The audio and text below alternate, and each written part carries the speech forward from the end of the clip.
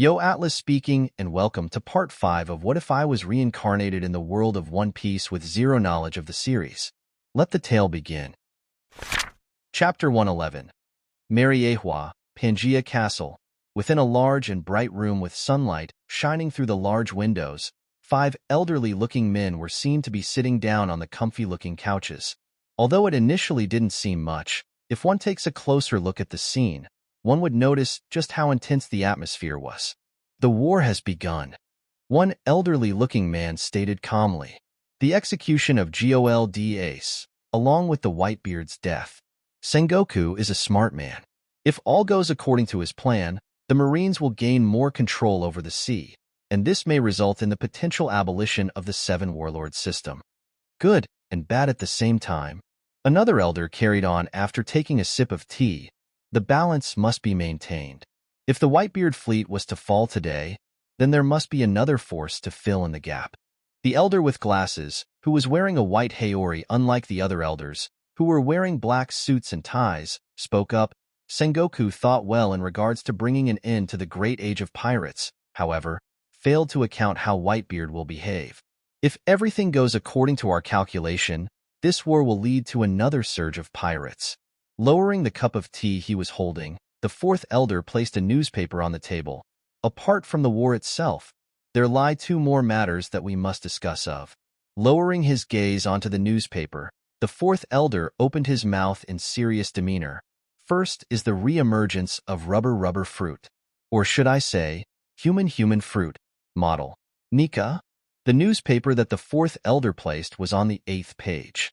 It stated, the rampage upon the Spriggans, and the defeat of 2 well-known bounty hunters, Grey Wolf, Larch, and Super Speed Carl, by a new pirate crew. The Straw Hat Pirates. A potential supernova, perhaps?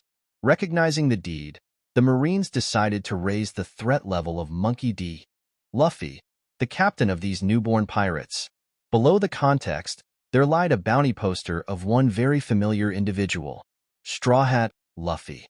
Bounty 47,000,000 beli. Wanted dead or alive. The fruit that ran away from us for hundreds of years, the last elder leaned in, and eaten by a boy wearing a straw hat. Is this a mere coincidence? I think not. The room fell silent momentarily before all elders spoke at once. He has to be caught immediately. It doesn't matter if Monkey D.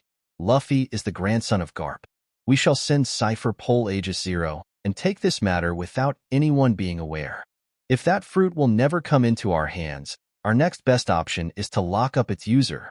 Even if that fruit hasn't been awakened for years, it isn't worth a risk to let him roam freely. The elder with glasses adjusted his glasses as he turned his eyes away from the newspaper. And finally, Nico Robin, now officially confirmed to be a member of none other than the Grimheart Pirates. Another elder massaged his forehead while sighing, a troublesome crew. Grimheart, Rowan, Uchiha Bob, Demon of the East Blue. A man who goes by many names now. Anomaly indeed. The 4th elder placed a hand on his chin. If we were to look at his deeds up until now, he isn't proactive. In most cases, he waits for the others to strike him first and counters such assaults. No harm was inflicted upon the civilians, which may suggest that he is closer to a peace main rather than a Morganer. However, destruction of the Marine base G11, incredibly fast growth of strength, along with the dangerous influence he had over the East Blue. He might have the backing of someone influential, such as Dragon of the Revolutionary. Bounce fruit.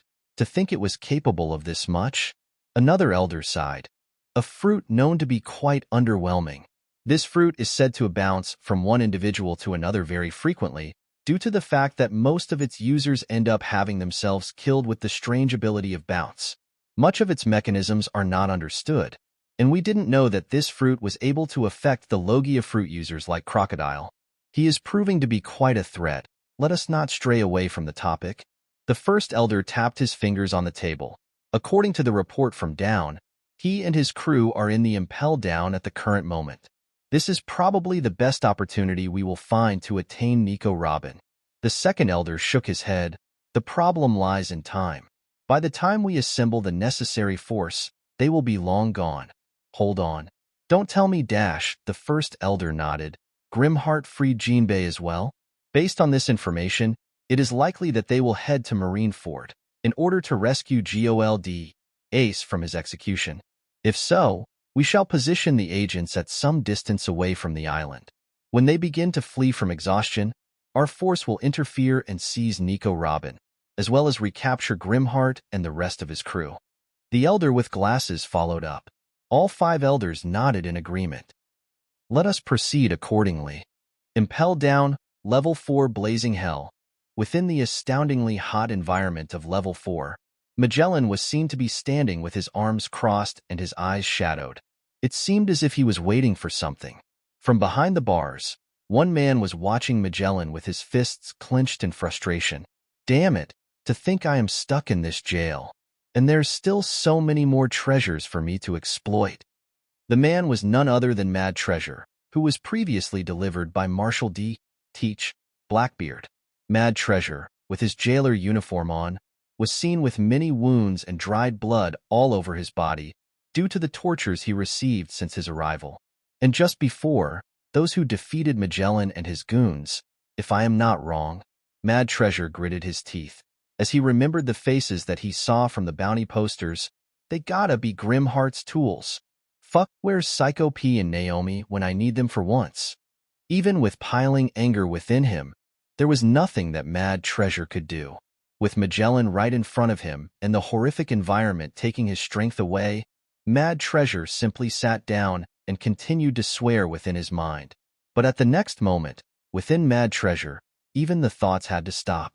From the entrances from either end, which either leads to Level 3 or Level 5, 2 groups of people stepped out, and Magellan's murderous glare flashed at both groups expectedly.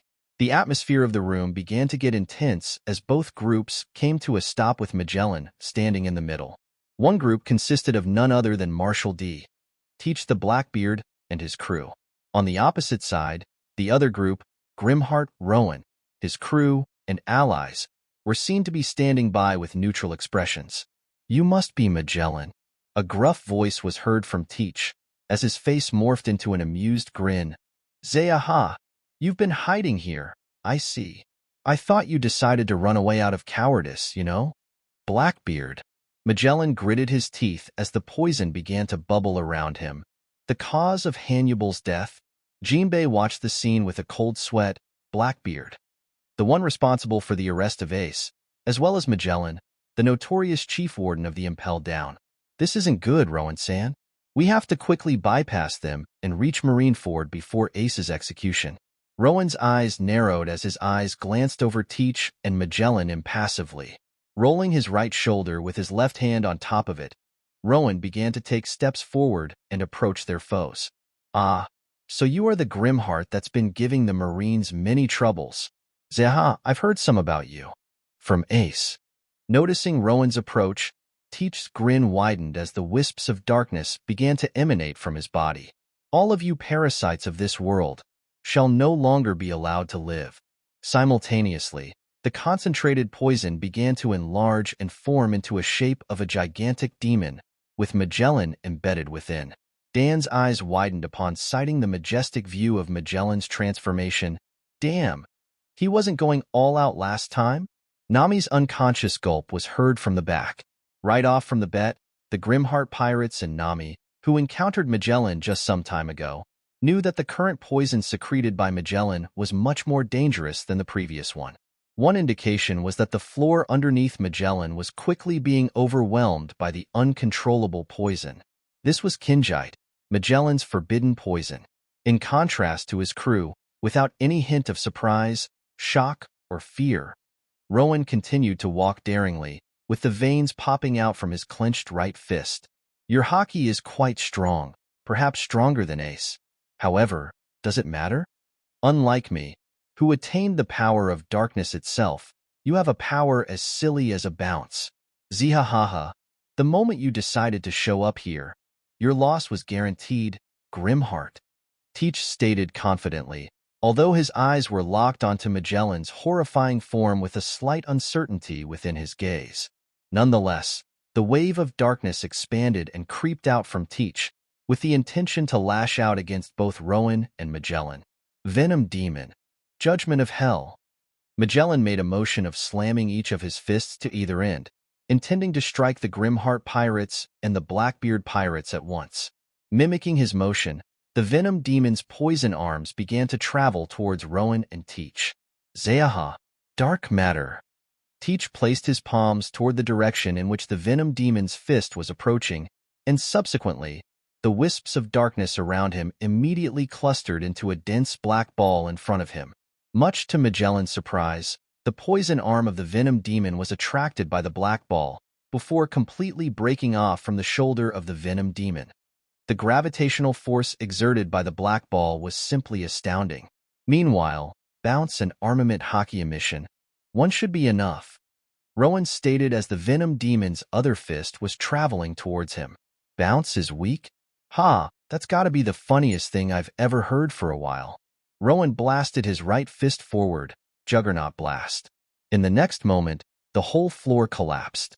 The boiling pot of blood, the insanely potent poison, and the cluster of darkness all alike were blasted by one punch from Rowan, breaking through the whole floor. In one punch, Magellan's ultimate technique was immediately broken off, and Magellan himself was sent all the way down to level 5 with severe bleeding. In one punch, the whole Blackbeard pirates were engulfed by immensely hot blood being spilled over them as they fell to level 5, with hot, hot, hot, hot, hot.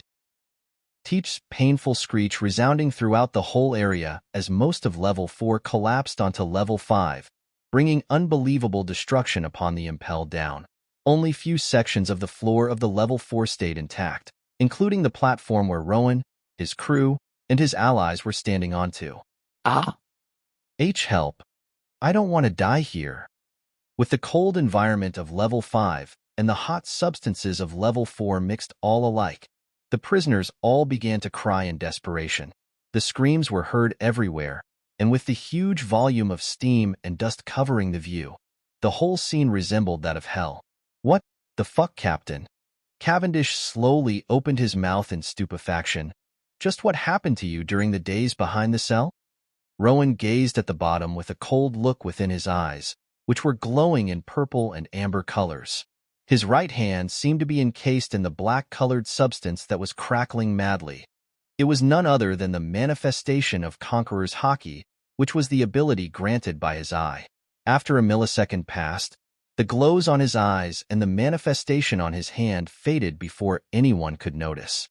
Oh, you have no idea, Cavendish. Rowan gave a slight smile, before turning his eyes to one particular cell that lied on the side. Unlike most of the other cells, that cell was still on top of the intact floor of level 4. It's been 4 years, hasn't it? Rowan's eyes met the eyes of a very familiar face, which were shaking in fear. Mad Treasure? Mad Treasure couldn't even dare to reply. Just earlier, when Rowan's blow was dealt, Mad Treasure felt a soul-crushing blow to his soul, which was brought upon by Rowan's Conqueror's Haki. He was horrified beyond belief, and his whole body froze, not knowing what to do. Enino. Gulping with difficulty while beginning to sweat profusely, Mad Treasure muttered fearfully, No, no, no, no, no, no. How have you become so strong? Rowan raised up his hand, with his index finger pointing at Mad Treasure's forehead. I believe that you have a price to pay. Although Rowan knew that Teach arrested not only Ace, but Mad Treasure and Baton as well, it was unexpected for him to find Mad Treasure here.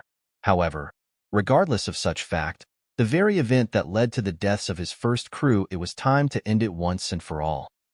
There's still so much more treasure for me to find. A sickening sound was heard, as a concentrated force of bounce blasted off of Rowan's finger and penetrated through Mad Treasure's skull, exploding the latter's head into a gory mess. The headless corpse fell with a thud, signaling an end to the life of a pirate known as Mad Treasure. Rambo, Jerry, Brandy, everyone from my previous Angel Pirates, although it may have been a bit late. Rowan closed his eyes in a grim expression. I hope you rest in peace. Rowan opened his eyes back with determination, and I promise that I won't let another person of mine die, ever again. Turning around to his crew and allies, Rowan said, Let's go. It was time to save an idiot from his execution. Chapter 112, Spandine. a man in a black suit, spoke in a gentle tone as his gaze headed towards the individual within the cell. The individual was none other than Baton, who lost against Jaya. Watching how his son remained unresponsive to his call, Spandine couldn't help but sigh. It took us 3 years to find you. Huh, how did things turn out like this? You used to be a prodigy to be praised upon, unlike that another son of mine who keeps on worrying me. Hearing Spandine's words, the veins popped out of Baton's forehead. I'm not Spandine of CP9. You lost me since that day in O'Hara. Baton spoke dryly with vivid rage within his eyes. The Buster Call of O'Hara, where countless numbers of civilians were sent to death. It could be said that since such an event, Baton has acquired a trauma in regard to the massacre. Celestial dragons, Kong, Akainu, Spandine, and Grimheart. To Baton, this has become the purpose of his life. To avenge the countless number of innocent civilians, scientists, and marine soldiers who were mercilessly killed in front of his eyes. Through complex means, he transferred out of the cipher pole and climbed up the rank of Marine all the way from the bottom. After having attained the rank of Rear Admiral in short amount of time, he refused to learn hockey and Marine under the facade of lazy personality in order to prevent his promotion to the rank of Vice Admiral. In usual cases, this would have been impossible, but his father was none other than Spandine.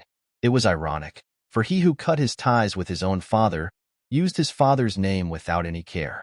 In truth, Baton was none other than a hypocrite. Ultimately, he was waiting for a contact from one particular organization known as the Revolutionary Army, thinking that if he were to continue to act just as now, they would eventually attempt to recruit him. Once the connection is established, he would have worked as their spy. However, the moment Rowan and his crew crashed into G11, the rage that Baton held in for years broke apart, bringing an end to such a naive plan. Spandine watched Baton's emotional outburst with a stoic expression. After some time passed by, Spandine leaned closer to the bars, with a grim expression on his face. I haven't told you, have I? Spandine stated with his eyes locked onto Spandine. Nico Robin, the very woman that you claim to have sinned against, joined the Grimheart pirates. Baton's eyes widened and his lips quivered unconsciously, unable to hide his shock. You know what that means, don't you? Spandine's eyes revealed a concern for his son. Your victim joined forces with your sworn enemy. Nico Robin. Baton clenched his teeth as he lowered his gaze with complex emotion. Oh, Spandine, my poor son. Spandine shook his head as he retracted from the cell. Although I understand your perspective to some extent, it is time to wake up from your naive belief and face the truth. All you are doing is nothing but hypocrisy. To claim that you will fulfill a true justice, yet do nothing but laze around in G11 and fail to even protect your own. Don't you dare mock me. Baton glared at Spandine murderously as he slammed his cuffed fists onto the floor out of anger. No matter how many times I plead, you won't listen. Spandine sighed before speaking up. I suppose that there is no other way. I really didn't want to do this, but order has been sent from the above. I am sorry, my son. Lifting up a device with a button in the middle, Spandine explained with evident conflict in his expression. In your brain, we've planted machinery that will induce an incredible amount of pain to you. If you don't listen, well? After a momentary halt, Spandine pressed the button while shutting his eyes tightly. Immediately after, Baton thrashed wildly as he cried from an incredible pain that overwhelmed his whole body, earning a flinch from Spandine. Who? This happens. Spandine released the button with a shaky hand while letting out a deep breath, ending Baton's pain. What do you want? Spandine lowered his head in a pang of guilt, but spoke up in a grim tone. You see, we are heading to the Marine Ford right now, where the Grimheart pirates are expected to make an appearance. Our primary objective is to capture Nico Robin, and while we do so, I want you to prevent the other crew members of the Grimheart pirates from interrupting us. Even in midst of inexplicable pain, Baton's eyes sharpened. Fuck Job screamed at his lungs as he furiously rowed on a small boat that was close to sinking. What are we doing even? Currently, Job, Mob, Old Woman, and Urage were seen to be crammed in a small wooden boat, with all of them rowing the boat as fast as they can. If they stop for one moment, the boat will sink due to overload. Huff whatever. We are out of time anyway. The old woman shouted back with a tick mark on her forehead. Out of time. Out of time. Job shouted with crazed eyes. Granny! Why are we going to the friggin' Marineford in this puny boat? Are you out of your mind? Shut up, Job Dash. It's Sebastian. You deaf granny. According to my prediction, Bob and his crew will face great danger in Marineford. The old woman retorted in a cold sweat. If he indeed is the true heir of our clan, we can't allow him to die here. He's our only hope. Tease, as if your prediction was ever right. Clicking his tongue, Job faced the front and continued to row with slight fatigue. Urage. From Urage's left, Mob spoke up in a monotone. Can't you fly with those wings? Urage shook his head with a grin. Unfortunately, no. Perhaps my ancestors could, but these wings are more of a nuisance to me. How about you, Mob? Can't you lift up this boat and help us travel faster? No. I got my fruit very recently and am unable to control it well enough to do that. I see. I heard that there is a fruit that is similar to mine. I think it was float fruit. Mob said in curiosity. I find that pretty cool. Almost every fruit has a similar version of its own, like Brother Bob's bounce fruit and Tyrant Kuma's repel fruit, like magma fruit and flame fruit. Urage nodded as he thought of Carmen. Like ice fruit and snow fruit.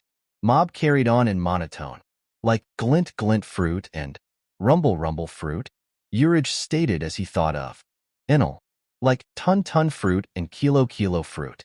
Like dash, you too. If you have time to chat, row harder. From the front, the old woman stated in an urgent tone. We don't have much time left. Looking at each other temporarily, Mob and Urage faced the front and nodded. Yes, ma'am. The old woman faced back to the front with a cold sweat. The ancient context indicated that the inheritor of the eyes of Gorgon shall have the eye color of either purple, red, or dark red. Its incredulous ability is none other than the insane enhancement of Conqueror's Haki to an extent where the wielder of the eyes is able to physically manifest the Conqueror's Haki itself. Tell me, Uchiha Bob, are you the one? With one clash, the sky split open.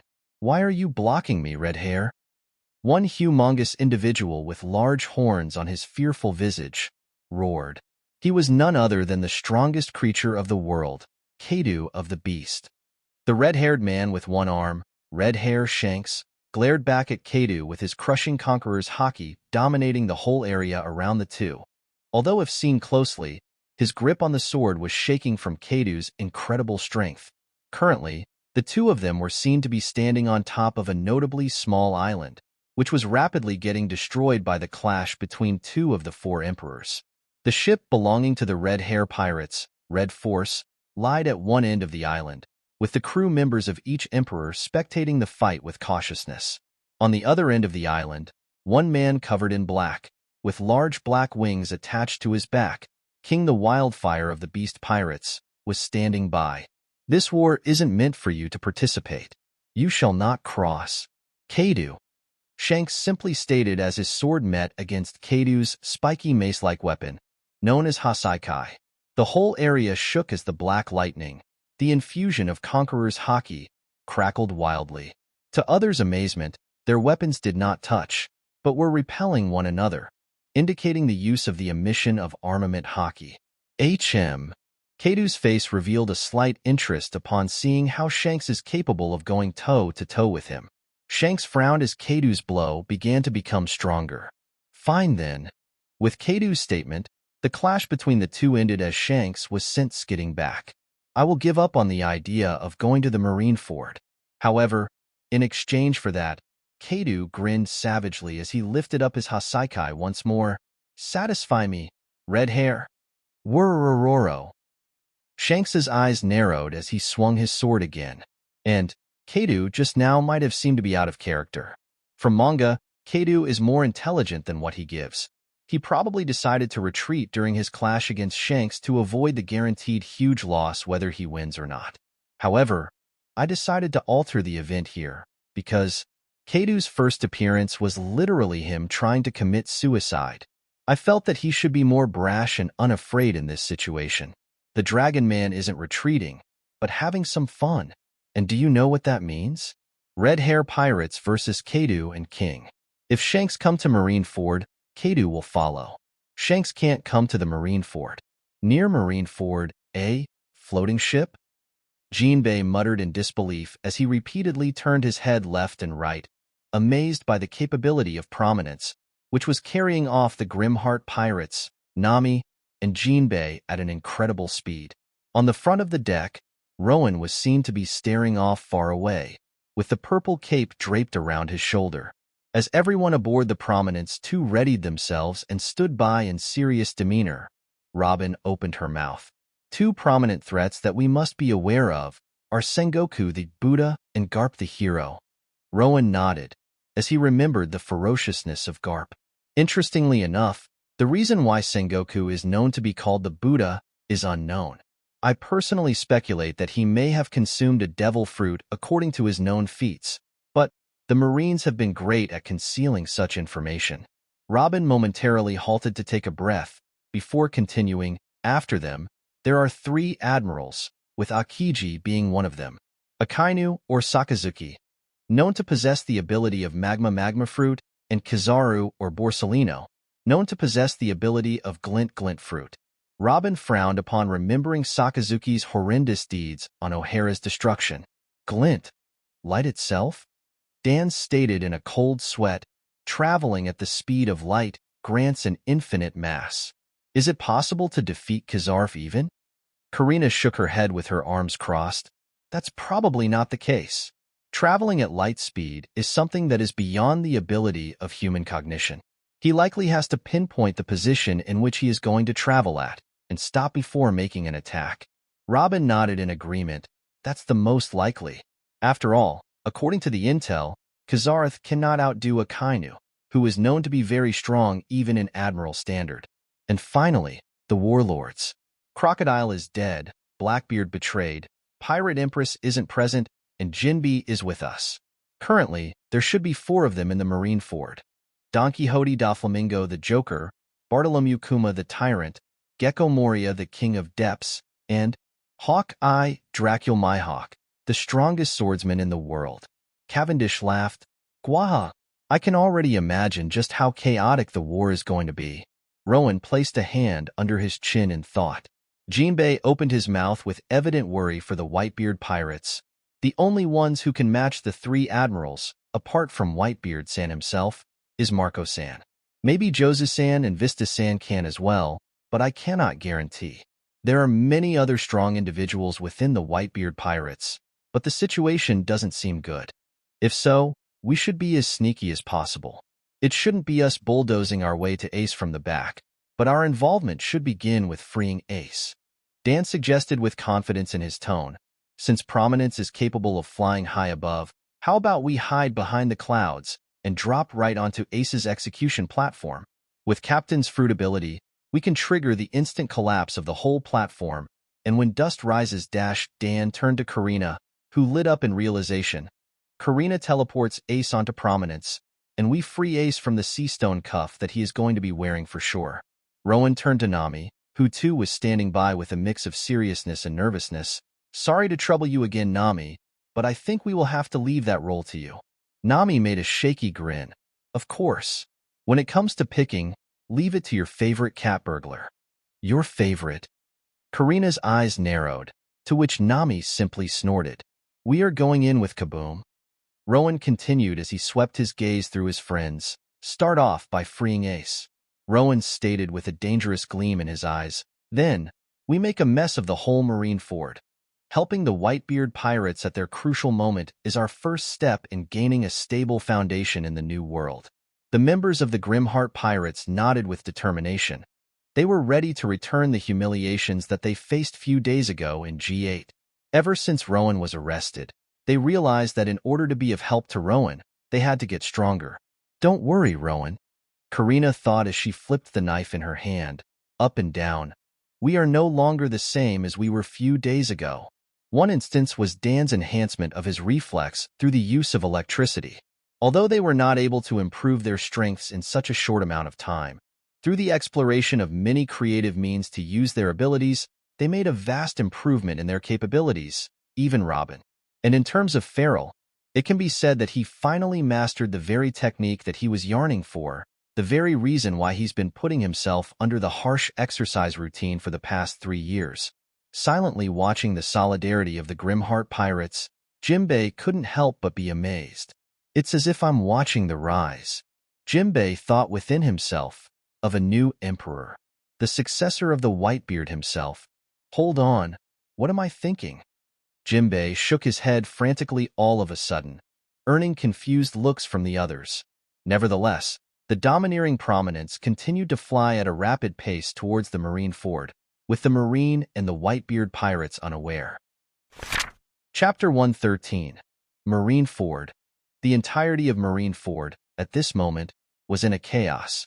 A huge giant, Little Oars Jr., was seen to be in a bloody mess as he lied down unconsciously, with his body serving as the bridge that connects the frozen bay with the plaza. RAA with the war cries, the pirates continued to advance with their respective weapons facing against the Marines, who responded with the determined growls of their own as they clashed. Around the Marine Ford, numerous pirate ships and Marine warships collided against one another, with the heavy bombardment of cannonballs that blasted each other apart. Don't let the pirates land a foot on the plaza, the Marine officers commanded as they too clashed their weapons against the notable pirates. As the battle continued, one man was seen to be observing the situation with a calm expression, Fleet Admiral Sengoku.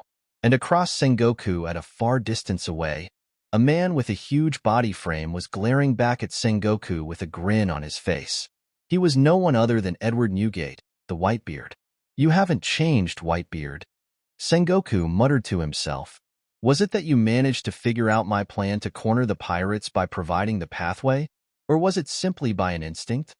Although multi-layered, the primary plan of the Marine was simple. Corner the pirates at the particular section of the bay, melt the ice through Sakazuki's magma, before revealing the army of pacifistas to wipe them out in one go. However, Whitebeard previously ordered the subordinate pirate crews to attack the Marine warships at the edges of Marine Ford, which allowed his fleet to disperse and evade such a devastating outcome. Sengoku, I know that there's a lot more in you than this, Newgate thought as he swept his gaze across the battlefield, with a slight sweat on his face. And this disease of mine, we can't keep this battle up for a long time. From Newgate's perspective, the war wasn't in their favor. With them having willingly entered Marines' home turf, with the sheer quantity of their force not amounting to just how much the Marines managed to gather up, and with his chronic disease, the successful rescue of Ace didn't seem likely. Above the sky, Yasakani's sacred jewel, one of the 3 admirals, Borsellino the Kizaru, was seen to be glowing brightly with his arms wide open, as the countless number of light beams blasted towards the opponent he was facing. Marco the Phoenix, the 1st Division commander of the Whitebeard pirates, noticing that Borsellino's gaze was locked onto Newgate behind Marco, let out a growl as he flapped his large blue flame-clad wings wide open. BOM as Marco's phoenix-turned body shielded against Borsellino's technique. The loud booming noise resounded throughout the sky. Watching such a flashy scene down from the ground, Doflamingo let out an amused laugh. Hee-hee, isn't this a bit too one-sided? Impassively cutting down one pirate, Doflamingo turned his head to his right. What do you think, my hawk? My hawk replied with a blank expression. They are fools, but worthy ones. I'm happy that you think so highly of us, Dracul my hawk. The man whom my hawk was facing against, Vista the Flower Swords, the 5th Division commander of the Whitebeard pirates, stated as his sword clashed against Mihawk's. And what are you doing, Kuma? Turning to his left, Doflamingo looked at a huge man who stood on his spot without a word. Why stand and be boring? Try killing some pirates like a tyrant that you are. Hee-hee. I will act when necessary, Kuma shortly replied and continued to stare at a blank space, ignorant of the life-or-death fights that were happening all around him. On the other side, ice time. Kazan's ice-turned hand reached out to the muscular man, whose body was partially turned into a diamond. He was Diamond Jozu, the 3rd Division commander of the Whitebeard pirates. KRGH. Jozu gritted his teeth as he narrowly dodged Kazan's hand, before dashing forward with the part of his diamond-turned body facing Kazan. Brilliant punk. However, much to Jozu's dismay, Kazan dispersed into ice and dodged Jozu's straightforward body slam with ease. Unfortunately for you and your crew, this seems to be an end, Kazan stated with an ice spear forming over his shoulder as Jozu quickly turned around. Honestly, did you think that you would be able to face the Marine by yourself, at our home turf? You should have let Iron Fist go. Don't get cocky, Akiji. Jozu gritted his teeth as his diamond-turned body began to be imbued by armament haki. Watching such a scene, Kazan's eyes narrowed. One of the hardest minerals in the world, combined with a notably potent armament haki. This is getting tiring. All of a sudden, one section of the bay was blasted by a laser beam that came from nowhere, leading to the sudden deaths of many pirates. Then, from the back, the horde of huge individuals, all of them resembling none other than Kuma himself, made their appearances. They were pacifistas, the human weapons developed by Dr. Vegapunk. Are you sure about this, Uncle Kizaru? If they're spread out like this, we'll end up destroying some marine warships too. Standing in front of the army of pacifistas, Sentomaru asked as he looked above at Kizaru, who stared back at Sentomaru. Marco, who seemed a little ruffled by Borsellino's attack, stood up from the rubbles that he was sent to previously. Just don't destroy too many, Kizaru replied while scratching his head with his finger, before dispersing his body into light to dodge Marco's kick, which swept through the open gap. All Marines, draw back from the bay. Sengoku's voice boomed across the area as he spoke through the miniature Den Mushi in his hand. Under all pirates' confused eyes, the Marines began to retreat slowly. At the same time, unknown to the Whitebeard pirates, the Den Mushis used to broadcast the battlefield on Sabaody Archipelago were being shut down one by one. The Marines were plotting a scheme. Is it ready? Sengoku turned to Vice Admiral Tsuru, who crossed her arms while nodding seriously. It should be about now. The final visual Den Mushi, Kamiko, was turned off, and as soon as Tsuru's words were spoken, pops. Marco's cry was heard as Newgate was stabbed by Squard, the captain of his subordinate crew. Squard, a stream of blood trickled down from Newgate's mouth as he looked at Squard, who seemed furious, with tired eyes. Why did you lie to us, Whitebeard? Squard shrieked in a tone full of despair, as his sunken eyes gazed at Newgate with a hint of sorrow. Lie? What kind of lie has the Marines speak into you, my son? It was a deal between you and the Marines all along, to exchange the life of Portuguese Ace with the lives of your subordinate crews. Just look, they are barely targeting the Whitebeard pirates, while the rest of us continue to suffer. Squard, slowly backing off with bloody cutlass in his hands, shouted at his lungs, How can you do this to me? You plan to make the son of Roger, who demolished my whole crew in the past, a pirate king. Sengoku watched the scene impassively before whispering to the Marine officer on his right, Get the barricade ready, Gurara. So that's how it is. To Squard's surprise, Newgate's next course of action didn't contain any harmful intention, but was a simple hug to the very person who stabbed him. Did you truly believe that I would commit myself to deeds as lowly as that? Squard. All of you are my sons just as precious as Ace. Sengoku was confident that no one knew Newgate more than he did. According to his experiences, Newgate will. The rescue of Ace has nothing to do with his affiliation to the Pirate King. He is my son, and that's all I need to know. Standing back up, with Squard now lowering his head with teary eyes, Newgate's voice boomed all across. Subsequently, Newgate suddenly made a punching motion in the air. Vroom, the whole area shook, and the space itself trembled and cracked without resistance. The frozen walls composed by the sea waves that encased the marine fort broke down, giving the escape routes to the doubtful captains of the subordinate crews. Believe what you want to believe. With Newgate's declaration, and Squard having realized that he's been tricked by the Marines to stab his forgiving leader, the whole pirate fleet erupted into a cheer. Prepare for the attack of the strongest man of the world, Sengoku stated strictly as the Marines tensed up. From the execution platform, Ace watched these scenes with wavering eyes. Pops. In his eyes, he could see just how sickly his captain was. The fact that it was none other than Ace himself that forced everyone into this situation crushed him under the guilt. Momentarily gazing at Ace, Sengoku watched his new gate, who, with his grip on his huge Naginata, Murakumajiri, jumped down from the deck of Moby Dick and began to walk triumphantly. You may think that you've won the psychological warfare, Newgate. However, this was just the chance that Sengoku was looking for. The moment where the pirates would lose their calm and let their bodies be guided by the excitement. This is where the war ends.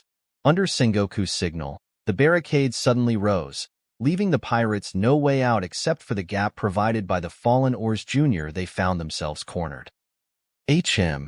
Raising his fist up, Newgate slammed his Tremor-incorporated punch onto the wall, only to see that it managed to withstand his attack under his surprise. And, sorry for ruining the immersion, but WDH? This context came from canon, and bruh, a barricade being able to withstand Whitebeard? What? I contemplated for a long time if I should include this SMH. Sakazuki. With Sengoku's call, Sakazuki the Akainu finally began to move. Standing up from his seat, his body began to gush out a vast amount of extremely hot magma.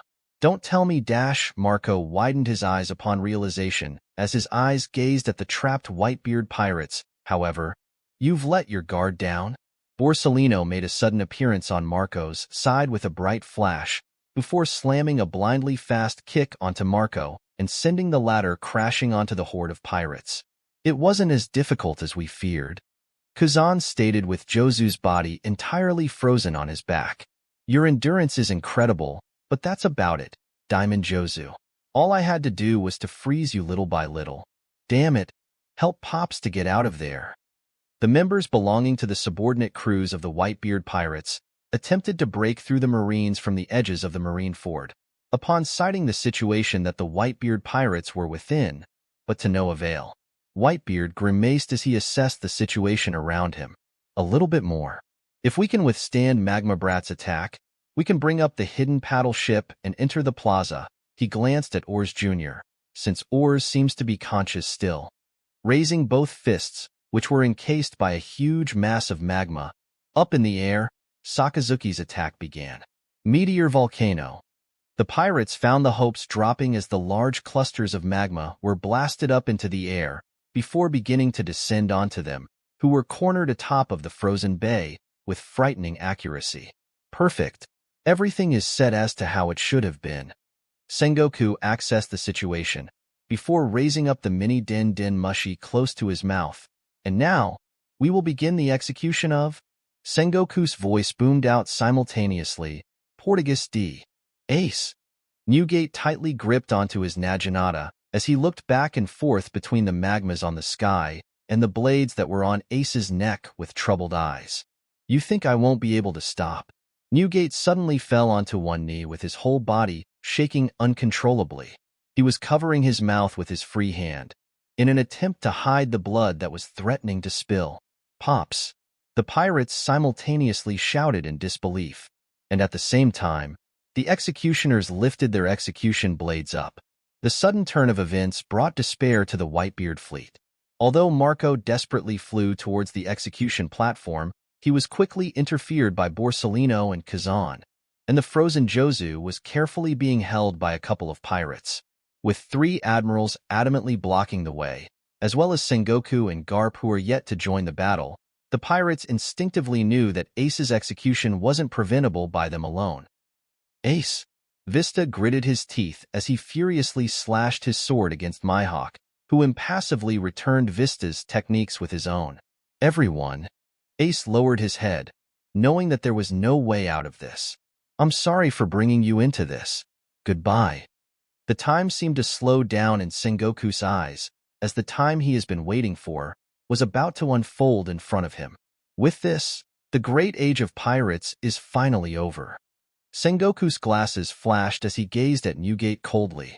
From the lower platform, Garp closed his eyes tightly as he clenched his fists hard, unable to see his grandson being executed just as his biological father did. This is the end, right? Or is it not?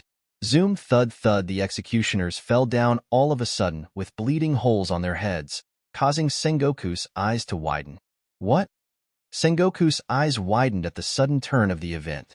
Phew, that was way too close for my liking. A voice was heard as one man stood on top of the executioner platform, earning the shock of many. Subsequently, Phoenix Ascension, 60 million volt, magnetic smash, beautiful sword, saber ecrascent. 3 individuals, Carmen, Dan, and Cavendish, made an appearance in the sky to interfere Sakazuki's meteor volcano. The whole sky shook and the gust of wind from the incredible forces swept through all pirates and marines, as the magmas in the sky were exploded into the oblivion by the combination of 3 different attacks.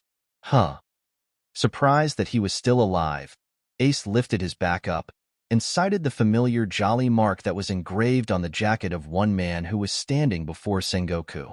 He is. Having memorized the man's face from the bounty poster, Sakazuki snarled as the magma around him boiled, reflecting his turbulent emotion. Grimheart. Pops. Are you okay? Having seen that Ace's execution has miraculously been prevented, Marco quickly approached Newgate and inspected the latter's condition. His eyes turned to that of sorrow upon realizing just how critical the latter's state was. Gururara. Infine, Marco. Newgate slowly lifted up his head and gazed at the man who made a sudden appearance on the platform. That boy over there. Isn't too bad, Gururara. Recognizing the man's face, the veins popped out of Sengoku's forehead as he spoke with anger. How did you escape from the impel down? Grimheart? The man facing Sengoku was none other than Rowan. His appearance brought shock upon everyone, for he suddenly entered the scene out of nowhere, through Karina's ability. Rowan returned Sengoku's glare with a mischievous grin. What do you think? Simultaneously, the Marines who quickly surrounded Rowan raised their guns up towards him.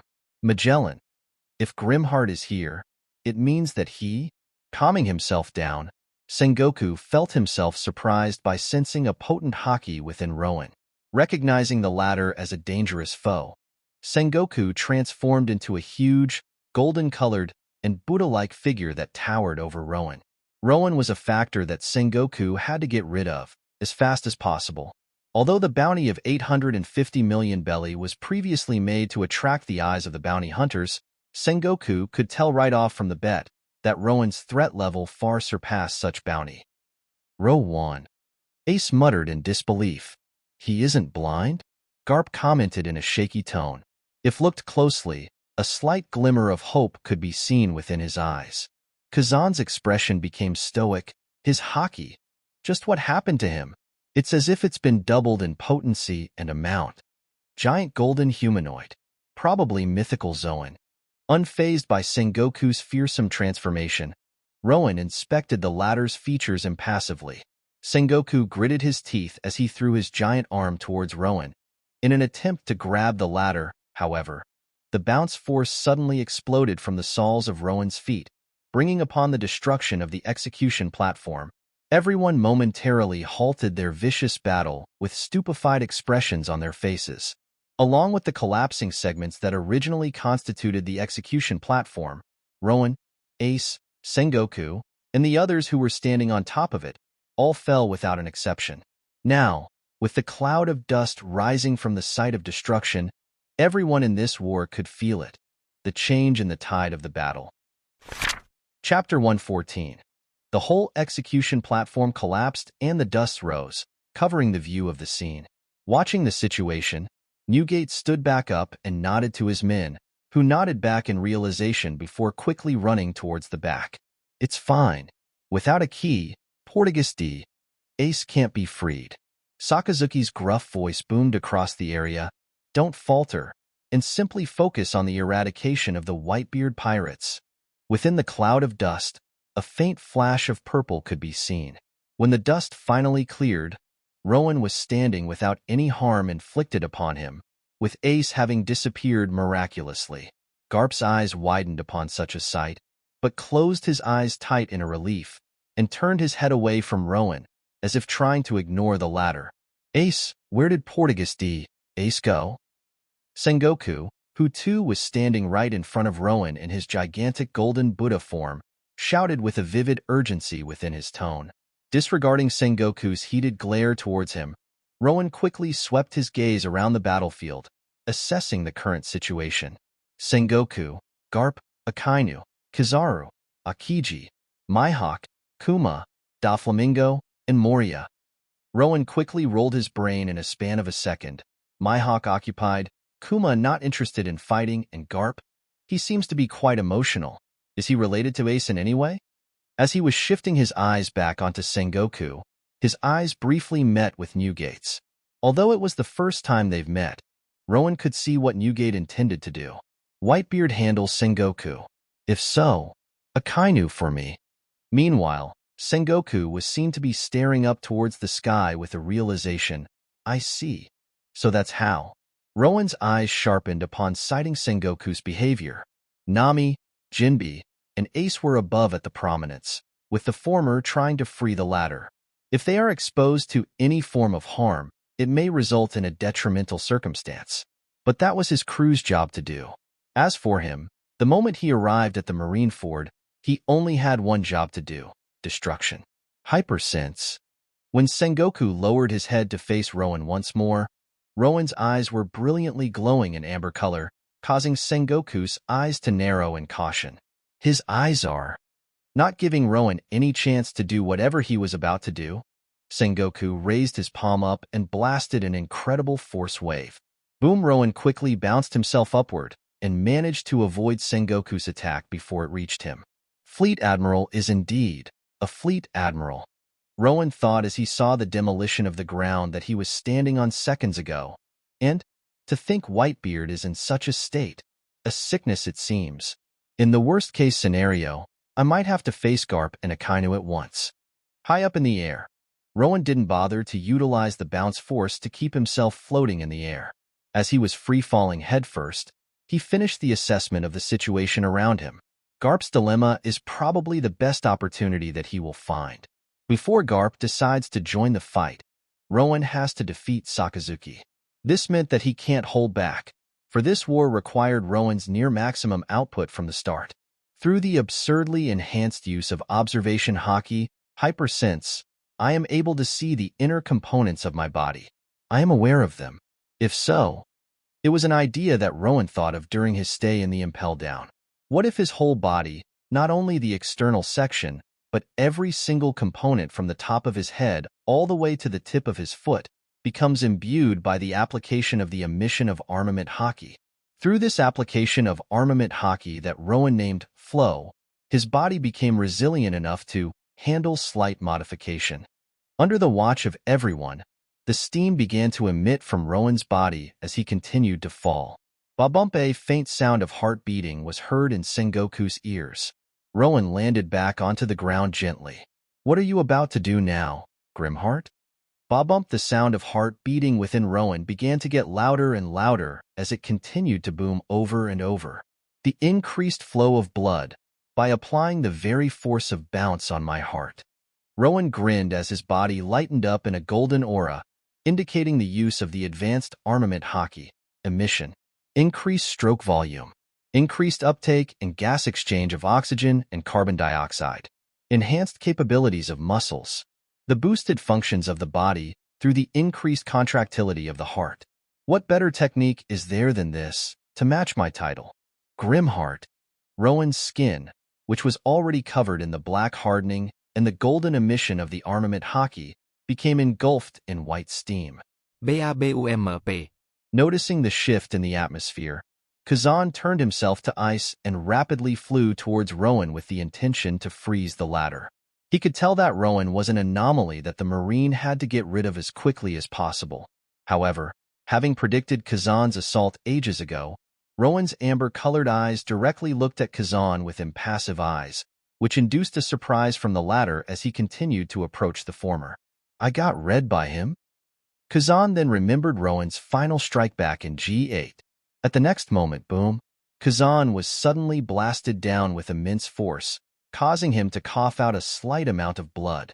I didn't even see him attack. That was Kazan's thought before his body crashed onto the buildings. Sakazuki watched Kazan's clash and clicked his tongue. What are you doing, Kazan? Think about the impact that your brash decision will have on the morale of the Marine soldiers.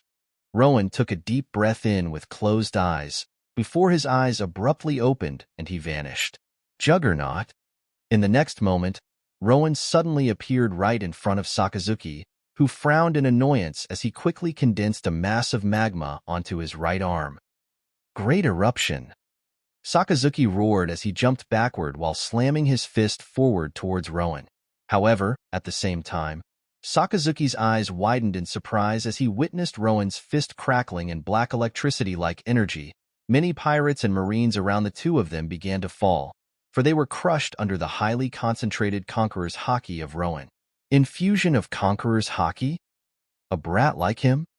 Sakazuki's eyes widened as Rowan's punch began to drill through his magma effortlessly. Kurg, but Kazan clearly indicated that Grimheart doesn't have Conqueror's haki in the first place. Sonic Blast. Boom! Rowan's insanely fast and strong punch sent Sakazuki to bulldoze down to the core of the marine fort, creating large cracks all over the platform and causing many buildings to collapse as the nearby ground cracked into pieces. Many nearby pirates and marines also lost their footings. Admiral Sakazuki. One marine soldier expressed his disbelief with his eyes popped out and his jaw opened wide. Others were of no exception. Sengoku, having turned back to his human form, clenched his fists in an anger that Rowan managed to disrupt the war to such an extent already. However, he couldn't afford to throw away his leadership and chase after Rowan, especially since Newgate was standing at some distance away from him. Newgate witnessed Rowan's beatdown of two admirals in an instant moment with inexplicable emotion within his eyes, before opening his mouth in a reserved tone. So you must be the Grimheart pirates. Yep. From Newgate's right, Karina nodded with her arms crossed, who appeared out of nowhere. Seeing how Karina appeared without any of them being aware, all the Whitebeard pirates nearby shrieked in shock. Grimheart, Newgate squinted his eyes at Rowan. Ace's friend, huh? Not bad. Don't get cocky, you old white mustache. Karina stared at Newgate with slight annoyance, much to others' shock. Rowan is soon to be the next strongest man of the world. Humph. As she dared to talk to Pops like that. Just who is she? She is Phantom Assassin, the vice-captain of the Grimheart Pirates. Che, what a cheeky lass. Newgate frowned with fake displeasure, but there was a mix of joy and relief within his eyes. On the other hand, one by one, the pacifistas were falling helplessly with electricity crackling all over their body. Pacifistas. Sentomaru looked at his left and right with a cold sweat. Out of all possibilities, it had to be the user of Rumble Fruit. Damn it. Don't bother. The man with a black mask and blue electricity crackling around him, Dan, slowly walked from the back casually. They will be out of commission for some time. After all, don't you think it's a bit unfair? Be Black Mask. Sentomaru gritted his teeth before lifting up his palm towards Dan. Don't think you being Logia will save you from my attack. Ashigara dashed suddenly. With a flash of light, Borsellino appeared in front of Sentomaru, with his arm blocking Sentomaru's attack. Oh, don't bother, Sentomaru. He's not someone that you can handle.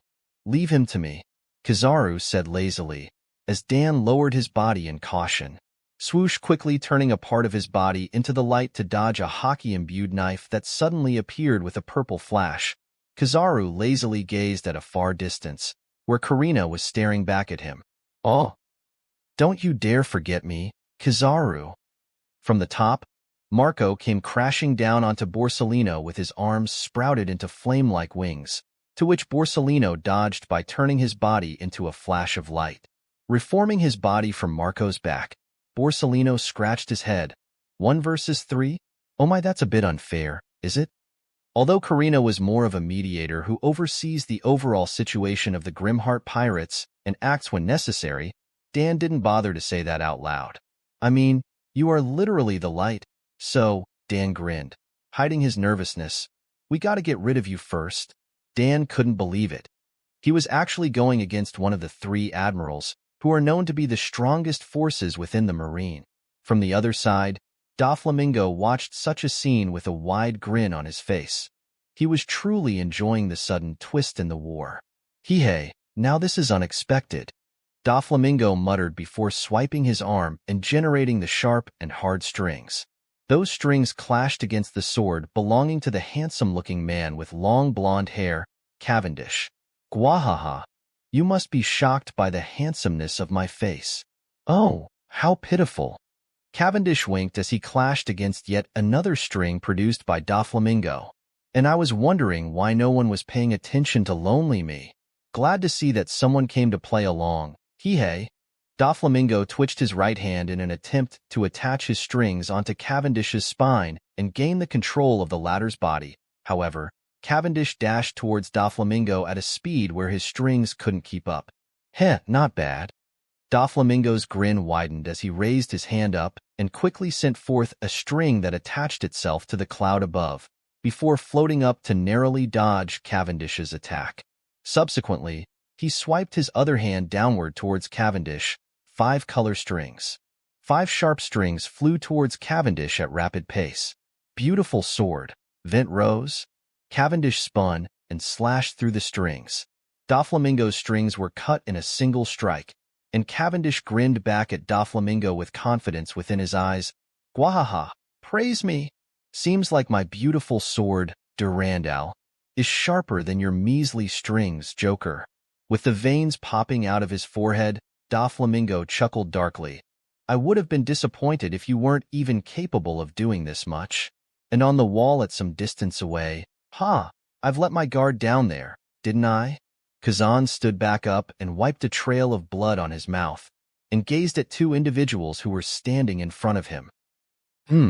You managed to break free from the ice, Jozu?" Jozu glared at Kazan with a firm expression before shifting his eyes to his right momentarily. "It's thanks to this woman here. Fine control of flame." Said woman was none other than Carmen. "It's going to be different from the last time, where we fought on top of the prominence," Carmen stated in a cold tone, before slamming her right foot onto the ground. "Grill. We are getting to the business right off from the bet. Geez, what a fiery woman." "All right," Kazan said lazily. From Carmen's foot, the immense heat began to spread out and scorch the nearby grounds.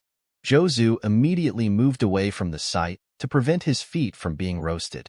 Kazan's eyes narrowed as he transformed his right hand into ice and slammed it onto the ground. Ice Age. The cold and freezing ice spread in a similar way, and the steams rose with a sizzling sound as the ice was melted by the incredible heat. Carmen and Kazan's techniques nullified each other. "Is that it?" Kazan said in a monotone as the tridents made out of hard ice formed all around him. "If so, I would be quite disappointed, Flame Empress." "I'm just warming up." Carmen snorted. "Beware Akiji, for it isn't going to be the same as before." Carmen knew that although her fruit ability holds an advantage against Kazan, she lacked everything else from physical prowess to hockey. However, at the current moment, she wasn't alone. "It's the first time I've met you, but," Jozu stated seriously as he gazed at Carmen, "I'll protect you from Akiji. Let's defeat him together." "Of course." Carmen held her right hand up towards Kazan, and her entire body began to transform into a hot flame. Diamond and flame. What a troublesome combination. Flame Empress. The temperature around Carmen began to rise rapidly, and the color of the flame began to change, from red to brilliant white, and from white to the crackling sounds resounded around Carmen, as her whole body was encased in incredibly hot blue flame, with plasma crackling all around her. Ignis. Unlike the all-rounder like Kazan, Carmen solely relied on her fruit ability in most of the situations. Due to that, she made a drastic improvement in its usage, especially after she gave up on the flashiness in exchange for practicality. Kazan stared at Carmen's new form with caution, as he imbued his ice-cold arms with armament hockey. While Carmen and Jozu faced off against Kazan, Look. What's with that horse?" One pirate screamed in disbelief, as his finger was pointed high above. VVHA? It's running in the air. Indeed, Pharaoh was running on top of the air through the use of Jeppo, as if there were a pair of wings attached to him. On top of Pharaoh, Robin was seen to be sitting by with her arms crossed. Cien fleur, dos manos. Robin's eyes focused on Moria's gigantic body. Clutch. Moria raised his eyebrow as the absurdly large number of arms rose from the ground all of a sudden, before combining into two large arms and tightly latching onto his neck. Kek. Dédoppellement. Moria's shadow rose and transformed into a figure that depicted the same characteristics as Moria. Before Robin's technique could finish the deed, Moria managed to swap space with his shadow known as Doppelman. What a strange yet fearsome devil fruit ability. Within the noisy battlefield, Alfred walked towards Moria as he adjusted his monocle. On his right hand, there seemed to be a gigantic gun-like machinery. As expected of Gecko Moria, who was known to have gone against Kaido of the Beast in the past. Moria frowned upon hearing Alfred's words, having remembered the day of his fall. He retorted with enraged eyes, Kishishi, don't you dare to speak any further, you bastard.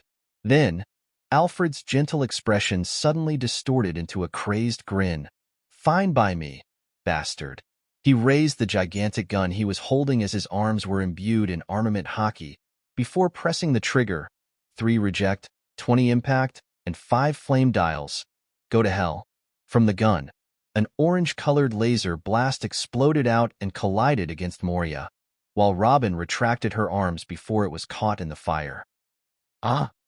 Moria's shriek was heard from the smoke that arose from the collision, and simultaneously, a few shadows escaped from Moria's hold. At the same time, Robin jumped out from Pharaoh with her arms crossed, Cien fleur, wing. The huge number of hands sprouted from Robin's back, joined together to constitute huge wings, and flapped to allow Robin to glide towards Moria at a rapid speed. To think I, Gecko Moria, have to go all out against the likes of you. Moria's angry scream was heard with a clanging sound of metal. As Robin was now in proximity with Moria, Moria was revealed to have his body size decreased to some extent, while holding blades in each hand. However, Robin didn't panic. Instead, with a familiar purple flash, 4 knives appeared in front of Robin, who let out a confident smile. 100 flair, 4 manos. The wings behind Robin transformed into 4 condensed arms, which took a hold onto the knives given by Karina. Moria and Robin's weapons collided against one another, and at the same time, Alfred made an appearance above Moria, with his gun pointed towards Moria at point-blank distance. D-damn it, nay!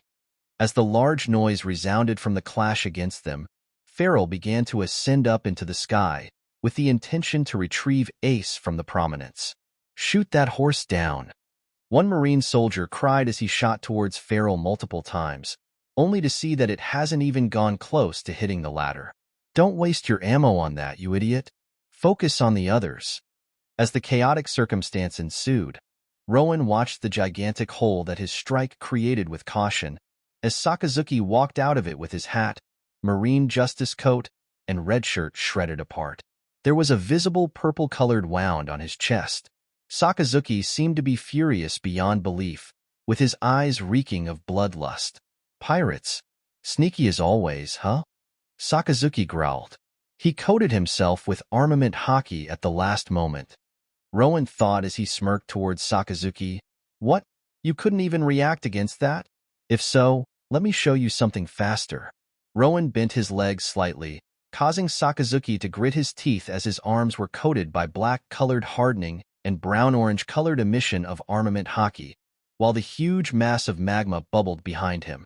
Ultrasonic. Chapter 115. Without any sound, Rowan simply disappeared from his spot. Only a mere fraction of a millisecond passed by, but Sakazuki, who utilized his advanced observation hockey, urgently raised up his hockey-imbued arms and generated a condensed mass of magma to brace for the impact, just in time. In the eyes of the others, everything happened too quickly for them to perceive properly. What they saw was Sakazuki being blasted upward to the sky all of a sudden, with Rowan having appeared at the former's position. The delayed boom of Rowan's attack only resounded after it has already struck Sakazuki, indicating just how fast Rowan's speed currently was. And that was just the beginning. Sakazuki, who was being propelled upward, didn't sit idly by, but quickly rotated his body before meeting fist to fist with Rowan, who once again appeared in front of the former. Once again, the delayed sound of bounce from Rowan's propulsion from the ground was only heard after he reached Sakazuki. And now, the air between Rowan and Sakazuki seemed to be shaking violently. To others' shock, their fists weren't even touching. Too bad, Grimheart. Sakazuki growled as his fist continued to withstand Rowan's. I've seen someone faster. TCH, his armament haki is definitely stronger than mine. Without Conqueror's haki, I won't be able to sustain. Rowan gritted his teeth as he watched the magma beginning to flow from Sakazuki's body and onto his outstretched fist. They couldn't afford to continue the Marineford War for a long period of time. Although his crew members were holding their own against the powerful foes, Rowan deemed that it is unlikely that they will be able to achieve victories and escape unscathed. They've successfully retrieved Ace, which meant that one thing. They could escape any time they wanted, as long as the Whitebeard pirates were ready to leave as well. Newgate seemed to have understood that. Before Sakazuki's fist could overwhelm his, Rowan vanished once more.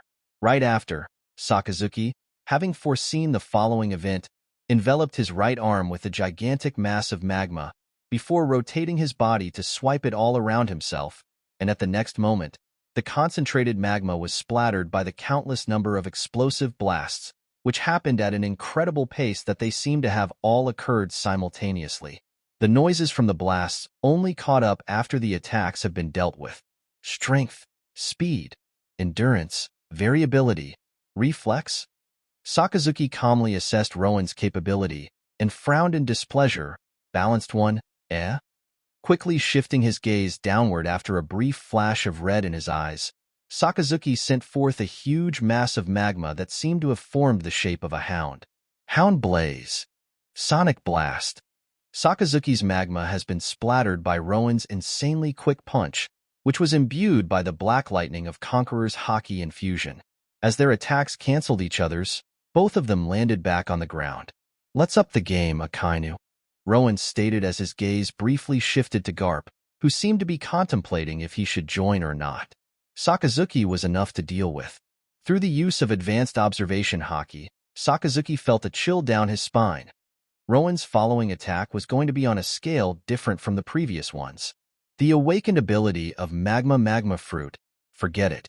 In the current war that many Marine soldiers were involved in, the awakened ability of Logia Fruit was technically unusable due to its wide range and destructive capability, unless Sakazuki was willing to sacrifice them altogether. Although Sakazuki considered such an option for a second, he gave up on such thought after seeing how Kuzan, whose ice can neutralize his magma to some extent, seemed to be busy dealing with two weaklings. From Sakazuki's perspective, those Marine soldiers still had some use in them. Dark Hound. Sakazuki's hand transformed into a claw made out of magma before blasting toward Rowan in an attempt to burn Ladder, but Rowan already disappeared from the sight. Magma really is dense, Rowan thought as his eyes were locked onto Sakazuki's back. It's incredibly hot, so I am not able to directly attack unless I use the emission or the bounce. It's tough as well, so just the speed alone isn't enough to deal with it. Additionally, Akainu reacting to my speed. Because of Kizaru, perhaps. Sakazuki quickly turned and faced Rowan with the bubbling mass of magma expanding out from him, as if preparing for something big. Against tough opponent, I gotta use the consecutive bounce to generate a penetrating force. Rowan clenched his right fist tight, before blasting himself towards Sakazuki, who too have formed a gigantic fist of magma that seemed to be as big as Ors Jr.'s fist. Entropic Imbuement. Rowan's appearance was quite terrifying. Black hardening, golden aura of emission, white steam from upregulated blood flow, and now, his clenched fist seemed to be glowing brilliantly, causing Sakazuki's eyes to narrow, not allowing any chance of beatdown just like the last time. Sakazuki's gigantic fist of magma began to turn black and be enveloped in a brownish aura, indicating the hardening and emission of the armament haki. Volcanic obliteration. The fearsome fist of magma began to approach Rowan at a rapid pace. However, Rowan didn't plan to dodge it. The black-colored lightning around Rowan's fist, the infusion of Conqueror's Haki, exploded in its potency as he blasted his fist forth, Juggernaut Drive.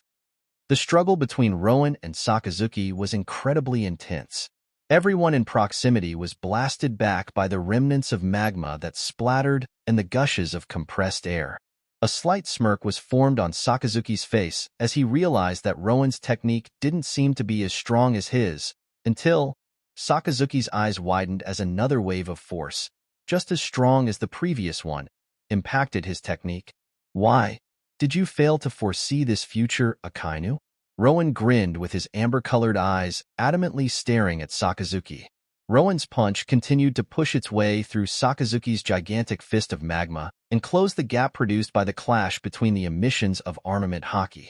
Sakazuki's Haki-imbued magma fist began to crack, and upon the fifth impact, the whole wave of magma splattered all across. Sakazuki saw Rowan's fist right in front of his face, about to smash. Garp. Watching the dire situation that Sakazuki was in, Sengoku shouted in a commanding tone. Garp gritted his teeth before jumping in between Rowan and Sakazuki with his right fist surrounded by black lightning. Roger! Fist. In a span of a second, Rowan found the very technique that caused severe damage to him, blasting towards him once again. Protect. If I fall here, my whole crew is done for. Protect. It was that damn technique that dealt critical damage to Rowan few days ago. Rowan concentrated as best as he could, for everything will go downfall if he becomes severely injured. Protect. Upon Rowan's will, the space itself began to distort, and a transparent, liquid-like aura covered itself around Garp's fist, nullifying the extent of the infusion of the Conqueror's Haki and severely weakening Garp's attack. Rowan's punch and Garp's weakened fist struggled to blast each other, although they were not in direct contact due to the emission of armament Haki. Garp was intrigued upon noticing a strange force that weakened his Conqueror's Haki by a notable degree, but his attention was on the shocking fact that the very individual who was in a critical condition after the very same technique was able to go toe-to-toe. It indeed is the Conqueror's Haki infusion. How? Garp's eyes narrowed questioningly as he cocked back his other free arm. Newgate dash, Newgate narrowed his eyes at a sudden mention of his name, before clashing his Naginata against Sengoku's force impact fist. Rowan felt a cold sweat, for the utilization of his unique Haki required the adamant will to protect, which made it very difficult for Rowan to properly manifest in midst of the fight. Besides, the incredible potency of Conqueror's Haki infusion on Garp's punch wasn't something his Haki could nullify just like the last time. However, he grinned nonetheless. That was too close for my liking, Karina. Unlike the last time, he wasn't fighting entirely alone. From Rowan's back, Karina appeared all of a sudden and let out a tongue comically before disappearing with a flash in an instant moment, along with Rowan. Garp's attack exploded the empty air in front of him and continued to blast forth without a stop. Coincidentally, Garp's shockwave was heading towards Sengoku, who frowned as he quickly transformed his body into Buddha form and lifted up his palm to counter Garp's technique. As Sengoku was struggling against Garp's punch, Newgate let out a hearty laugh. Gururara. How come you two are fighting against each other all of a sudden? With a tick mark on his forehead, Garp turned his head around to see Rowan catching a breath alongside Karina. Damn it, Kazan, and you said that Grimheart isn't capable of using Conqueror's Haki, much less the infusion. Sakazuki growled as he slowly stood up from his spot. Did you two lie to me, Garp? Garp frowned in displeasure. You think I would ever lie for something like that, Sakazuki? I have no idea how, but he somehow awakened Conqueror's Haki and learned infusion, all within the past few days. Although it seemed unrealistic, that was the only plausible explanation. Awakening Conqueror's Haki on the lowest floor of the impel down. You gotta be kidding me. Just the thought itself made Sakazuki grimace at how much potential Rowan held. Meanwhile, Karina, I can't face the two of them by myself, Rowan said to Karina as he wiped the sweat from his forehead. Karina nodded with a grin on her face. Heh, just like the last time when we fought Baton? Rowan found himself grinning as well. Yeah, just like the last time. Noticing the incoming attack, Karina quickly grabbed Rowan and flashed away from their position. Grimheart. From the above, Garp abruptly entered the scene with his fist cocked back and slammed to the empty position. Rowan, with Karina on his back, appeared behind Garp abruptly with an intention to target the latter's exposed back. However, great eruption. Sakazuki roared as he blasted magma toward Rowan, who utilized bounce up in the air to dodge it. Rowan was simply too quick. From what I can see, Sakazuki's magma is very dense and heavy. It grants him the tough defense, but renders him slow in return. Rowan muttered as he and Karina nimbly dodged around the blast of magma, before foreseeing Garp's incoming attack with his superb observation haki. Garp is the real problem. He's literally known as the marine hero, and I doubt that we've seen his full capability yet. Karina grabbed Rowan and flashed away once more, causing Garp's punch to blast the clusters of magma that Sakazuki shot. Sakazuki gritted his teeth as he produced an intense mass of magma all around his body in an instant moment, only to see that Rowan was utilizing the incredible force of bounce to repel all magma around him and Karina. Karina used the moment to flash away from the sight after exchanging eyes with Rowan. 3 layers convergence, 300 hit. Speed drive. As if mimicking the vibration of the tremor fruit, Rowan's extended fist began to blast the bounce forces at such a terrifying speed, as if there existed no delay between each consecutive bounce. Grimheart. Sakazuki roared in fury as Rowan instantly bulldozed his way and impacted Sakazuki's magma-coated body. The magma around Sakazuki's body began to ripple and splatter around from Rowan's attack. In response, Sakazuki raised his free hand, where the magma bubbled to form a shape akin to a ferocious hound blaze. Rowan, in response, grinned as well. I too have 2 arms, you know. He raised his other hand as well and slammed it against the incoming magma hound. 50 layers convergence. Terra Blast. Rowan and Sakazuki clashed face to face, and the whole area around them began to get destroyed helplessly. As many Marines and pirates withdrew from their proximity, their techniques knew no stop as they continued to exert force on one another. Garp watched the scene with a stoic expression as he opened his mouth to Karina, who was standing next to him. How's Ace? He will be fine as long as we make a safe escape. Karina replied with a cold tone. From Garp's question alone, Karina sensed that Garp, for whatever reason unknown to her, wished Ace's successful escape. His main goal of fighting against us is to prevent the Marines from suffering a heavy loss. Karina thought to herself and turned back to where Garp was, only to see that he has propelled himself to where Rowan and Sakazuki were clashing. If so, we should play shrewd.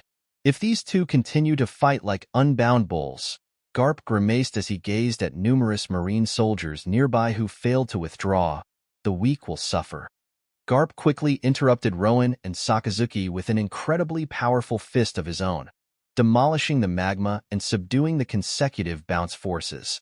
Rowan quickly retreated from the 2 of them before he suffered grievous injury and huffed slightly with sweat dripping down from his face. Even so, he expressed a light smile that caused the 2 powerful individuals to express annoyance.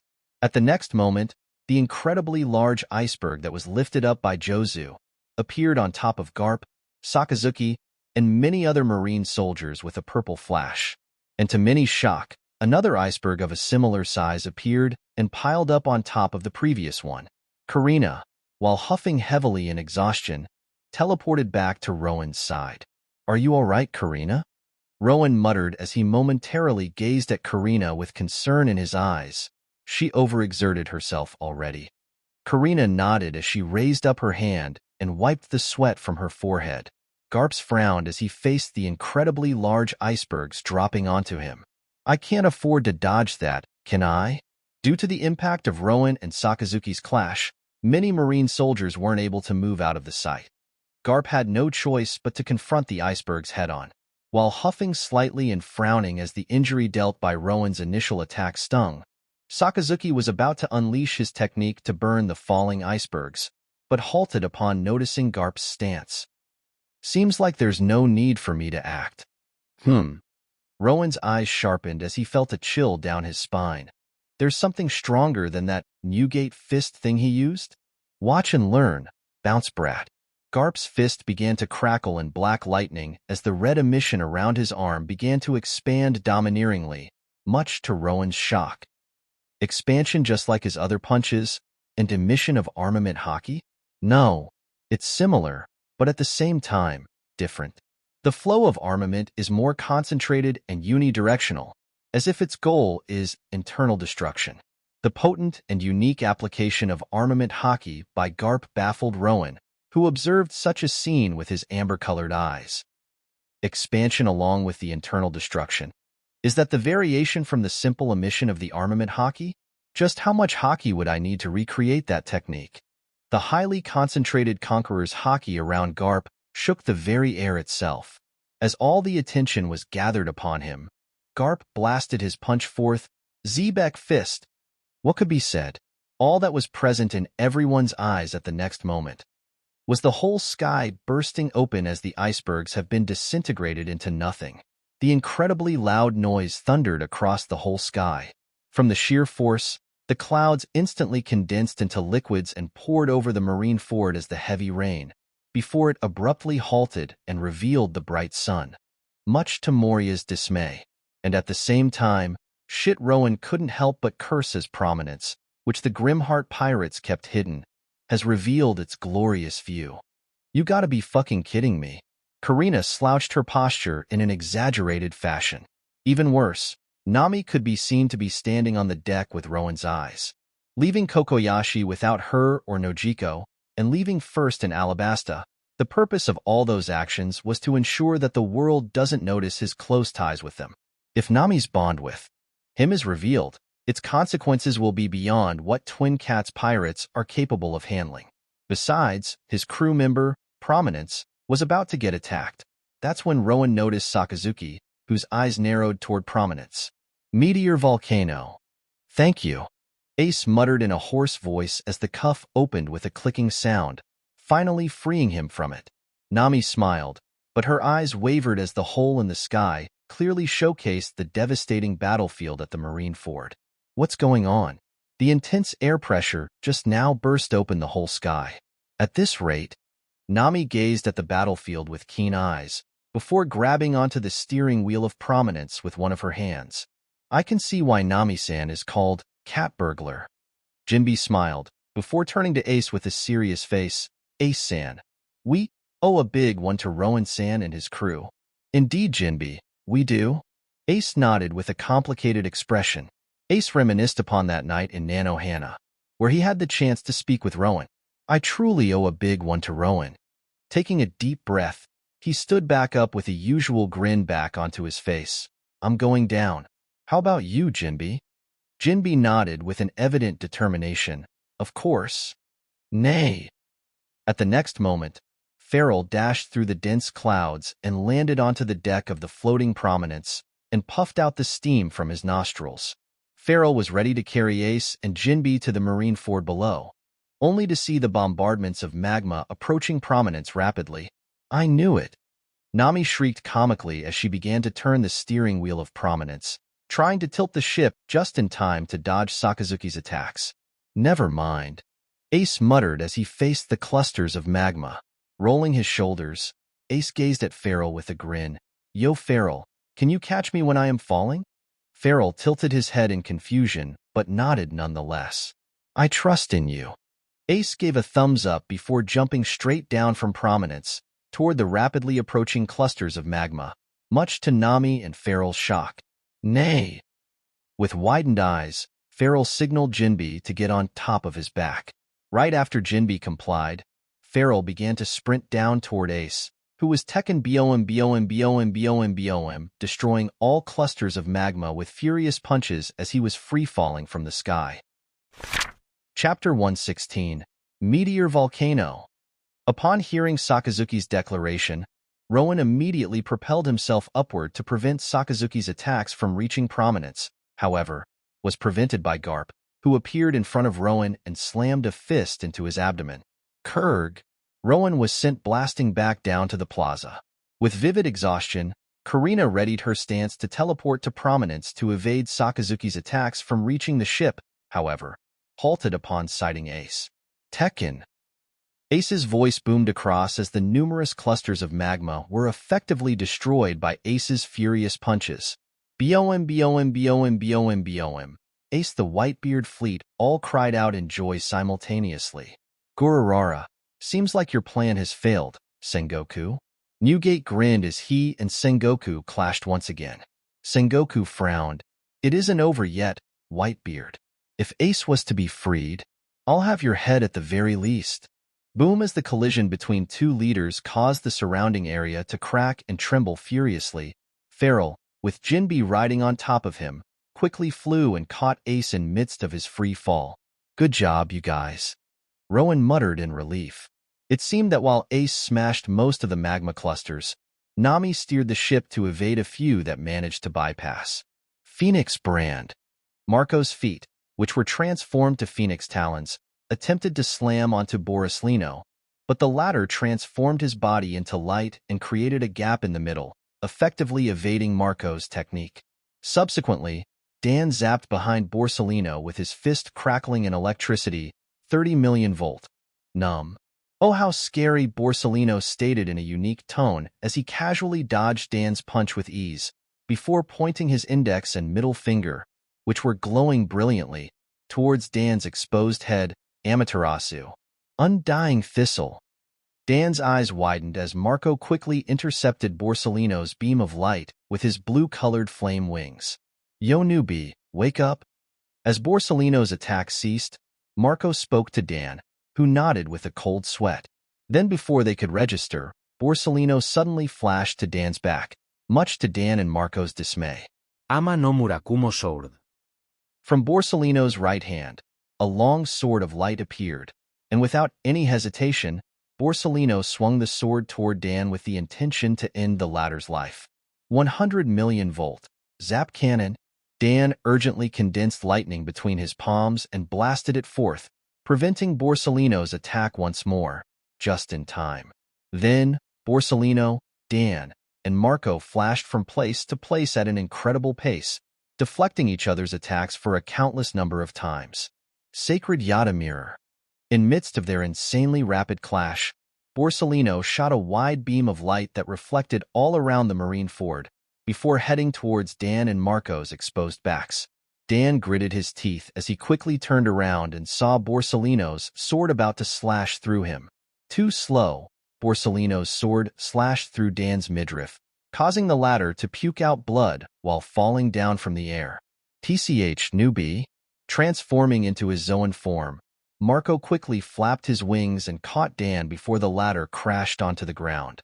I'm fine.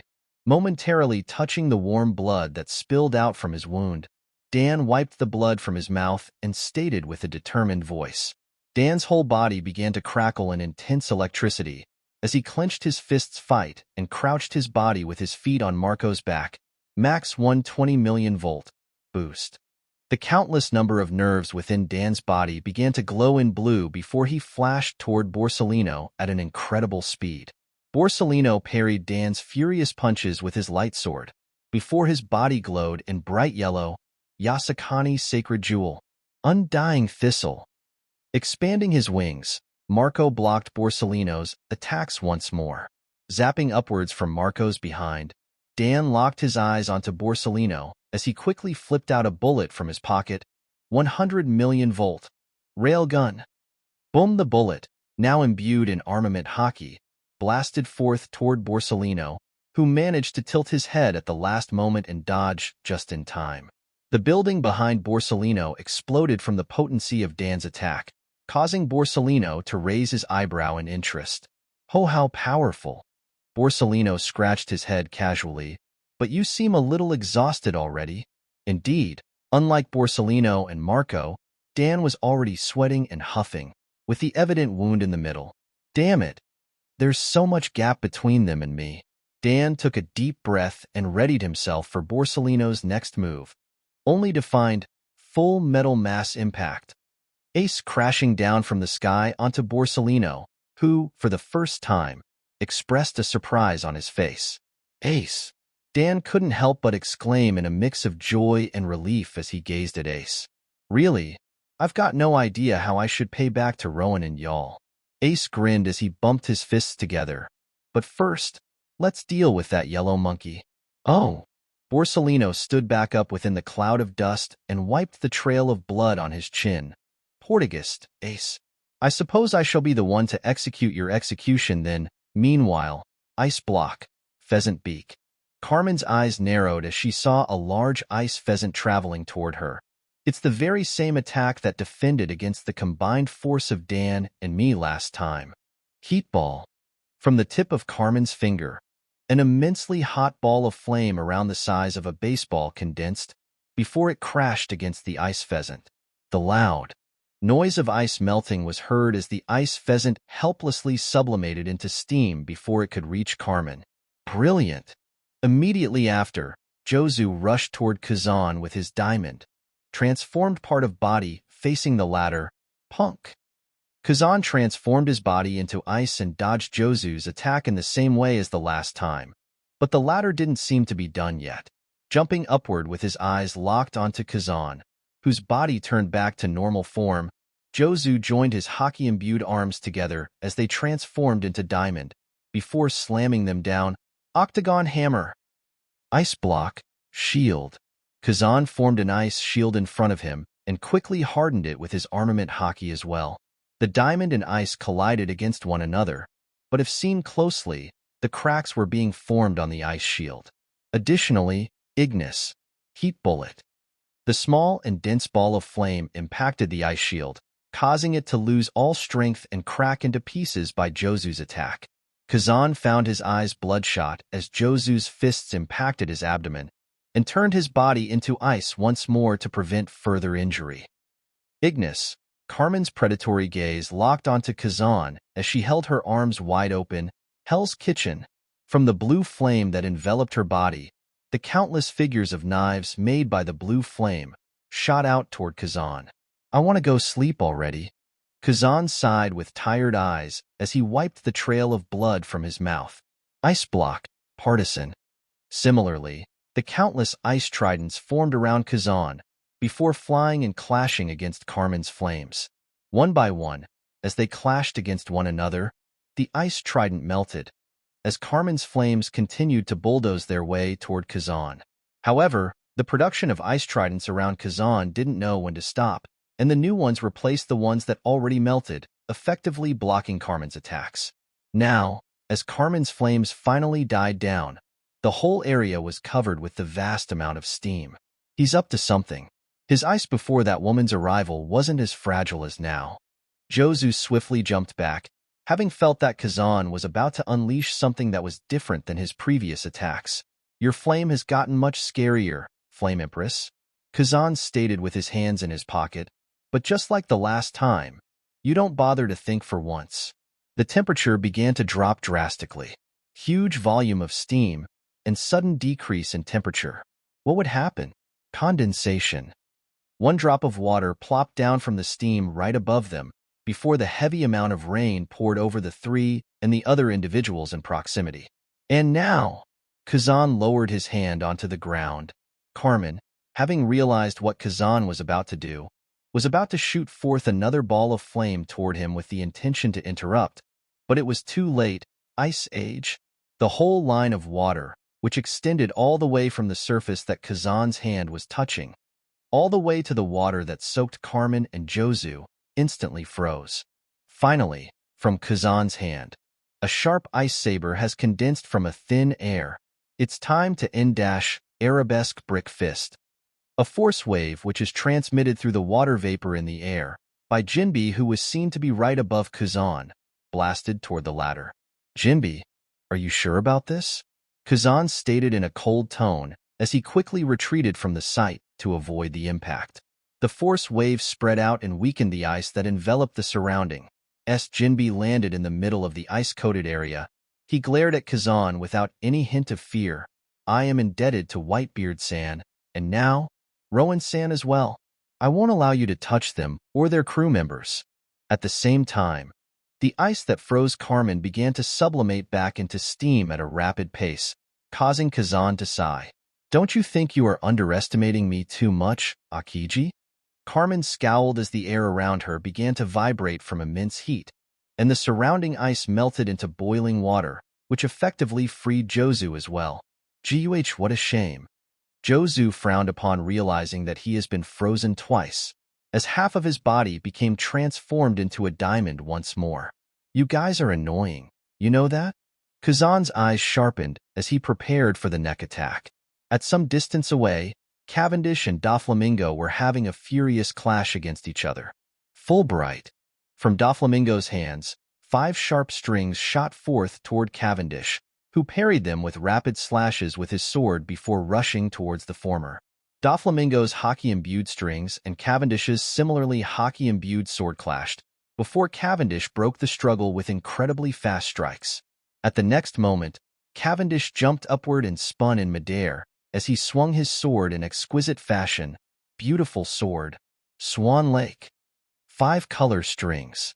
Once again, the iron-hard strings met Cavendish's sword. Hey, not bad. Doflamingo grinned as he dashed toward Cavendish all of a sudden, before placing his palm forward. Overheat. The thick whip, which was bright orange in color due to the heat generated from its friction, lashed out from Doflamingo's palm toward Cavendish at a rapid pace. Cavendish narrowed his eyes as he lowered his stance midair, before propelling himself toward Doflamingo's attack by using Jeppo, Noble Phantasm. Cavendish's eyes began to glow in hollow blue, and his sword was imbued in a similar aura, Hakuba.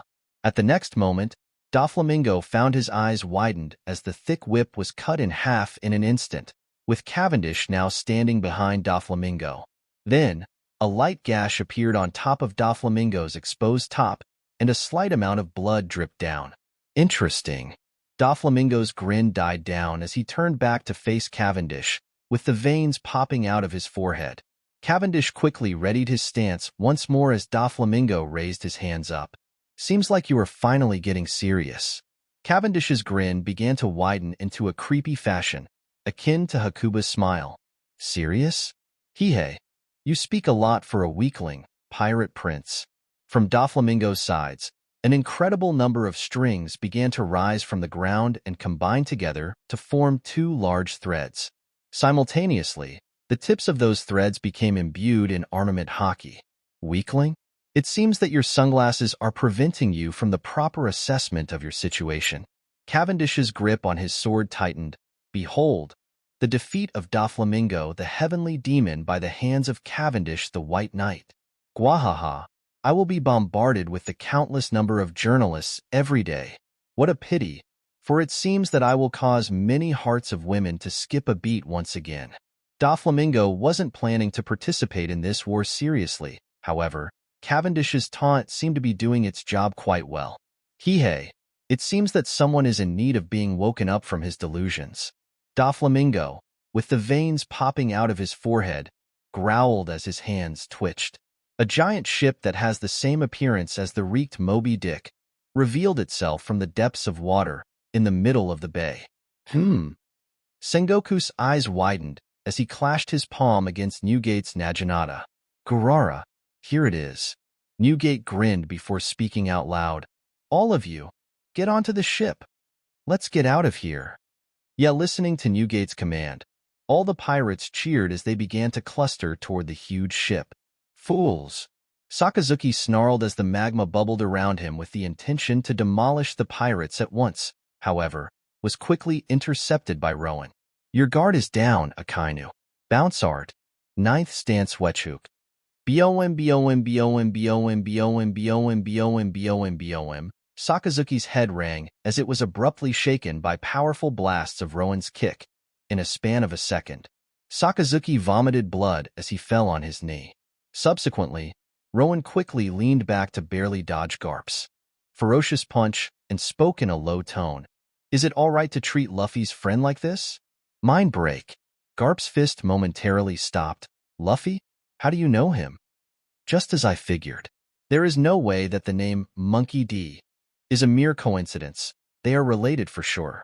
And judging by Garp's hesitation before, He must be acquainted with Ace as well. Rowan was struggling for the survival of him, his crew, Ace, basically all the pirates. He had to use all he got. What a wonderful world. I not only saved Ace, but also Luffy, and yet, this is the treatment I get from their family member, eh? Rowan stated with feigned annoyance, causing Garp, who was about to resume his punch, to stop once more. It doesn't matter. You are a pirate, and I am a marine. Do you think I am a fool, you brat? Garp said seriously. Rowan shrugged. Worth trying. Currently, Rowan could see Garp's right arm, which previously blasted the domineering punch named Zebek Fist, just before, shaking slightly. It seemed that the punch of such strength did have some recoil on Garp, although it may simply be because of his age.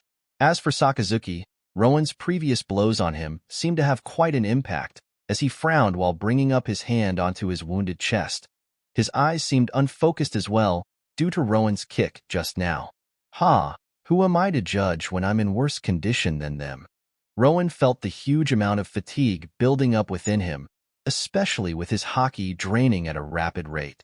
Maintaining the flow of armament haki in both the external and internal aspects of the body, along with the use of Grimheart, required an insane amount of haki.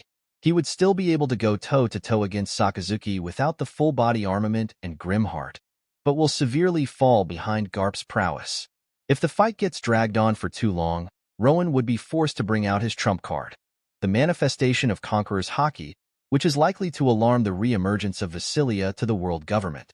Additionally, Rowan quickly observed the struggles of his crew members with utmost focus and assessed the situation. Nami's been revealed, and we are not sure if the Marine has any backup. Thankfully, the Whitebeard pirates began to withdraw. Ace and Jinbe to help. Robin and Alfred doing just fine. Now is the chance, if we are doing it. Karina. Rowan turned and grimaced to see Karina, who has fallen to one knee while sweating profusely, due to having teleported two incredibly large icebergs. But I can't rely on her teleport for some time. She's been going way over her limit since our arrival here. Guess we will have to discard this plan. However, in contrast to Rowan's thought, Karina stood back up with a shaky grin. It's time for the next step, right? Great eruption. The blast of magma, shot by Sakazuki, was rapidly approaching Rowan and Karina, which Rowan defended by generating a potent bounce force from his left fist.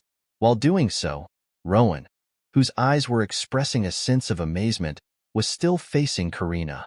Bohaha, now that's my first mate. Rowan chuckled in delight. I will be relying on you then. Leave it to me. Sir, Marineford is in sight. One world government agent informed in a strict manner to Spandine, who rubbed his beard with a concern. HM. Spandine watched as the Whitebeard pirates began to gather around the newly appeared ship in the bay. Devil Child is fighting against one of the 7 warlords, Gecko Moria. Everyone's busy with their own battle, and the whole battlefield is quite messy as well. Perfect. My promotion is near. I'm sorry, my son, but it is what it is. Taking a deep breath, Spandine opened his mouth once more. Release Spandine. No, Baton, and the rest of you. Focus on capturing Devil Child. Immediately after, the cell that imprisoned Baton has swiftly been unlocked. Subsequently, Baton's Seastone cuff was unlocked as well, granting him the freedom. Baton glared at Spandine coldly momentarily as the latter fearfully held up the electrocution device, before turning his head to the Marineford. Crouching down, Baton was ready to use Jeppo to reach Marineford. However, his eyes widened as he shifted his body as quickly as possible. All of a sudden, a bullet bypassed the empty air where Baton's head previously lied and drilled its way into Spandine's head, ending the latter's life instantly. How come? I didn't hear it at all. Baton muttered in a cold sweat as he turned his head to the direction where the bullet came from. A sniper. If his observation haki didn't sense it at the last moment, it would have been him who lost the life. At the same time, Baton lifted up his foot and slammed it onto the electrocution device, destroying it into pieces. Baton gazed coldly at Spandine, whose blood was oozing out from the hole on his head. Suffer forever and repent to your victims in hell.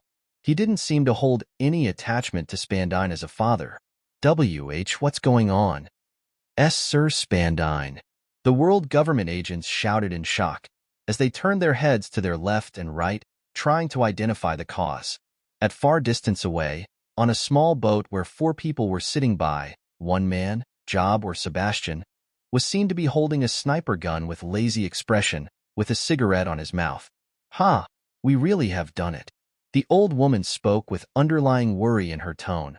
"There is no going back now. Uchiha Bob, you better be the one." Brother Job's calm fruit, "It's scary as always." Mob muttered in monotone. "That's Baton. What do you say, Urich?"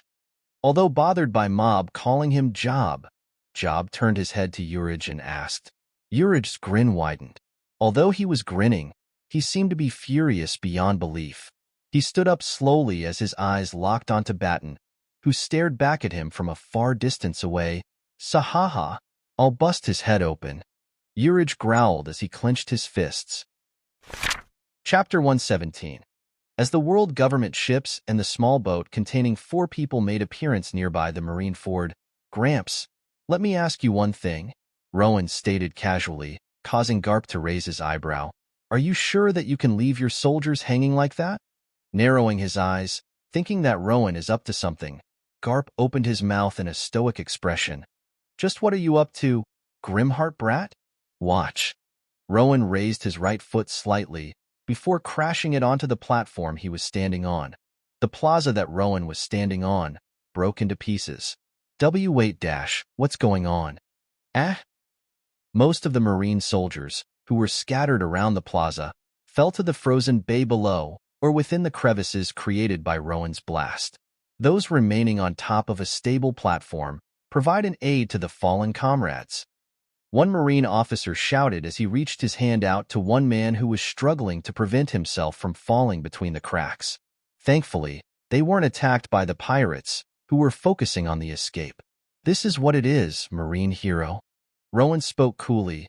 "With all the Whitebeard pirates clustered at the bay, you may think that it has become easy for you all to target them. However, so are the Marines, who are clustered on the plaza." Rowan had to give Garp the impression that he's an evil and sadistic pirate who loves killing, so that Garp will prioritize the protection of fellow Marines. "And to be frank, I prefer smashing you detestable Marines rather than foolishly protecting the pirates. Just shut up, brat, and quit saying things that you don't even have in your mind." "Immediate failure," Garp retorted as he stood still with a stoic expression. His observation haki seemed to have perceived Rowan's emotion, much to Rowan's surprise. "Damn. Armament. Observation. Conqueror. It's impossible to keep up with this old monster." Rowan thought in a cold sweat. Martial arts come useless before his expansion of armament haki. Hell, without the use of Grimheart and full-body armament, I would have been back to the impel down already. Realizing that those thoughts were doing harm to him, Rowan quickly shook them off. "Forget it. No point in thinking negatively. I don't have to defeat him, but merely stall." Watching Garp's hand twitching, Rowan decided to act quickly. If Garp is the type of a person that I believe he is, then this should stall him for a bit. Karina retreated to some distance away from Rowan. "Anything I touch gains the property of bounce for 10 seconds. Although I wonder why I can't grant the permanent characteristic of bouncy. Regardless, my foot is in contact with the whole platform below. I can control for as long as my range allows me." Rowan let out a slight smile before tilting his head to dodge the rapid cluster of magma that bypassed his previous position. "And looks like someone is angry here."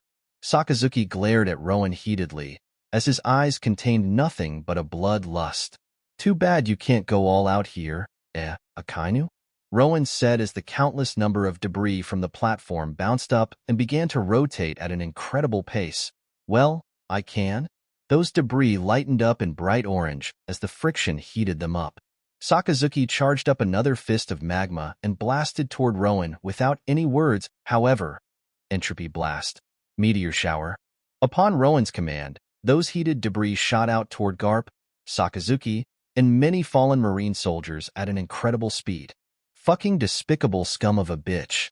Sakazuki gritted his teeth, knowing that they were left with no choice but to defend against Rowan's attack. And as Garp and Sakazuki were occupied by Rowan's technique, Karina quickly approached Rowan, and they disappeared with the sudden teleportation. Where did you pests go to this time? While rapidly moving back and forth to block Rowan's potent technique, Sakazuki growled and turned his head to left and right with his eyes flashing in red, signaling the use of the advanced observation haki. A booming noise thundered across the whole area as Sakazuki witnessed Borsellino vomiting out blood before crashing into the ruins. The very person who dealt such a devastating blow to Borsellino was none other than Rowan. Don't tell me this time. Kazan was sent blasting up toward the sky as a quite severe wound on his chest could be seen. Rowan was standing at the former's position with his arm pointed up, with Karina's hand touching his back. This is how we despicable pirates fight, you justice-craving fools. Rowan stated, before he and Karina teleported once more. Moria's bloody body could be seen helplessly flying up in the air, while spraying the blood all over with his eyes white. The latter seemed to have gone unconscious. Garp's jaw dropped wide open as he aided many marine soldiers from their misery while watching such a scene. But eventually, Garp clicked his tongue understandingly. Rowan was someone who immediately began to run away back in G8 after taking the full hit of Garp's Roger Fist. Rowan wasn't a samurai or knight who believed in the importance of honor. He was a pirate. Grimheart my ass. His title should be Pettyheart. Grimheart. Sakazuki roared as the immense amount of magma bubbled around his body. Thankfully, the nearby marine soldiers were moved away from the scene, which prevented any unnecessary death. As Sakazuki dashed toward Rowan, the mass of magma followed. In response, Rowan raised a middle finger toward Sakazuki with a mocking grin, before he and Karina teleported yet again. Fuck, who is it this time? Stopping before he ends up harming the fellow Marines, Sakazuki turned around and saw Rowan slamming his fist onto Borsellino's face again, completely disfiguring the latter's face. Bounce art, everything Admiral Borsellino. One Marine soldier couldn't help but cry in fear as Rowan mercilessly pummeled the latter continuously. Karina. Rowan's amber-colored eyes flashed before he spoke to Karina, who teleported the two of them to different sight, in order to evade Borsellino's laser beam just in time. That teleport fruit is stupidly tiring to deal with. Kazan, who just came out from the rubbles, whom Rowan and Karina were standing in front of now, stated in a serious tone, Ice block, avalanche. It seemed that Kazan was waiting for them. Rowan clenched his fist, which crackled in black electricity of Conqueror's haki infusion, and threw it forward, Terra Blast. The incredible surge of ice was blasted into oblivion in an instant, and Kazan was forced to cross his arms to shield his face from the potent pressure of the air. Immediately after, Rowan and Karina disappeared with a flash of purple, and through the bright purple flash, the blue ball of plasma shot toward Akiji, heat ball. Caught off guard, Kazan braced for the impact. The immensely hot heat ball combated against the extremely cold body of Kazan, which was now encased by the hardening and emission of the armament haki. Your attack is pretty hot, but that's about it. As the heat ball has gone out of existence, Kazan met his eyes against Carmen. Regardless of how powerful one's fruit may be, it's haki that determines everything in the end. All of a sudden, Rowan and Karina made their reappearance above Kazan once again, causing the latter's eyes to widen. And your body is incredibly cold, however, that's about it. Rowan stated, for someone who talks about haki, you surely rely a lot on your fruit. Rowan and Karina spent their time wisely. Within the short span of time where Garp and Sakazuki were occupied, they teleported and attacked the unaware targets, mainly Borsellino. Light sounded awfully dangerous. After all, at some distance away, Sentomaru could be seen to be screaming the word, medics, over and over again, out of worry. Gecko Moria unconscious, Borsellino, temporarily out of commission with his face in mess, and Kuzan right under Rowan. In order for all his crew members to be ready for the escape, they had to gather up. Rowan turned to Karina and saw her eyes half closed now. He could see just how much stress she was under right now. However, she had one more job to do. Doflamingo. Huff huff. Roger. Huff that. Overheat. HM? Doflamingo, who was about to lash out with a potent technique, exclaimed in surprise upon sighting Rowan and Karina's sudden appearance in front of him. "Captain, don't interrupt with my fight dash." Although Cavendish cried desperately, Doflamingo was mercilessly pummeled down with his chest crushed instantly. With one blow from Rowan, who was still using the full-body armament along with Grimheart, Doflamingo stood no chance. "There's no time for that, Cavendish," Rowan stated as he held Karina, who swayed on her spot before leaning toward Rowan in exhaustion. "We're getting out of here. Now." As the Whitebeard pirates were beginning to make their escape, Rowan knew that he and his crew couldn't afford to continue fighting. "There are still many strong opponents like Mihawk and Kuma, however. I don't sense any malicious intent from them," Rowan thought before turning back to the group, including his crew, Jinbe, Ace, Marco, and Jozu, who now gathered all together thanks to Rowan and Karina's interruptions. "Yo, that was really impressive back there," Marco exclaimed with a smile. "Grimheart, right? Thanks for helping us, Yua." Rowan chuckled. "Thank us later." "So," Carmen questioned, "what now?" In usual cases, Karina would have teleported us back to the top, but there's no point in doing that anymore. Not only did she overexert herself, but prominence itself has been revealed due to Garp. Rowan gazed at Karina and Farrell. "We need you two to bring prominence down." Currently, apart from Rowan, Farrell was the only one who was able to reach prominence, which was located very high in the air, without relying on Karina's ability. Karina, who was not able to partake in a fight right now, should be the one to steer the ship down along with Nami, to evade danger. "Aye aye, Captain." Karina weakly grinned with a salute and got on top of Farrell. As they began to rise, Rowan shifted his eyes to Dan. "Cover them, will you?" "Got it, Cap." Dan transformed his body into lightning and began to travel upward, deflecting any bullets or cannonballs shot toward Karina and Farrell. Taking a deep breath, the full-body armament and Grimheart died down from Rowan, putting an end to the extreme stress he's been placing himself within.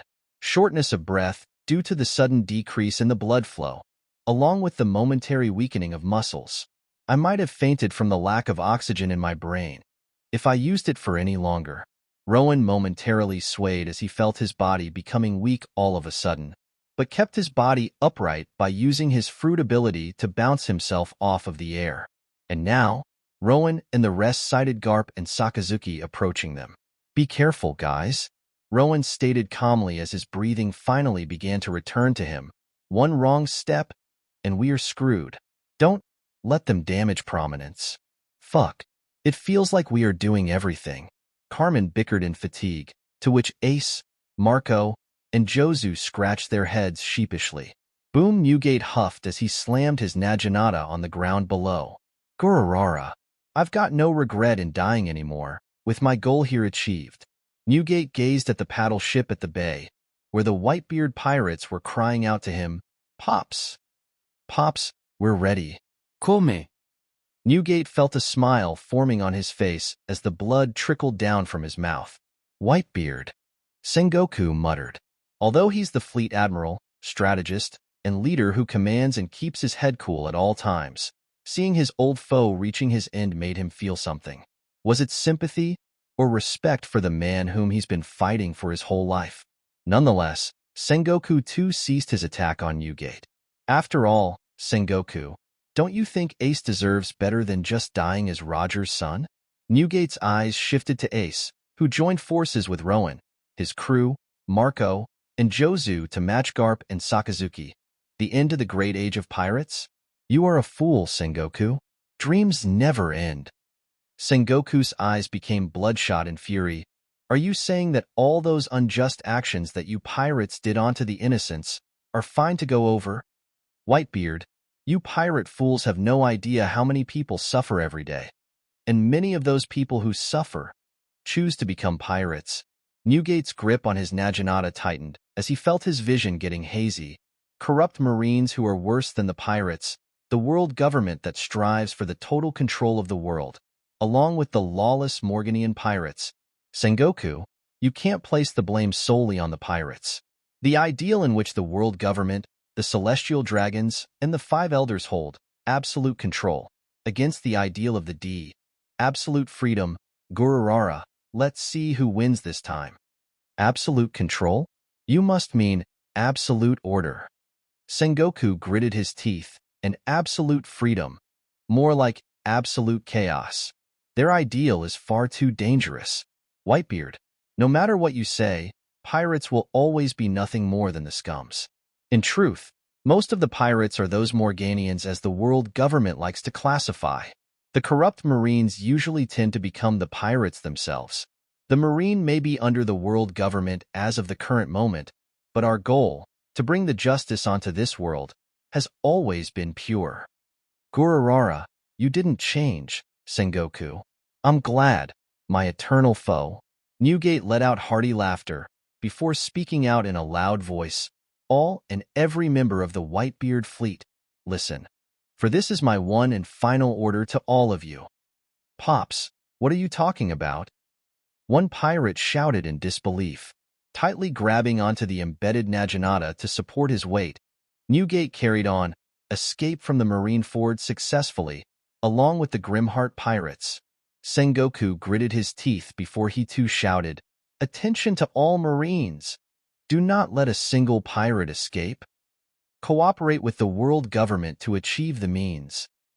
At the same time, the huge frame of prominence began to descend from the sky, toward the battlefield where the Grimheart pirates without Karina and Farrell, along with Marco, Jozu, Ace, and Jinbe, were facing off against Garp and Sakazuki. I suppose that this is it. With a stoic expression, Mihawk retrieved his sword, Yoru, as Vista held onto his own with shaky arms and sweated profusely. You are letting us go? Vista raised his eyebrow. I am simply here to witness the strength of the strongest man of the world. Now that such a goal has been fulfilled, there is no reason for me to pursue you any further. I shall let you go this time for entertaining me. Mihawk stated while sheathing his sword. You have my gratitude. Vista couldn't help but feel insulted, however, turned back and began to retreat. And what are you here for, Bartholomew Kuma? Mihawk spoke as his sharp eyes stared at Kuma, who didn't seem to be paying any attention to the war. Nothing in particular. Kuma said in monotone, let me say this once again. I will only act when necessary. Mihawk momentarily gazed at Kuma, before closing his eyes with a huff. Suit yourself. Pops, is it because of me? Ace muttered in sorrow as he heard Newgate's command. Rowan intercepted Sakazuki's blast of magma with his bounce. At the same time, Cavendish reprimanded Ace, focus on the fight Iron Fist. Don't let yourself get distracted. Cavendish quickly blocked Garp's hard fist with his sword, but found his strength lacking to prevent the latter's attack. Marco quickly interrupted by spreading his wings between Cavendish and Garp, before Cavendish received any fatal injury. Milflair, gigantesco mano. Robin gritted her teeth as she crossed her arms, mustering all her strength to grow as many limbs as possible. Immediately after, the incredible number of arms, amounting up to 1,000, all grew at once and combined into one huge hand that towered over Garp and Sakazuki. Robin, that suicidal dash, watching Robin's brash action, Rowan was ready to act. After all, the damages inflicted on the grown limbs all get transferred to Robin. However, what he saw at the next moment impressed him to quite an extent, armament hockey, hardening. Somehow, Robin managed to awaken the usage of armament hockey within the days of his absence. The gigantic hand became wholly imbued in armament hockey hardening. Imagine my surprise when I found out that armament hockey isn't something exclusive to Crocodile only. Robin smiled. I've been exposed to it for years. If I can't even do this much, there is no use for me in this crew. Spank. In response to Robin's attack, Sakazuki was about to produce a mass of magma to retaliate. However, speed drive, twofold. Once again, Rowan's technique blasted through Sakazuki's magma, with more difficulty than the previous time due to the lack of the use of Grimheart. As the magma was being splattered over and over from one end, you youngsters surely are complacent, bwahaha. Garp laughed boisterously as he wildly kicked Cavendish in the face, punched his fist onto Jozu's diamond-turned abdomen, rotated his body to slam his knee onto Alfred's massive gun, destroying it into pieces and earning Alfred's anguished cry, bent his body back to dodge Marco's talons, who crashed into the nearby building, and clenched his fist to blast a punch onto Ace's face. Take this grandpa's fist of love with a grain of salt, Ace. Garp frowned. Lie down over there and reflect on what you did wrong. Subsequently, he lifted his hand up and effortlessly held Robin's gigantic hand. You seem to have forgotten me, Marine hero. Carmen snarled as she shot an immensely hot stream of flame toward Garp. Ignis, torch. However, much to Carmen's shock, Garp simply stood by and guarded his body with armament. Carmen's attack seemed to have no damage on him at all. What the hell? Rowan exclaimed as he and Sakazuki's clash ended. Ace, your grandfather is a monster. How is it possible to defend that entirely with armament hockey? And that Zebek fist before. Just who is Zebek? Ace, with his cheek swollen, stood back up. Well, now you know why he's known as the Marine hero. Wahaha. It's still too early for you lousy brats to face me. Garp placed his hands on his waist and grinned. Be serious, Garp. We don't have time to fool around with these scums. Every single pirate here must be caught. Sakazuki growled in response. Garp frowned as he gazed at Sakazuki. You are no fun. Sakazuki dash. Suddenly, Garp caught a bullet that silently made its way toward his head. This is... Garp squinted his eyes toward the direction in which the bullet came from, but to no avail. Silence. It must be the com fruit. Rowan's amber-colored eyes were locked onto the small boat at a far distance away. In particular, on one man, Job, who was raising his sniper gun. Who are they? Urich? What are you doing here? Chapter 118. That must be Bob or Rowan. The old woman and Job said at the same time, with the latter holding his sniper gun up. I only see the dots. Urich scratched his head, for his eyesight fell short in comparison to the Uchiha family. Mob, you know what to do. Job stated calmly as he aimed his sniper gun at Sakazuki this time. Mob nodded before the whole boat began to glow in green. Before it, along with the four of them, was lifted up from the sea and floated high up in the air. All of a sudden, Baton made his appearance in front of the four of them. However, Urich met Baton's swift strike with the large fist of his own. You have no idea how long I've been waiting for this, Baton. Urich growled with a grin. Baton raised his eyebrow. Who are you again? Baton's pursuit for his ideal of vengeful justice made him tunnel-visioned, to an extent where he couldn't even recognize his victims. Focus, Davis. Leave Baton to Urich. Immediately after, Baton felt a chill down his spine as he retreated out of pure instinct, just to see a bow staff swiping through the space he was occupying just a second ago. The holder of such bow staff was none other than the old woman. The air exploded in potency, causing the boat to shake unstably as the result. Urich's eyes widened upon witnessing just how strong the old woman was. So. The old woman laughed wildly as she spun the bow staff above her head. Touch the boat and consider yourself dead, you pea-brained fool. Such a loud sound earned the attention of many, and as they turned their head toward the old woman, they expressed their shock. It's brutal death, Sally. What's she doing here? One Marine officer held his head as he screamed fearfully. She's the pirate from an old era, said to have gone toe-to-toe against Golden Lion, Shiki. Job couldn't help but lash out from hearing this. What the fuck, Granny? I thought your name is Uchiha Sobdash. Shut your mouth, Job. My name is Sebastian, you fucking Granny. The two of them began to bicker against one another all of a sudden. What's up with your names? Urich couldn't help but mutter in inquiry. Apparently, it's to hide something, according to Grandma. And as always, Ma began to spill out all the information that he had. By having ourselves seem as foolish as possible, we won't get suspected. For whatever it may be. But I like my name. Mob. Stop spilling everything. The old woman, now revealed as Sob and Job, shouted to Mob out of panic. Urich, Baton is getting away. Ignoring their shout, Mob pointed his finger at Baton, who was using Jeppo to travel toward Rowan and his group. Oh no, you don't. Urich growled as he spread his wings wide open. Hold on. You can fly? Job asked in surprise. Nope, but I can glide. Urich grinned before he jumped off from the floating boat toward the marine fort. So. Urich is quite bold, eh? Sob commented. If he falls in the water, it's an instant game over, and yet, so. Jojo. Indeed. Job laughed before he leaned onto his sniper gun. Oh. Job's eyes narrowed in interest as he saw Rowan's amber-colored eyes staring at him. Well, he's a Uchiha for sure. Nonetheless, Job pulled the trigger. Well, time to do our job as well. Silence. In the next moment, one sharp bullet blasted out of Job's gun without any sound, toward Sakazuki, who stood at an extreme distance away. This old woman is going too. I got a score to settle with that fool named Garp after all. Mob, keep Job safe. Sob stated as she cracked her neck and stretched, before shooting herself out of the floating boat. We're Sebastian and Davis, you freaking granny. But I am Mob, Job.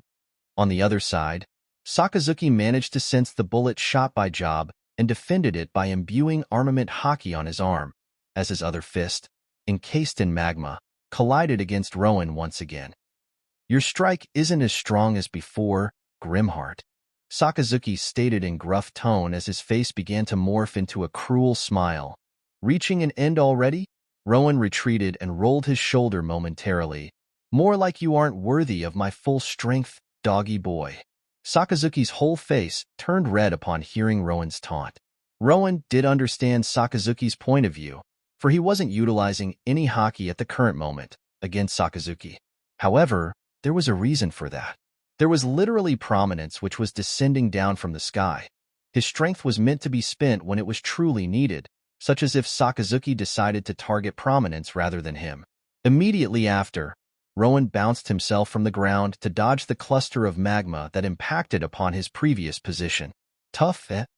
In midair, Rowan shifted his gaze and saw the group including his crew, Marco, Jozu, Jinbe, and Ace, struggling against Garp before immediately bringing his attention back to Sakazuki, who charged up another cluster of magma and shot to him. Great eruption. Once again, by quickly bouncing himself in the air, Rowan evaded Sakazuki's attack. TCH, too bad that we are out of option here. Rowan thought in cold sweat. We can't afford to bring Garp and Sakazuki together. Facing them separately is much more beneficial. However, there's no point in that if they are unable to match Garp's strength. While Rowan was in contemplation of what their next step should be, so long, monkey. Just as Garp was about to slam his fist into Jozu's face, a short old woman, Sob, made an appearance all of a sudden and interrupted Garp's punch with her bow staff. Garp's eyes popped out and jaw dropped comically. No way. Is that you, Banshee? I told you not to call me that. Sob shrieked with a tick mark on her forehead. The group, upon sighting the entry of Sob, paused in confusion. Who is she? Cavendish squinted his eyes questioningly. Listen well, you marine brats. Sob yelled as she slammed her bow staff on the ground. Bob is the family member of mine. If you touch him, you are waging a war against the whole Uchiha family. What? Rowan, as he clashed against Sakazuki, couldn't help but exclaim in confusion. No, whoever you may be, I'm not going back to Uchiha, Bob. What should I say? Yes. You said it wrong, Grandma. Rowan didn't know if this was the right thing to say, but he had to stop from his name becoming Uchiha Bob. In truth, my full name is Uchiha Bob Rowan. Bob is my middle name. Uchiha B. Rowan. It's horrendous, but at least his name will remain as Rowan then. Where are you looking, Grimheart? Sakazuki snarled as he blasted a huge mass of magma in Rowan's direction. Rowan quickly raised his hand to blast away the dense magma. Shut up, Akainu. This is an important matter. The will of B? Garp's eyes sharpened, before he jumped back to avoid a bow staff from crashing onto him. The will of B my ass. Sob shrieked. Don't you dare lie to me, Bob. You are a bad boy just like Job, aren't you? Job? What the fuck? Rowan gritted his teeth as he dodged another blast from Sakazuki. What's your name then, huh? Speak for yourself. My name is Sally. Sally my ass. The Grimheart Pirates, Marco, Jozu, Jinbe, and Ace, All sweat dropped as they stood back up from the rubbles that they crashed into. They are related for sure. And right after, Prominence managed to land right next to the group, passed with Dan preventing any projectiles from harming it. Guys, get on. From the deck, Nami's voice was heard. Yay. Karina was seen to be slumped on a chair, barely hanging onto the consciousness. Boom. You heard that, everyone? Rowan shouted as he quickly parried Sakazuki's cluster of magma with his potent bounce. So, Sob said as she spun her bow staff, are you going to fight me and those kids all together, Garp? Garp couldn't help but let out a groan. Such an action wasn't due to Sob's strength, but due to her terrifying mastery over the observation hockey. Against her alone, she isn't as scary, however. When she is given many allies to work with, things become different. Garp sighed. What's someone of your caliber doing here? Is that Grimheart brat really worth that much risk? Sob gazed at Rowan, who was continuously clashing against Sakazuki. I hope so. Meanwhile, Rowan and Sakazuki rapidly exchanged blows.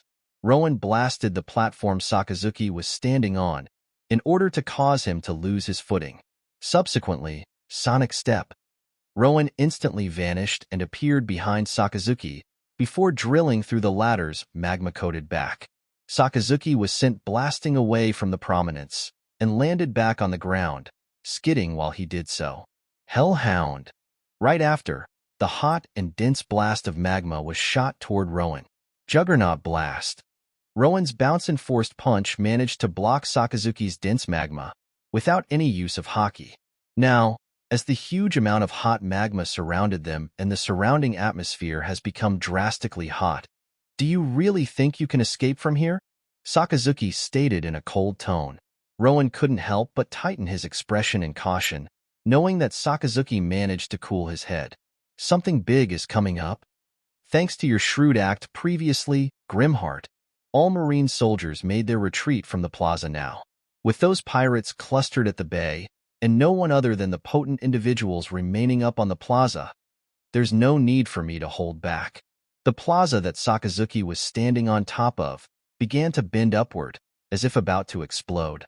The awakened ability of Logia-type fruit is to change one's environment, including the climate, landscape, and anything that correlates to one's element. Rowan gritted his teeth as he began to bounce his heart once more. Ba-bump, awakening? What's he talking about? Ba-bump. At the next moment, the bent platform under Sakazuki blasted out a huge surge of magma. A volcano? Rowan's eyes narrowed. No one shall trespass the firm law of the absolute justice. No one shall be able to do so before my very eyes.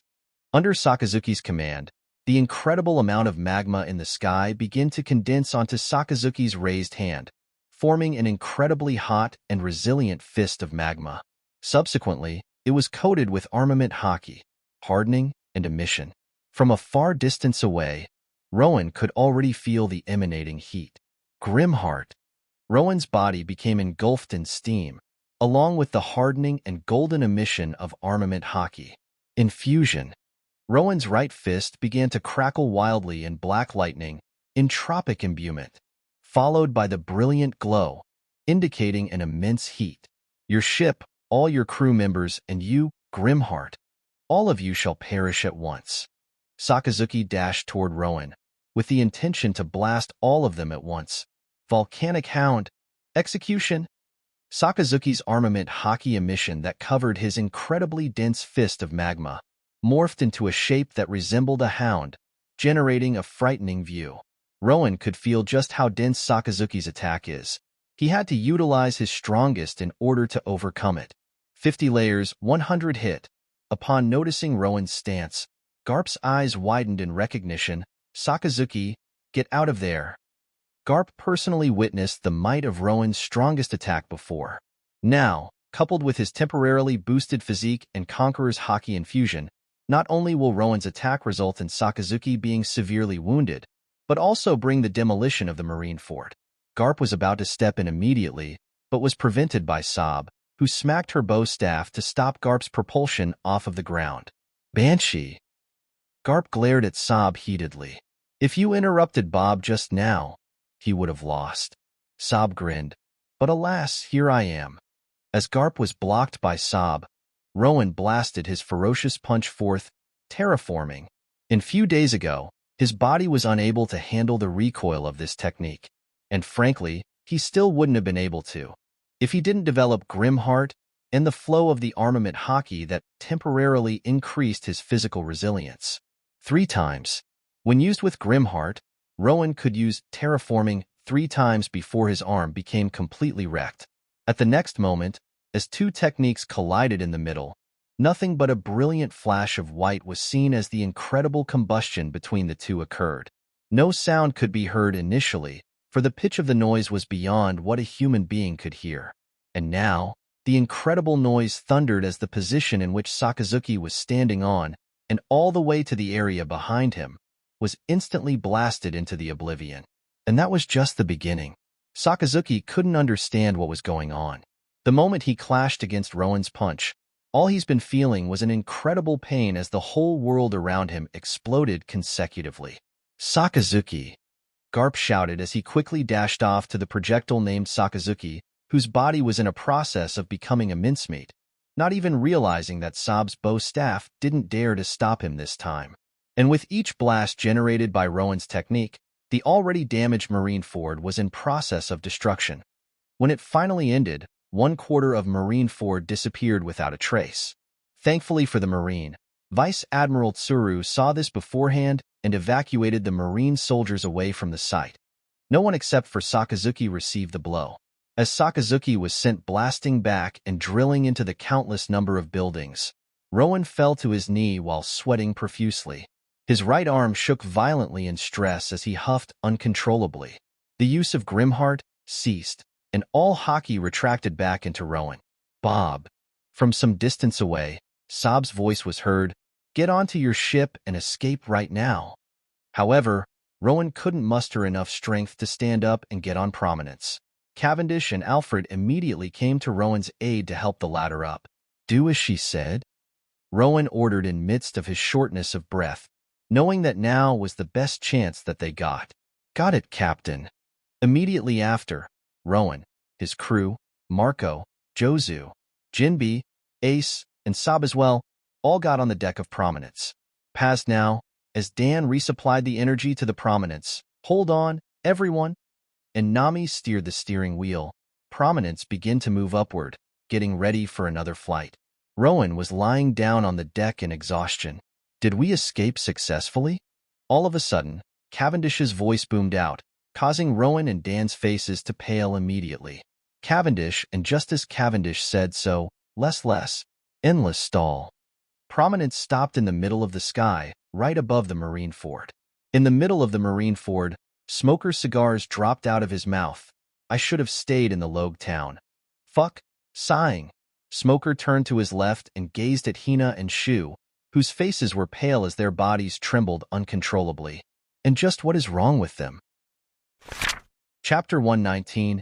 Everyone, watch out. Oars Jr. is moving. One Marine officer shouted urgently as many Marines quickly withdrew from Oars Jr.'s proximity. The broken platform of the Marineford shook as the gigantic figure of Oars Jr. raised his body off of the ground and lifted up the paddle ship that the Whitebeard pirates got onto. Sengoku's eyes widened up sighting such a scene. Oars Jr., with all his might, threw the ship to the outside sea. However, Newgate remained firm on the plaza of the Marineford, standing proudly against Sengoku, who towered over the former with his body transformed into his Buddha form. Pops, the members of the Whitebeard pirates, and the subordinate pirate crews all cried with the mighty back of Newgate facing them. "Gururara, what do you think, Sengoku?" Sengoku glared at Newgate as his palm clashed against Newgate's Naginata. "The ships of the world government are holding your ship from escaping. Soon, your whole fleet will be sandwiched between our warships and the world government ships. Don't think you are off the hook yet, Whitebeard."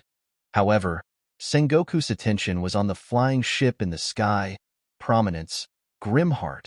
To think his involvement could alter the result to such an extent. Sengoku could tell right away that Rowan's latest attack is extremely dangerous. Along with Borsellino and Kazan, whom Rowan knocked out previously, Sakazuki was now seriously injured. All three admirals have been defeated by a mere rookie. Sengoku couldn't help but grit his teeth as he clashed another blow against Newgate, along with the destruction of the marine fort itself. If we let them go like this after wreaking havoc here, the marine will become nothing but a laughing stock. Sengoku blasted another pressure wave to Newgate. Impact wave. Quake. Newgate countered Sengoku's attack with a potent strike of his own, supported by the quake-inducing vibrations of his fruit ability. Newgate grinned, for he knew that the prolonged battle between him and Sengoku will lead to the advantage of his fleet, disregarding his death. After all, each time he and Sengoku clashed, the marine fort was the one who suffered the damage. Get out of my way, pirate scum. The veins popped out of Baton's forehead as he tried to propel himself toward the prominence. In the sky, however, was yanked back by Uraj's large hand. Baton was thrashed down onto the platform by Uraj, followed by the continuous punches that Uraj pummel into Baton's fallen form. Uraj, Dan muttered upon noticing the rage that burned within Uraj. Where's your crew? Did something happen to them? It seems that nothing can be done here. Cavendish reported from the back. It's weird. Every part of prominence is functioning just fine, but we are barely moving from the spot. Less fruit. Cancerous as always. From her spot, Karina, who recovered her energy to some extent, stated, "Until Baton is taken care of, we are stuck here." Alfred commented as he adjusted his monocle. "Well, this is troubling." Rowan stretched his arms as he felt his strength returning to his body. "Dan, you got bullets?" "We got tons, Captain." Dan responded by throwing a whole sack of it to Rowan. "What are you planning?" "Kill Baton. Never mind." Rowan had to place the bullet sack down to the deck upon sighting one individual rapidly approaching them. Garp. "Watch out for Gramps." Ace scratched the back of his head with a sigh. "One blow of his, and this ship is done for." Karina's face paled as she thought of the fortunes that the Grimheart pirates have been keeping in the prominence. Oh, hell no. Eck, the marine hero? Nami's eyes spun in panic as she wildly spun around the steering wheel, only to see that prominence won't budge. "Come on, why won't you move?" "What's wrong with that man?" Rowan couldn't help but ask. "I thought he wanted Ace to survive, and now he's trying to destroy our ship. Just what is he trying to do even?" "Gwahaha. The answer is simple, Captain," Cavendish answered as he unsheathed his sword. A hysteric old man who was trying to be both a grandfather of a pirate and marine at the same time. That's one hell of a choice to make. With the world government ships, pirate ships, and marine warships all tangled together, Garp couldn't afford to target them. However, Prominence, which was flying in the sky, was a different story. Even if you saved Ace and are acquainted with Luffy, you've went too far. If, in the end, your escape is unpreventable, I will at least take your flying ship. Garp utilized Jeppo to propel himself toward the Prominence in midair. Expansion, emission, and hardening of armament hockey. Infusion of Conqueror's hockey. Once again, Garp's indomitable technique, Xebec Fist, revealed itself to the world once again. The only difference was this. It was directly being aimed at the gigantic frame of Prominence. Damn. Carmen couldn't help but mutter in a cold sweat. We are stuck, and are forced to face that monstrous attack. How lovely. No point in complaining, Carmen. It is what it is. Rowan's eyes blazed in determination as the black lightning of Conqueror's hockey infusion crackled on his right fist. Don't worry, Captain. We're in this together. Dan stepped up with his body crackling in blue electricity. I can still afford one more. Karina clenched her fists as she murderously glared at Garp. A chance for me to shine? Gladly. Cavendish stated coolly as the hollow blue aura blasted off of him. My weapon may be broken, but I still have some spirit within me. Alfred stated as he raised his hockey-imbued arms up.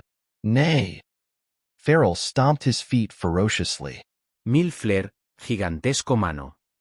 Robin sprouted a gigantic arm from the Prominence, before imbuing it with armament hockey. Same here. And we are helping as well. Ace stated with a grin as his whole body became hardened into steel, followed by the imbuement with armament haki hardening and emission. Marco sprouted his phoenix wings wide open. Jozu transformed his whole body into diamond and hardened it further with armament haki, not caring that he became mostly immobilized as the result. Jinbe readied his stance as he pulled his haki-imbued fist back. Whatever, I got to do something as well. Letting go of the steering wheel, Nami flipped out a bowstaff of her own, earning a look from Sob. Upon hearing their determinations, Rowan grinned as his heart began to beat rapidly for the final time. Be a bump, all right, let's do this.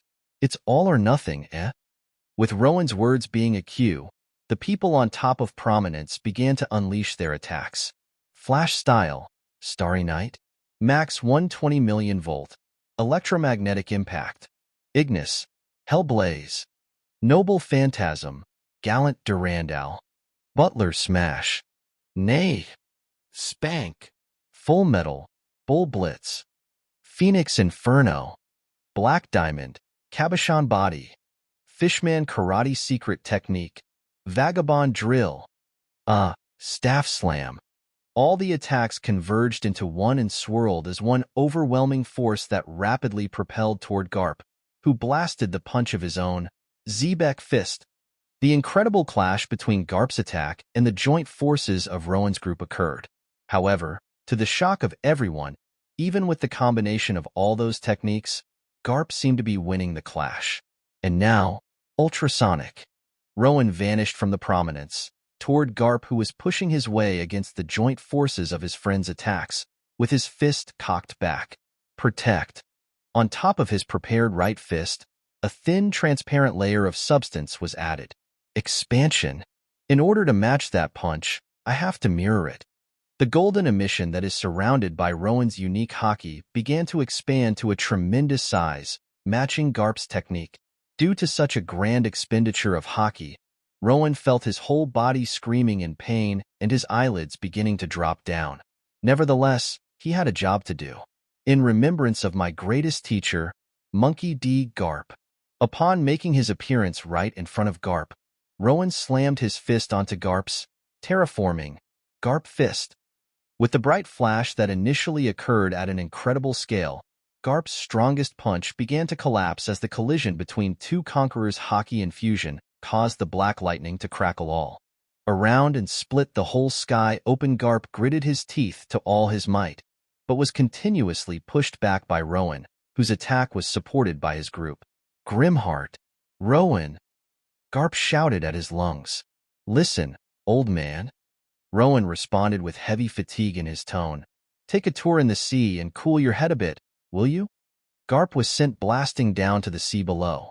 Garp's collision with the surface of the sea caused the incredible eruption of water that caught up some world government ships, pirate ships, and marine warships. Many ships were flipped, and the already chaotic sea has become even messier. Even worse, as Rowan's blast continued to drill into Garp consecutively even in the depth of the sea. The huge ripples in the sea generated high tides over and over, which continuously crashed down onto those ships. Watch your feet, everyone. Vista shouted as he, with his exquisite mastery of swordsmanship, slew the countless marine soldiers over and over. All devil fruit users, retreat into the cabin. One marine officer shouted in urgency, the seawater entering the ship will severely weaken them. Get them out of the crossfire. Left powerless and his right arm broken due to the recoil, Rowan's body began to drop from the sky, however, was instantly caught by Sob, who has already gone off of the Prominence and was waiting on the floating boat along with Job and Mob. Subsequently, Uraj. Sob stated as Baton suddenly appeared in front of her and exhausted Rowan with murderous eyes. Less Inga Zarashi. Uraj, whose size has become enlarged, rocketed his body from the platform of the marine ford and caught Baton off guard with a huge fist of his. Baton was sent crashing down to the marine ford, to which Uraj followed. A cockroach and nothing more. Job stated in annoyance as the floating boat flew toward Prominence upon Mob's will. Now, with no strength and consciousness left in his body, Rowan was laid down on the deck of Prominence. Holy dude, Marco said in shock. What was that just now? He copied Garp's technique. Jozu muttered in a cold sweat as he gazed at the rippling sea where Garp was sent crashing into. With due respect, Jinbe interrupted their sense of amazement with his gruff tone. It seems that our friends below require some help. Ace gazed at unconscious Rowan, who was now being treated by Dan, with a hint of disbelief in his eyes, before readying himself to jump below and engage himself against the enemies. After we get out from here, I will ensure to pay back to you guys somehow. I owe you my life. Thank you. With Ace hopping off as a cue, Marco, Jozu, and Jinbe followed suit after nodding in gratitude. They got one hell of a stamina, Dan muttered with vivid fatigue in his tone. Now, ignorant of all the chaos that was going on at the sea, Prominence peacefully sat up in the sky, with all members of the Grimheart pirates slouched or lying down in absolute exhaustion. However, Prominence still wasn't moving, and it won't take long before it begins to move again. Urij stated with his body, now incredibly huge, towering over Baton's forearm height, who was bruised and bleeding over many spots. Urij, was it? Baton growled in a low tone. Finally, Urij exclaimed with shaky voice, "You are looking at me." Less. Baton raised his hand up and sweated profusely from the prolonged use of his awakened fruit ability on Prominence. Endless dash. All of a sudden, before Baton could launch his technique to Urij, Urij blasted toward Baton and slammed his fist onto the latter's face, completely disfiguring it. Judgment. And Urij wasn't done. A kick in the leg, an elbow to the chest, continuous pummeled all over. And now, as Baton was sent crashing down onto the ground with the huge amount of blood splashed onto the ruins below him, Urij jumped onto the sky with his huge fist clenched. And, with a hazy vision, Baton muttered with his whole body having lost any strength to continue, "Angel, before you enact your so-called vengeful justice, face the karmic punishment that is directed to you beforehand." Urij shouted with ferocity as he began to descend toward Baton. "Inga Zarashi!" The clouds of dust covered the entire view as Urij's punch impacted upon Baton and the whole ground below him. What a pitiful ending. Karina stated from the deck as she watched Urij's victory over Baton. Back in G11, it was him who decided to be lazy and take time in fighting Rowan. And yet, he decides to blame us for the deaths of his underlings? After we miraculously made out alive with only 4 people in the crew, Carmen shook her head as she crossed her arms. In the end, he exerted too much stamina in keeping Prominence stalled and couldn't react against Urij. Seems like the intelligence that Baton once had is no more. Dan grinned as he inspected the state of Rowan, who was unconscious. Prominence is moving once again. Indeed, the huge frame of Prominence regained its motion. Dan felt that their safe escape was practically guaranteed. All they had to do now was to wait for the Whitebeard pirates. Gwahaha, it's our victory. Dan couldn't help but drop his jaw wide open upon hearing Cavendish's words. Fucking Cavendish. Before Dan could finish his words, Grimheart is down. Aim for the ship and seize Nico Robin. From the hazy mist beyond, even more number of world government ships revealed themselves. It seems that prior to their entry, they decided to divide into 2 units, main and backup. Main unit has been tangled into a chaotic mess with the Marines and pirates, but backup unit was still intact. Fucking Cavendish. Karina and Carmen muttered at the same time. The world government. Robin bit her lips and clenched her fists tight. Cavendish was busy rubbing Farrell's mane tenderly. Chapter 120. Urij silently closed his eyes while placing his left hand in front of his face. Although you've been my hateful foe, a prayer shall be given to you. As Baton, whose life now left him and only a brutally damaged body remained in its place, Urij spoke with sincerity. Let Nika guide you to true freedom. Let Umi guide you to true order. Within your next life, chosen by the wheel of reincarnation, live a life full of virtue instead of remorse and hatred. Meanwhile, on Prominence, well, it seems that there is no end to this war. Alfred stated in a calm manner as he assessed the number of world government ships, 9 ships in total. Pardon me, however, what shall we do? Karina, Carmen, and Dan slumped in exhaustion. Let's just fly higher above. Karina said, not everyone is a monster like Garp. They won't be able to run all the way up here through Jeppo. Just get out of their range. I'm too exhausted. Robin smiled weakly. Are we all going to be blasted into pieces here? Nami shrieked comically with a pale face. Don't say something scary like that, ah. All of a sudden, one cannonball bypassed Prominence's side, earning Nami's scream. Dan nodded in agreement with Karina. That sounds plausible. However, subsequently, Cavendish held his sword upward as he got on the back of Farrell. Leave it to us, you weaklings. Cavendish snorted as he lifted his chin up in pride. Gwahaha. It seems that you would need to hand over the title of number 2 to me, Karina. He abruptly stopped his words in the middle and expected a harsh response from Karina, but to his surprise, she did nothing but give him a mocking grin. Huh. I've learned my lessons, Cavendish. Karina said casually. No matter how hard you struggle, number 2 will always be me.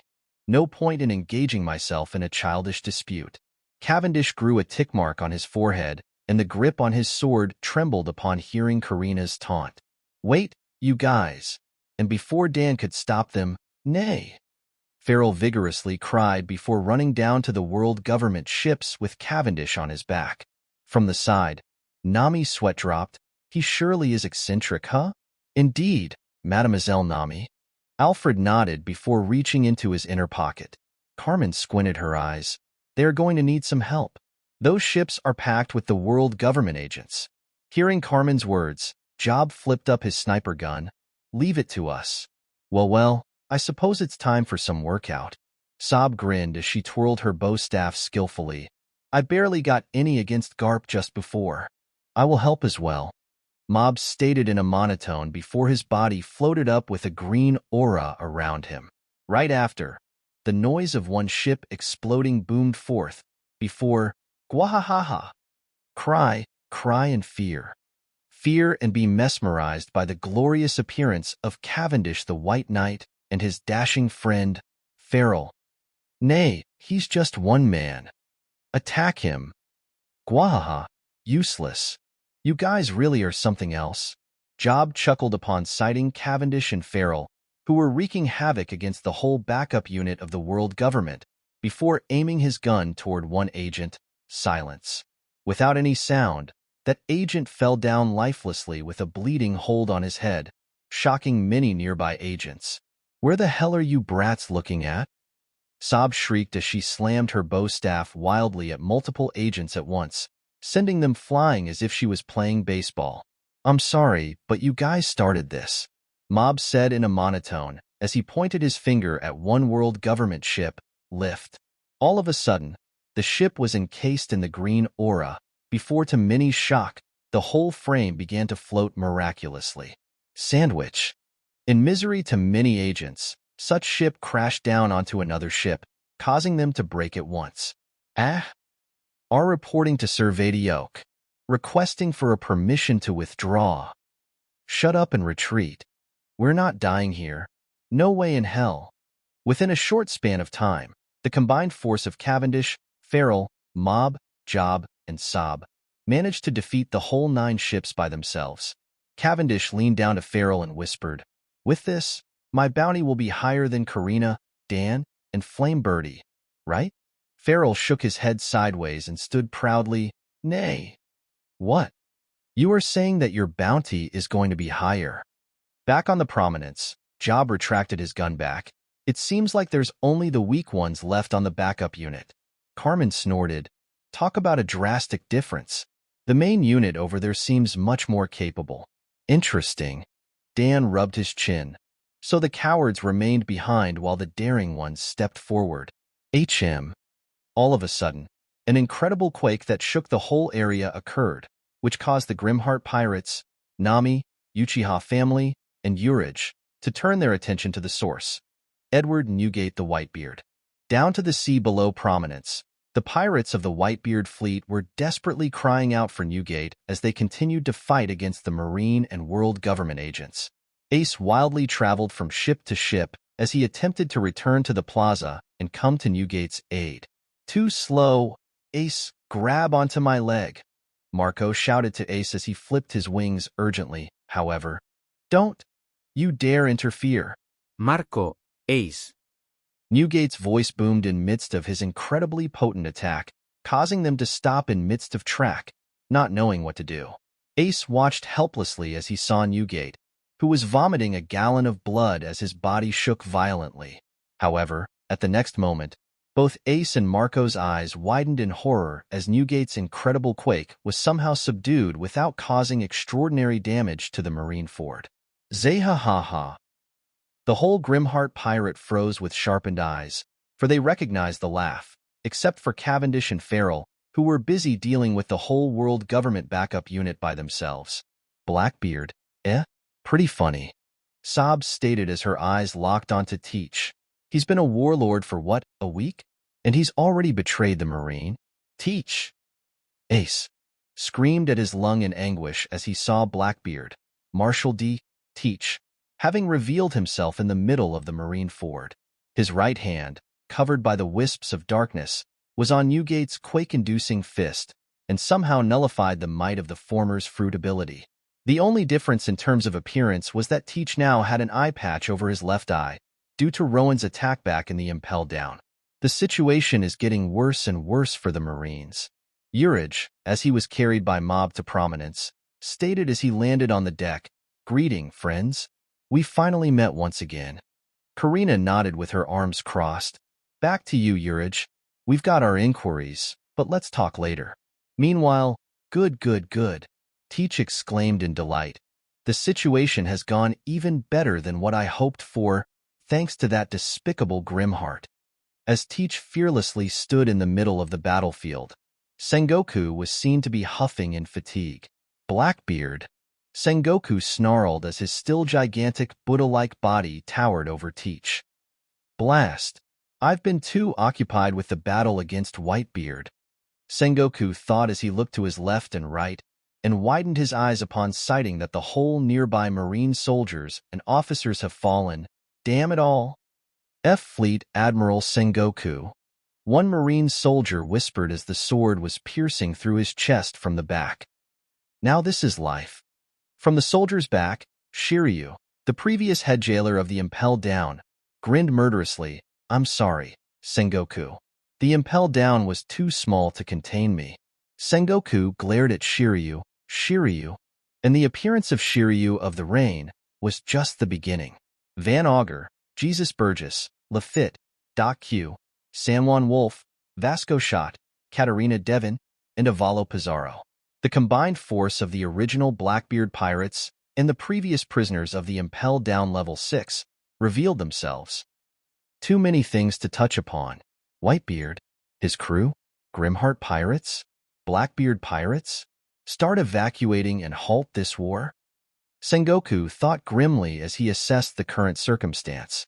The situation for the Marine was quite bleak. The joint force of the Grimheart pirates and Whitebeard fleet caused 3 admirals to be heavily injured and Garp to temporarily be sent out of commission, and now, the appearance of the Blackbeard pirates. Not good. Vice Admiral Tsuru muttered while observing the situation calmly. "Our force is dispersed. Garp is unavailable, 3 admirals are unconscious, and most of our forces are fighting against the Whitebeard fleet out there, with Grimheart pirates recovering in the sky." Now, the sudden appearance of the Blackbeard pirates, with some of them being from the level 6 of the Impel Down? Tsuru turned back and asked one female Marine soldier who was standing behind her, "What's the state of Kazan?" Sakazuki was turned into mincemeat, while Borsellino's face was completely broken beyond belief. Hell, one of the shards of his broken glasses stabbed into his right eye, permanently losing its sight. If anyone had a chance of returning to the battle, it was none other than Kazan. "Admiral Kazan has come back to consciousness," the Marine soldier answered while saluting. While his injury is nothing to be taken lightly, he said that just a minute is required to regain his bearing. Tsuru nodded before gazing at the other vice admirals, who ceased to chase after the Whitebeard pirates and immediately returned. "You boys and girls know what to do. Help Sengoku." The one on the lead, Momonga, nodded with a deep frown on his face. "You don't need to say. Let's go. Zihahaha, kill them all." With Teach's command, all members of the Blackbeard pirates, except for Lafitte who stood by Teach's side, all complied and ran toward the vice-admirals before starting the fights of their own. Blackbeard. Karina's eyes sharpened as he stared at Teach. He and his crew survived, huh? I think their number increased, Dan stated in a serious tone. Karina gazed at the cabin, where Rowan was sound asleep in exhaustion, before pursing her lips and turning back. Whitebeard is technically a living corpse by now. Job stated coolly. That Blackbeard must have been waiting for the perfect time. What a shrewd lad. Newgate, with sunken eyes, glared at Teach as he squeezed out the strength that remained within him after the arduous fight against Sengoku. Yo, Pops, how are you feeling right now? Teach grinned shrewdly as he opened his arms wide. If you don't feel like saying, let me tell you.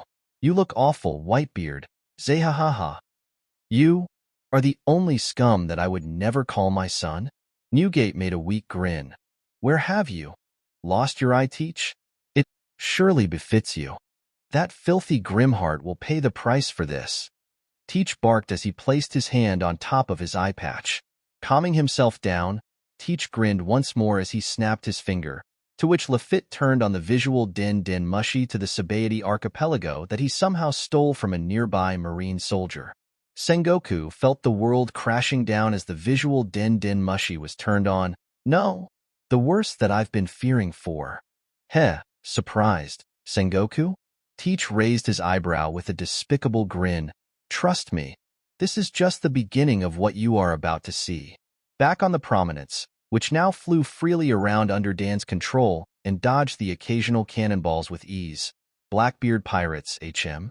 Alfred observed each member of the Blackbeard pirates who revealed themselves in the middle of the marine ford. Marshal D. Teach. Van Auger. Jesus Burgess. Lafitte. Doc Hugh. Shiryu. San Juan Wolf. Vasco Shot. Catarina Devon. Avalo Pizarro. All of them are quite infamous. At the sea, where three forces were tangled into a chaotic mess, clang, the Blackbeard pirates. One marine soldier gritted his teeth as he clashed his sword against the pirate member of the Whitebeard fleet. Who would have thought that they will daringly intervene the battle between the fleet Admiral Sengoku and Whitebeard? Although the name Blackbeard brings me to a painful rage, Vista bit his lips so hard that it bled. Let us use this chance to raise our chance of successful escape. After all, Pops told us not to interfere. From some distance away, on top of a flipped ship, Jozu shouted, Trust in Pops. Focus on driving those Marines and world government bitches away. Robin raised her eyebrow. So Blackbeard entered the level 6 and freed them. Even after Captain destroyed the whole level. Seems like they are more capable than I initially thought. However, if so, where is Douglas Bullet? I thought that he has a grudge against Captain. That big guy we saw back in the impel down, huh? Dan muttert in realization. Saab frowned upon hearing that. Bullet, you say? That huge war-loving brat? Karina chuckled. I think you got him right. Virum Teach. With his eyes shadowed and veins popping out of his forehead, Newgate's grip on his naginata tightened, and the subtle noise of vibration began to resound in the proximity. You broke the one and only ironclad rule on my ship. You killed your own crewmate. Teach, unfazed by Newgate's remark, grinned nonetheless. In Thatch's place, I shall take this scum's life and settle things myself. Ziha-ha-ha. Teach laughed boisterously as the darkness began to expand its area on the platform. Pops, old man, Whitebeard. I used to respect you from deep within my heart, but you've gotten old. Just look at the sorry state that you were in. Seeing that Newgate was lifting his naginata up for an attack, Teach held his right hand, covered in dark wisps, up with confidence. TSK, that's not going to work. Teach's eyes flashed in delight. Any powers become useless in front of me. Black Vortex, look at your complacency. Teach. Even after the tremor of Newgate's blow was suppressed by Teach's fruit ability, it was still incredibly potent. What made you think that you were able to defeat me? I'm Whitebeard. Teach screamed in pain as Newgate's hockey-imbued naginata slammed into his abdomen, causing him to vomit a gallon of blood as he was sent crashing down onto the ground. Subsequently, Newgate lifted Teach up by grabbing the ladder on his neck. Teach's face became wrinkled in extreme pain as he helplessly struggled. Lafitte, in a cold sweat, immediately tried to come to Teach's aid, but stopped on his track as Newgate's world-quaking conqueror's hockey blasted forth. Wait. Stop, let's think this through, Pops. You aren't going to do this to your son, are you? Teach pleaded to Newgate without any sense of dignity, to which Newgate didn't respond. Instead, Newgate slammed his naginata down onto the ground and clenched his free fist tight. The intense energy of tremor concentrated around Newgate's fist, and eventually, the whole world cracked and shattered into pieces, as Newgate smashed his quake-induced punch onto Teach's abdomen once more, causing the already bruised spot to burst in bloody mess. Captain. Lafitte's eyes widened, for such a situation wasn't expected. They thought that Newgate was out of any strength to fight. Arg. Teach rolled on the ground as his trembling hands covered his bloody midriff in pain, but eventually stood back up in a wobbly fashion. Father. I'm sorry, I admit my wrongdoing. I will repent, so please stop. However, to Teach's confusion, Newgate ceased to make any further movement. It seems that Whitebeard finally has lost consciousness, Lafitte stated as he wiped the sweat off of his face. I'm sure he'd fall over if you poke him. Teach and Lafitte jerked up in shock as they fearfully gazed at Newgate. It's not you, Teach shouted while taking a step back in nervousness. Why, you're still alive? Zaman. Roger is waiting for. Newgate didn't cease to stop talking as his eyes began to become hollow. At the very least, Teach. Pops. From far away, Ace was crying uncontrollably as he fell to his knees. Is definitely not you. As the Whitebeard fleet continued to fend off against the Marine and the world government, they gritted their teeth hard with the tears beginning to overflow from their eyes. Pops, it's all my fault. I should have listened to you. I shouldn't have chased after Teach. Ace screamed at his lungs. Why? Why must you die here? Why would you do this, just to save me? Newgate, although barely any life remaining within him, smiled weakly, just like, there are those who carry on. Rogers will. Although Newgate's voice was losing its strength, he continued to stand adamantly, someone will appear, carrying the history of all those decades on his back. Pops, Marco whispered with the tears uncontrollably flowing from his eyes, and challenged this whole world to a fight. Newgate's hollow eyes shifted to Sengoku, who was glaring at Newgate with bloodshot eyes. Sengoku, you guys in the world government all fear that immense battle engulfing the whole world that will eventually come. Don't you say any further, Newgate, Sengoku said with utmost urgency within his tone. As soon as someone finds that great treasure, the entire world will be turned upside down, and someone will find it. Pieziti, the whole sky thundered with Newgate's immense conqueror's hockey. That day will definitely come, sooner or later. Turning his head slowly to his crew members, Newgate grinned weakly. Gurara, One Piece. From within the cabin, Rowan's eyes opened and shifted to a particular direction. Whitebeard. Sengoku growled while sweating profusely. Does exist. Chapter 121. Ziha, ha ha ha ha ha. Teach laughed boisterously with joy as he gazed at Whitebeard's deceased body. Oh, for how long have I waited for this moment? Sengoku's eyes narrowed. Do know that I won't let things go your way, Blackbeard. Teach frowned upon realizing Sengoku's presence. Teach, how troublesome. Wolf. Wah. What is it, Captain? From a distance away, a gigantic member of the Blackbeard pirates, Sanwan Wolf, cried in surprise, abruptly turning his body while doing so. Due to the sudden movement of his huge body, one vice admiral was knocked back. Oops, sorry. I'm about to do it now. Carry me and run. Teach yelled as he swiftly approached Newgate, and Lafitte followed with a huge black cloak in his hands. Cloak? Sengoku muttered in confusion. Just what are you up to, Blackbeard? Teach simply grinned as Lafitte covered him and Newgate's corpse with the cloak, before tying them up together and carrying them onto Wolf. Ho-ho, run as fast as you can, Wolf. Captain depends on you. Lafitte smiled as he took a seat next to the baggage of cloak that Teach and Newgate were within, on top of Wolf's head. Simultaneously, Sengoku blasted an impact wave with his palm, causing the enclosed cloak carrying Teach and Newgate, Lafitte, and Wolf to be blasted back helplessly. Ah, do your job properly, you guys. Within the enclosed cloak, Teach's shriek was heard. Ow! Wolf frowned in pain and gazed at his bruised left arm, but began to run with his large legs. We almost died there, didn't we? Lafitte stated as he gazed at Sengoku, who knelt down on one knee from exhaustion from facing Newgate beforehand. At the same time, the rest of the Blackbeard pirates ceased to fight the vice-admirals and began to retreat along with Teach, Lafitte, and Wolf. Momonga's eyes narrowed.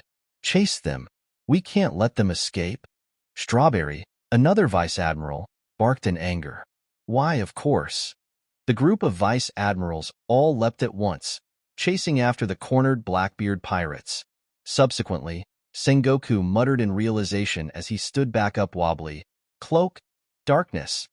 The Logia-type fruits tend to have a specific terrain that they are able to exert the full strength in. For sand fruit, a desert. For magma fruit, a volcano. If so, how about dark fruit? Total darkness, where no light enters.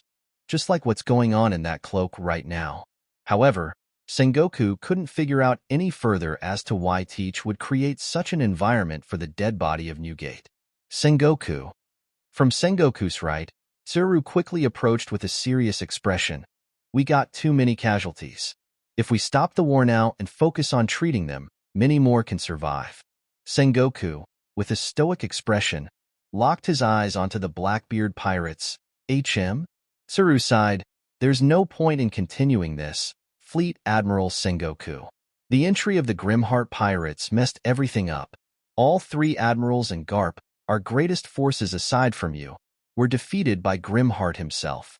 All the world government agents, whose mission, from what I heard, is to seize Nico Robin, were wiped out by his crew. From Grimheart's appearance, this war wasn't about Whitebeard. It was about Grimheart, Sengoku. Do you truly believe that preventing their escape is still possible when he is still standing? Sengoku massaged his temple for a brief moment before voicing up. Begin withdrawing the soldiers and have the severely wounded ones be given appropriate medical attention. Tsuru nodded with a relieved smile. Leave it to me. Kuzan. Right after, Sengoku called Kuzan, who revealed himself from the side. Protect the fallen ones, will you? Leave the Blackbeard pirates to the vice-admirals. Got it, Sengoku-san. Kuzan nodded before propelling himself toward the sea, where many marine warships and the world government ships were being burned by the prominents, and many pirate ships were sailing through the gaps in the outward direction. Meanwhile, we found Vice Admiral Garp. Hurry up and retrieve him. Low body temperature, shattered arm, and lungs filled with water. He requires immediate medical attention. Bring him to the backline safely. Don't let him die. You got that? Garp began to cough out a large volume of water, and his body began to warm up. He surely possessed a vigorous life force. Vice Admiral Garp, we're so glad that you are safe. While Garp has successfully been rescued, Ace, Marco, with sorrow in his tone, spoke up while ruffling Ace's hair. You guys get ready to escape from here. Jozu retorted in vivid anger. But Marco, what about Pop's body? Leave it to me. Ace stood up wobbly before turning his hateful eyes to the Blackbeard pirates. I'm going with you, Marco. I'm not taking no as an answer. Marco and Ace glared at one another for a few seconds, before Marco gave in with a sigh. The rest of you, you heard that? Get ready. Vista, after wiping the tears from his eyes, nodded in a resolute expression. Of course. One Piece does exist, huh? Newgate's impactful words were played over and over within Rowan's mind. Whitebeard, for a split second, you made my heart beat from the excitement of finding and the seizing the One Piece for myself. But only for a split second. Rest in peace. Rowan had no interest in something as vague as that. Who knows, perhaps Roger hid it somewhere else out of greed and told a lie to everyone. What was the basis of Rowan's thought for this? Because the name of the so-called final island is freaking Laughdale. Nevertheless, Rowan got rid of such a trivial thought within himself. Even without Whitebeard, their fleet is a very valuable ally to keep. Also, Ace is a familiar friend of mine and heavily related to the canon. Not that I care. Rowan opened and closed his left hand repeatedly, barely any hockey left, along with only one arm available for use. Feels as if my strength has been sapped out of my body. Oh well, as long as Akainu, Kizaru, and Garp are out. As for Kuzan, compared to magma and light, ice felt underwhelming to Rowan. He couldn't feel much threat. After all, magma was dense and heavy, light was fast and unpredictable. But ice? To Rowan, it was simply weak. Even if Kazan lowered the temperature, he could easily counter it by the application of his bounce. Creak now, the cabin door to the Prominence opened and Rowan, who had an arm sling and bandage wrapped around his broken right arm, took steps out to the deck, where his crew, Uchiha family, Nami, and Urage were seen to be resting. The backup unit of the world government has already been dealt with. Rowan, Karina, and Nami shouted in delight. Well, it seems like our decks surely have gotten lively, eh? Rowan grinned as he looked around. Captain, with due respect, from the side, Dan spoke up in concern. You should still be lying down. Even with your healing factor, the damage you sustained this time isn't something that can be alleviated within an hour. I'll do that later, Dan. Rowan took more steps forward and stood right before the figurehead, taking a look at the current Marine Ford. Marco, Ace, Aojiki, some other Marine officers, vice admirals in terms of rank, and the Blackbeard pirates. Rowan muttered as he gazed at the particular scene keenly. Just what value does the deceased Whitebeard's body hold to you, Blackbeard? Although he couldn't perceive through the black cloak, he got a sense that what Blackbeard was about to do now was dangerous. Captain, from Rowan's left, Alfred asked seriously, what shall our next course of action be? Turning his attention away from the scene, Rowan grinned. We still haven't tried out all the newly implemented functions of Prominence yet, have we? Alfred's eyes flashed dangerously. Understood. Nami, Urage, and the Uchiha family watched in confusion as Alfred moved to a different section of Prominence where one large button lied, while Cavendish took a hold of the steering wheel, positioning Prominence above one flipped Marine warship. Carmen smirked as she explained to the confused visitors, we call this move the Scorching Sun. Upon Alfred pressing the button, from the gaps between each jet dial that was attached below the Prominence, around 200 heat dials revealed themselves. Every time Dan or I use our abilities to charge up the Prominence, we also charge up these heat dials that are capable of, well, you shall see. At the next moment, the immense amount of heat was released toward the flipped warship below. The air in which such heat traveled through shook wildly, and as such heat collided with the warship, the whole ship was instantly set on fire, and the whole nearby body of water boiled and evaporated. This is probably the scariest ship I've ever come across, Saab muttered. A ship capable of flying and now is able to unleash an attack as potent as this. Well, the problem of this, though, is that Prominence is no longer as good when it comes to sailing through the sea. After all, there's just too much stuff that we added on her. Too heavy to float? Karina would no way in hell admit that it's primarily due to storing an incredible amount of wealth.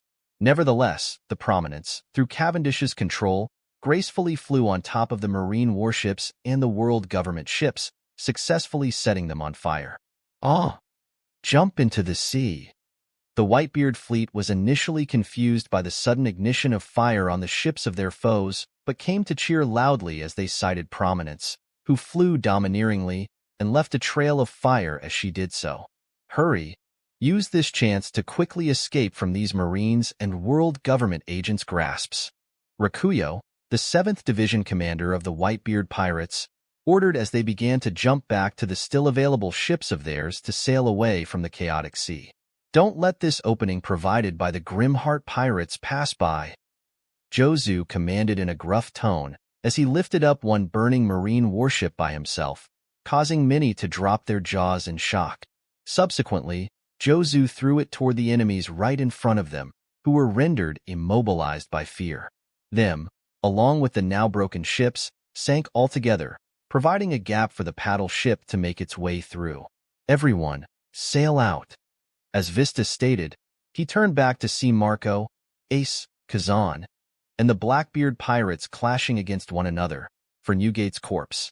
Clang Shiryu and Vice Admiral Momonga clashed their swords against one another daringly. Those Rokushiki techniques are really annoying. You know that, Momonga? Shiryu grunted as he parried Momonga's slash and attempted to push the latter back, only to see that Momonga utilized Jeppo to propel toward him once again. Shiryu. Momonga's eyes briefly gazed at Lafitte, whose hand was still holding an active visual din mushi. How unsightly. Wee-ha-ha-ha. Why are you guys so mad at us? Burgess laughed boisterously as his hockey-imbued fist clashed against Vice Admiral Strawberry's sword. As the Blackbeard pirates, except for Lafitte and Wolf, were occupied by the marine officers, Phoenix Talons, Marco came in, attempting to slam his talons into Lafitte's side, who nimbly dodged it by hopping upward. However, Lafitte's eyes were widened in surprise at the next moment. Oh boy. Full metal, mass impact. Ace came in from the side and crushed his steel-clad fist onto Lafitte's face, causing the latter to lose his grip on his cane and visual din mushi and crash into the sea. Oh no, Lafitte is in danger now? Doc Q, who clashed Vice Admiral Stainless' sword with his scythe, muttered weakly. Bang Van Auger, who shot a bullet while stepping back to dodge a slash from Vice Admiral Doberman, who quickly swung his sword back up to parry the bullet, shouted in urgency, "What about Captain then?" "Your captain?" At this moment, the Blackbeard pirates knew that something was wrong. Van Auger turned back and was met with Ace, the 2nd Division commander of the Whitebeard pirates, holding the neck of Teach with one hand. "Kurg, I was so close." No, I was a second away from attaining it. Damn you, Ace." Teach screamed at his lung as his plan has failed.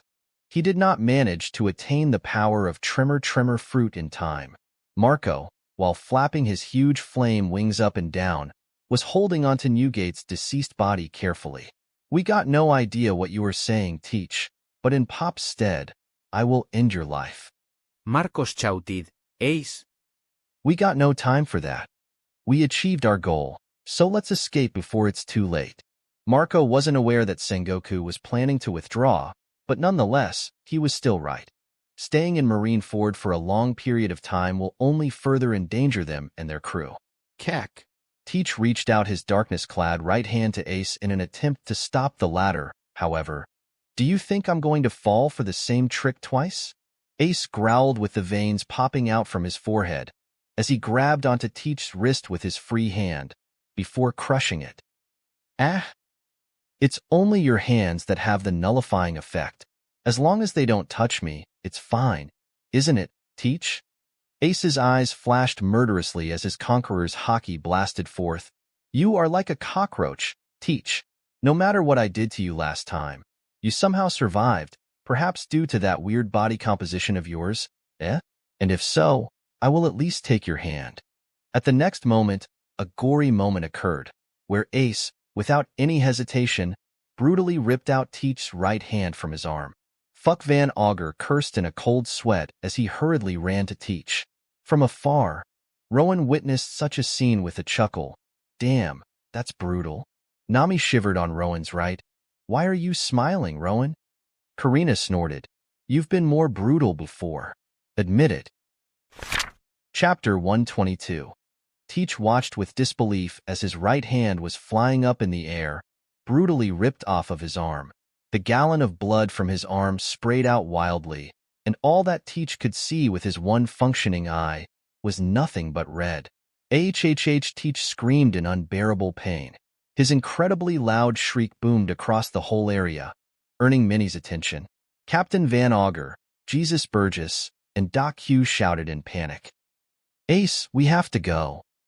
Marco shouted urgently as he saw that Kazan joined the battlefield once again. If only I wasn't out of time, Ace snarled. I would have had a pleasure in taking my time to kill you. But alas, lucky for you that isn't the possibility. With his right hand still clenching onto Teach's neck, Ace, with all might, threw Teach into the sea below. Splash Teach was helplessly thrown into the sea, and the particular region that he was within became painted with bloody red. Seeing Teach's trouble, Van Auger, without any hesitation, jumped off of Wolf's head to the sea in an attempt to save Teach. However, Bluebird, Marco, who formed a dense swirl of phoenix feathers in front of his index and middle finger, blasted it to Van Auger, who was airborne, causing Van Auger to take the full blunt of the attack and crash back to the frozen bay of the marine fort.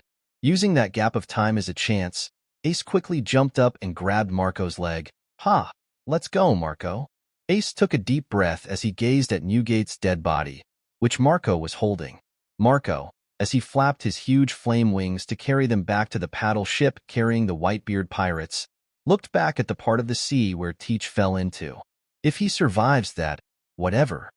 Marco thought before turning back, focus on escaping for now. But he did have his sense tingling with regard to Teach, that they will fight again in the future. Not good. Shiryu, in a cold sweat, thought as he parried Momonga's sword once more as he checked what happened at the back. So what now? Toputo Putapu. I love this crew already. Vasco Shot laughed boisterously as he gazed at the sea where Teach fell. Does this mean that I'm the captain now? Toputopu, while looking around in delight, Vasco Shot came to freeze as he saw Rowan, who was leaning on the rail of the prominence and gazing at him impassively.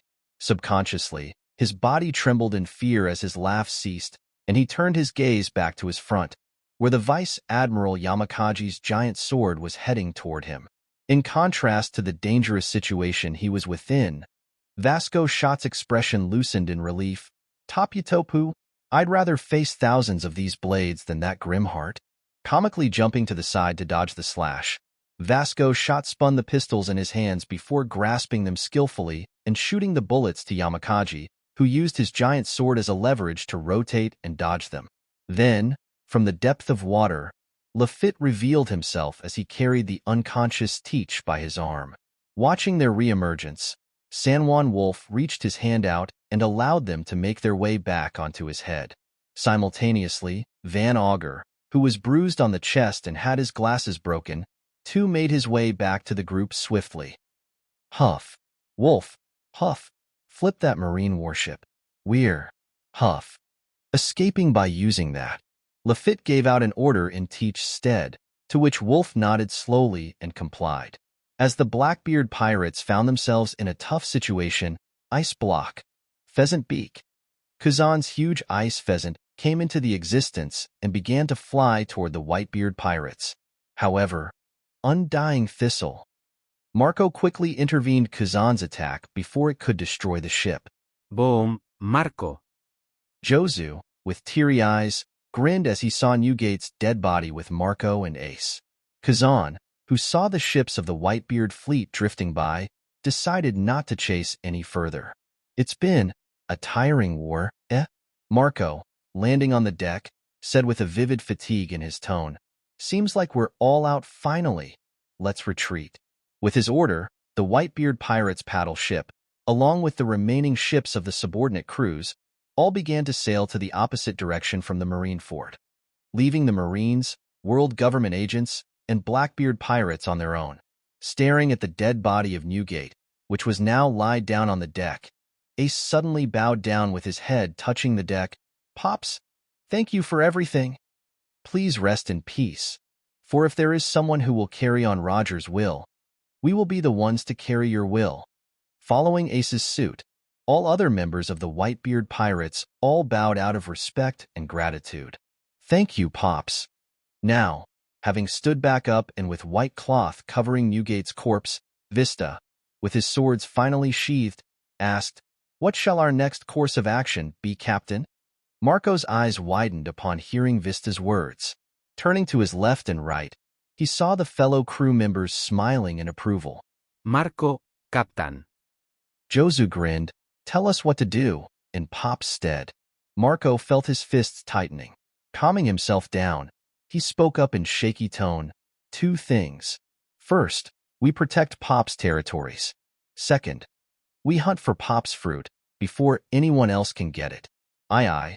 Captain. The crew members scattered into their respective positions, leaving no one but Marco and Ace. As Marco, with trembling hands, was holding onto the captain's hat that Newgate once wore, Ace asked to Marco, Marco, is this war our victory?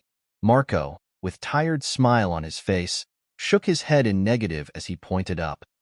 No, it's theirs. Following Marco's finger, Ace was met with the domineering body of Prominence, which flew above the Whitebeard fleet with ferocity. After all, Marco chuckled. Not only did they successfully showcase the world of their strength, but won us a huge, huge favor. Something that we won't be able to pay back by a small help. As Prominence passed by them, Ace saw Rowan, who was gazing at him with a grin as he leaned on the rail. Rowan? Ace felt a smile forming on his face. Thank you, Grimheart Pirates. Thank you. We owe you our lives. Call us when you need our help. On one side of the paddle ship, Jinbe was seen to be standing as he bowed toward the Prominence in gratitude. I thank you, wish my utmost sincerity, Rowan-san, and you Grimheart Pirates. Rowan, hearing the words of thanks, laughed lightly. Boha, anytime, you folks. Jinbe, momentarily closing his eyes, whispered, and when you come to Fishman Island, I will have a confession to make. Call it a cowardice, but Jinbe didn't want to ruin the atmosphere by bringing up the matter of Arlong. Now, on the deck of the Prominence, Karina asked, are we really just going to part here? Rowan nodded as he stared up at the sky. Staying clustered together would easily reveal our location to the world government. While I don't mind them coming after us, I want to relax for a little. Creak. Subsequently, the door leading into the inner section of Prominence opened, revealing Carmen, who was holding a basket full of bread.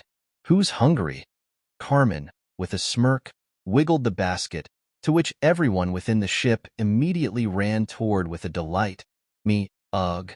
Garp, lying powerlessly on top of a white bed, opened his eyes and frowned in pain. You've finally woken up? Upon hearing a very familiar voice, Garp muttered with hazy vision, Sengoku? Yes, it's me. Relax, don't try to lift your body up. Sengoku stated calmly as he pushed Garp's body down. What happened? Garp, as his consciousness began to fully return, asked with widened eyes. I punched, and then, Sengoku sighed, before handing the newspaper on his right to Garp. That damn Morgan. It seems that prior to the war, he planted the reporters all around discreetly. Before it was too late, we managed to negotiate few information to be concealed, however. As for the rest, I suppose that you should read it for yourself. Listening to Sengoku, Garp grabbed the newspaper and began to read. Nice title. Garp bickered as he continued to read. I see. You hid the specific details that me, Sakazuki, Borsellino, and Kazan all lost by his hands. Garp said in realization as he continued reading. Garp turned to Sengoku, who was reading along. Sengoku nodded. It's true. How? Sengoku grinned. You think I was standing still? Even though I wasn't at the best condition due to fighting Whitebeard, I still had a strength to spare. Additionally, the Blackbeard pirates were surrounded by us. They had to make a sacrifice, and Doc Q, by wrapping around his whole body with the bombs, sacrificed his life to blast the whole sea and provide an opening for the rest of the Blackbeard pirates to escape. Nodding in understanding, Garp turned back to the paper. Huh. Garp felt like getting a headache. Let's see. Sabaody Archipelago. Haha. Ace chuckled as he gazed at the updated bounty posters. My bounty is 840 million, eh? Iron Fist, Portuguese Ace. Wanted dead or alive. Bounty, 840,000,000 beli. And it seems that the bounties of the rest of the Whitebeard fleet didn't really receive any change. However, holy shit, dude. Ace exclaimed in shock as he gazed the other set of bounties, before falling asleep abruptly. Ace.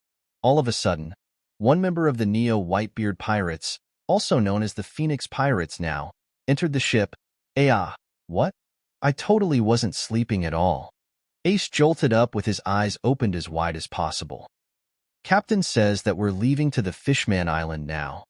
Fishman Island, Grimheart, a ferocious-looking man with muscular physique, Douglas Bullet, muttered with a grin.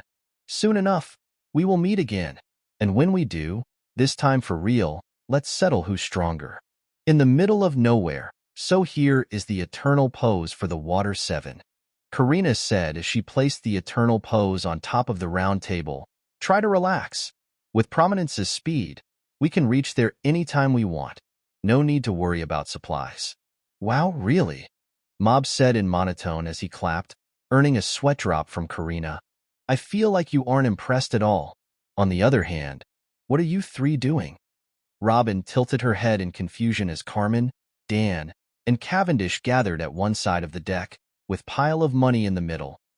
Betting that my bounty will be higher than these two. All three of them said simultaneously, causing Robin to chuckle in amusement. From the crow's nest, Job leisurely shot down a flying bird with ease, before yelling below to Carmen, Oi, Carmen, cook me something. Carmen grabbed the dead bird and threw it toward Job and lashed out comically, Can't you see that I'm busy? And within Prominence, in the training room, Sob was seen to be teaching Nami how to use the bow staff. Bring your hip out. Just like that. Now, twerk. L like this? I give B+. Try it again. Nami squinted her eyes towards Sob in suspicion, but nonetheless, continued. In the craft room, please stay like that for a little longer. Done. Alfred backed off of Farrell, who was now covered by a steel armor. Do you like it, Monsieur Farrell? Nay. Farrell lifted his chin up in pride and huffed. Like? Forget it. He loved it. And finally, on the wolf figurehead, Rowan and Urich were seen to be sitting solemnly. So your crew, by Baton, huh? Rowan momentarily closed his eyes with stoic expression. My condolences. Urich nodded as he gazed down as the white clouds. Thank you. I'm sure that they appreciate your kind words. Two of them stood silently for a little, before Urich spoke up. Rowan, will let me join your crew? Chapter 123. Mariehua, Pangea Castle. How bizarre. At one moment, everything seemed to be going in an orderly manner. One of the 5 elders whispered, and yet, at the next moment, nothing but an abrupt chaos. Another carried on. It seems that we've severely underestimated Grimheart's capability. Whitebeard's death has created a large hole in the balance of the power. Loss of one of the Yonkos, along with Blackbeard's betrayal, which created a small hole. Grimheart can't be an option. The leash in which we put on the other ambitious emperors, Kaido and Charlotte Linlin, the lack of methodology to read and interpret the road poneglyphs, doesn't exist on Grimheart, Uchiha B. Rowan. If only Nico Robin has successfully been captured here, such an option may have been plausible. However, here we are. Capability to contend against the top powers of the world, along with the capability to unveil the hidden events of the Void Century. What would happen if we let him roam freely? The elder with glasses gritted his teeth upon realizing the urgency of the situation. Perhaps the world will witness the rise to the true king of the pirates. And if so, the order that has been built up until now, all will be ruined. However, the Marineford War proved that our force at hand isn't enough to control the Grimheart. Since that is the case, we are left with one option. Direct the Emperor's anger toward the Grimheart and slowly, but surely, bring him to his destruction. Then who shall take the place of the 4th Emperor? Marco the Phoenix? Joel D. Ace, who bears the filthy blood of Roger. You seem to have forgotten someone, the tallest elder stated. Marshal D. Teach, the Blackbeard. Another elder frowned, the one who ended up losing a hand and an eye. Through this war, he only proved how underwhelming he is. The 3rd elder sighed. Who shall it be then? One of the newly rising rookies, termed as the Supernovas. As if, the tallest elder shook his head in disappointment, before grinning knowingly. Douglas Bullet. All other elders froze in realization, but disagreed nonetheless. His physical prowess perhaps has approached the level of an emperor. However, he lacks everything else, from territory to his own force. It seems that in this regard, there is nothing that can be done yet. Fortunately, the Marine too are severely weakened. The balance will be maintained for a little longer. The elder with big white mustache said, "Let us not drag onto this topic for a long period of time. Apart from Grimheart and the seat of the fourth emperor, I believe that we have one more topic to discuss of. Ah yes, the matter of Monkey D. Luffy." The elder with glasses nodded. The CP0 managed to track them down. They still are in Spriggans. The agents are waiting for their arrival at the next island, Genran. We've sent the massed elites within the CP0. There is no way that the plan will fail. Without any sound, Monkey D. Luffy will be brought here. And as for the rest of his crew, they shall be disposed of. Bonero Island, Captain, are you feeling better? Within a dark tent where one individual, Teach, was seen to be lying, Lafitte entered. Zeaha, we made out alive at least, didn't we? While lying down, Teach slowly grinned as he lifted his body up with his lone eye shadowed by the darkness.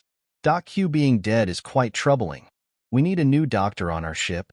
Teach lifted up his right arm, which now had a sharp hook instead of a hand.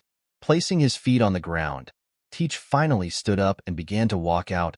Keep an eye out for all the information. Once the Tremor fruit is found, we're moving into the action immediately, Teach stated with his grin now replaced by a frown. As he exited the tent, he was met with a bright sun that shined down. How bright, Zeaha. I never liked the sun. It's too bright and clustered, instead of being dispersed freely and existing everywhere. One day, I will become the Pirate King and see it falling down the drain. A chaotic world. Just imagine how wonderful it would be. Teach scowled, and the first step of achieving my dream is to revenge. Within the tent that it no longer was occupied, 2 bounty posters were seen to be stabbed with knives. Rowan and Ace. Heh, welcome to the crew, Urage. Rowan tapped Urage's broad back in a friendly demeanor. Thank you, Captain. Hence, Urage has joined the crew as the 9th member of the Grimheart Pirates. And this time, Urage thought as he gazed at Rowan with sincerity, I won't let any of my friends die. With my utmost loyalty, I will protect you as my captain. Hey, you guys. Suddenly, from a fair distance away, Karina cried out while holding the sheet of papers, News is up. Come get the information. Having heard Karina's words, all the Grimheart pirates, along with Nami and Uchiha family, all gathered at the table on the deck. Listen, they wrote down the garbage summary of what happened in the Marineford War. But that's not the point. Look at our bounties. Karina pointed at the one particular section of the page. I think they've gone mad. Kat burglar Nami. Wanted dead or alive. Bounty, 35,000,000 beli. Nami exclaimed in surprise. My bounty went up? Rowan's expression turned stoic upon seeing Nami's bounty, HM. The consequence that Nami's raised bounty will bring. I'm not so sure. Is it really something to worry about? Guess I will have to think about it when we get to Sabaody Archipelago. Fuck Job shouted in anger before grabbing the hem of Sob's shirt. It's because of you, you freaking granny. Bonk, let go of me, you idiotic grandson of mine. Psycho Uchiha mob. Wanted dead or alive. Bounty, 130,000,000 beli. My bounty is higher than Job's. Sob snorted. Because your fruit is better than his. Oi. Job retorted. My fruit is actually useful in many ways. Me'elmonk, uau. Wanted dead or alive. Bounty, 112,000,000 beli. Urage grinned. I suppose that's the raise I get for killing Baton. Brutal death, Uchiha Sob. What the fuck would happen to Sally? Sob cried in disbelief.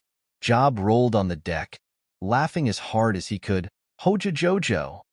Serves you right, Granny. Oh damn. Dan muttered in surprise. That's impressive. Sob smirked. Well, that's the same as my bounty 20 years ago. Didn't get any increase, but good enough, I suppose. Flying feral. Wanted alive.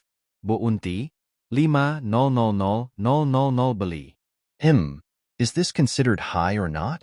Karina placed her hand on her chin.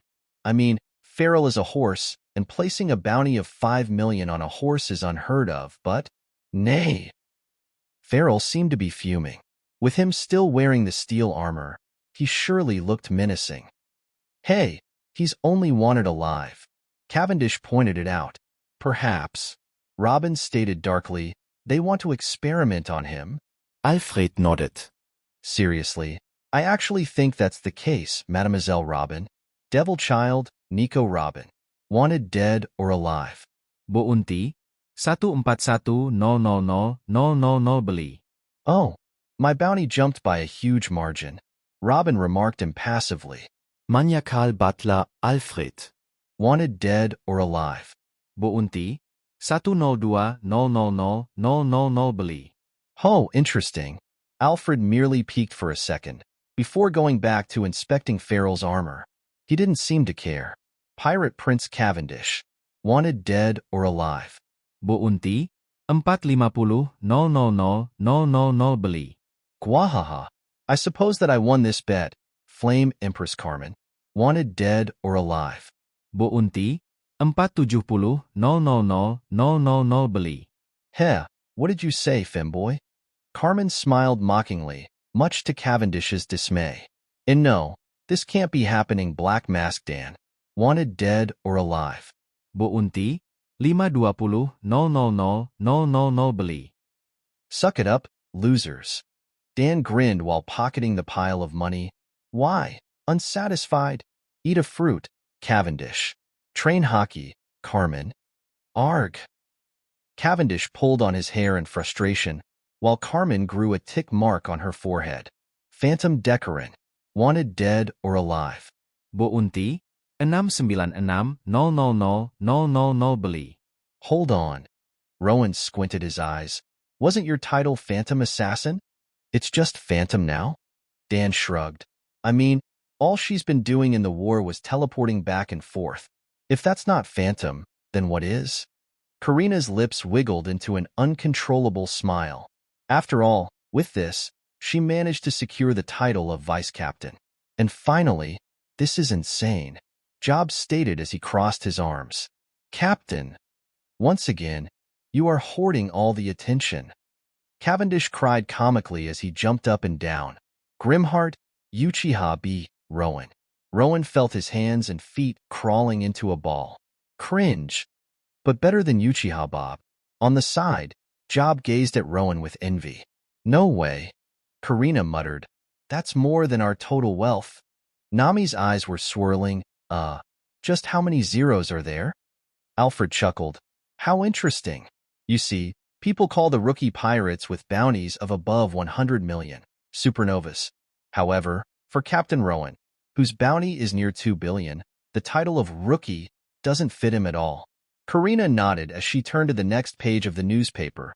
So this is how the people decided to call him, the Emperor of the Paradise. Rowan tilted his head. Me?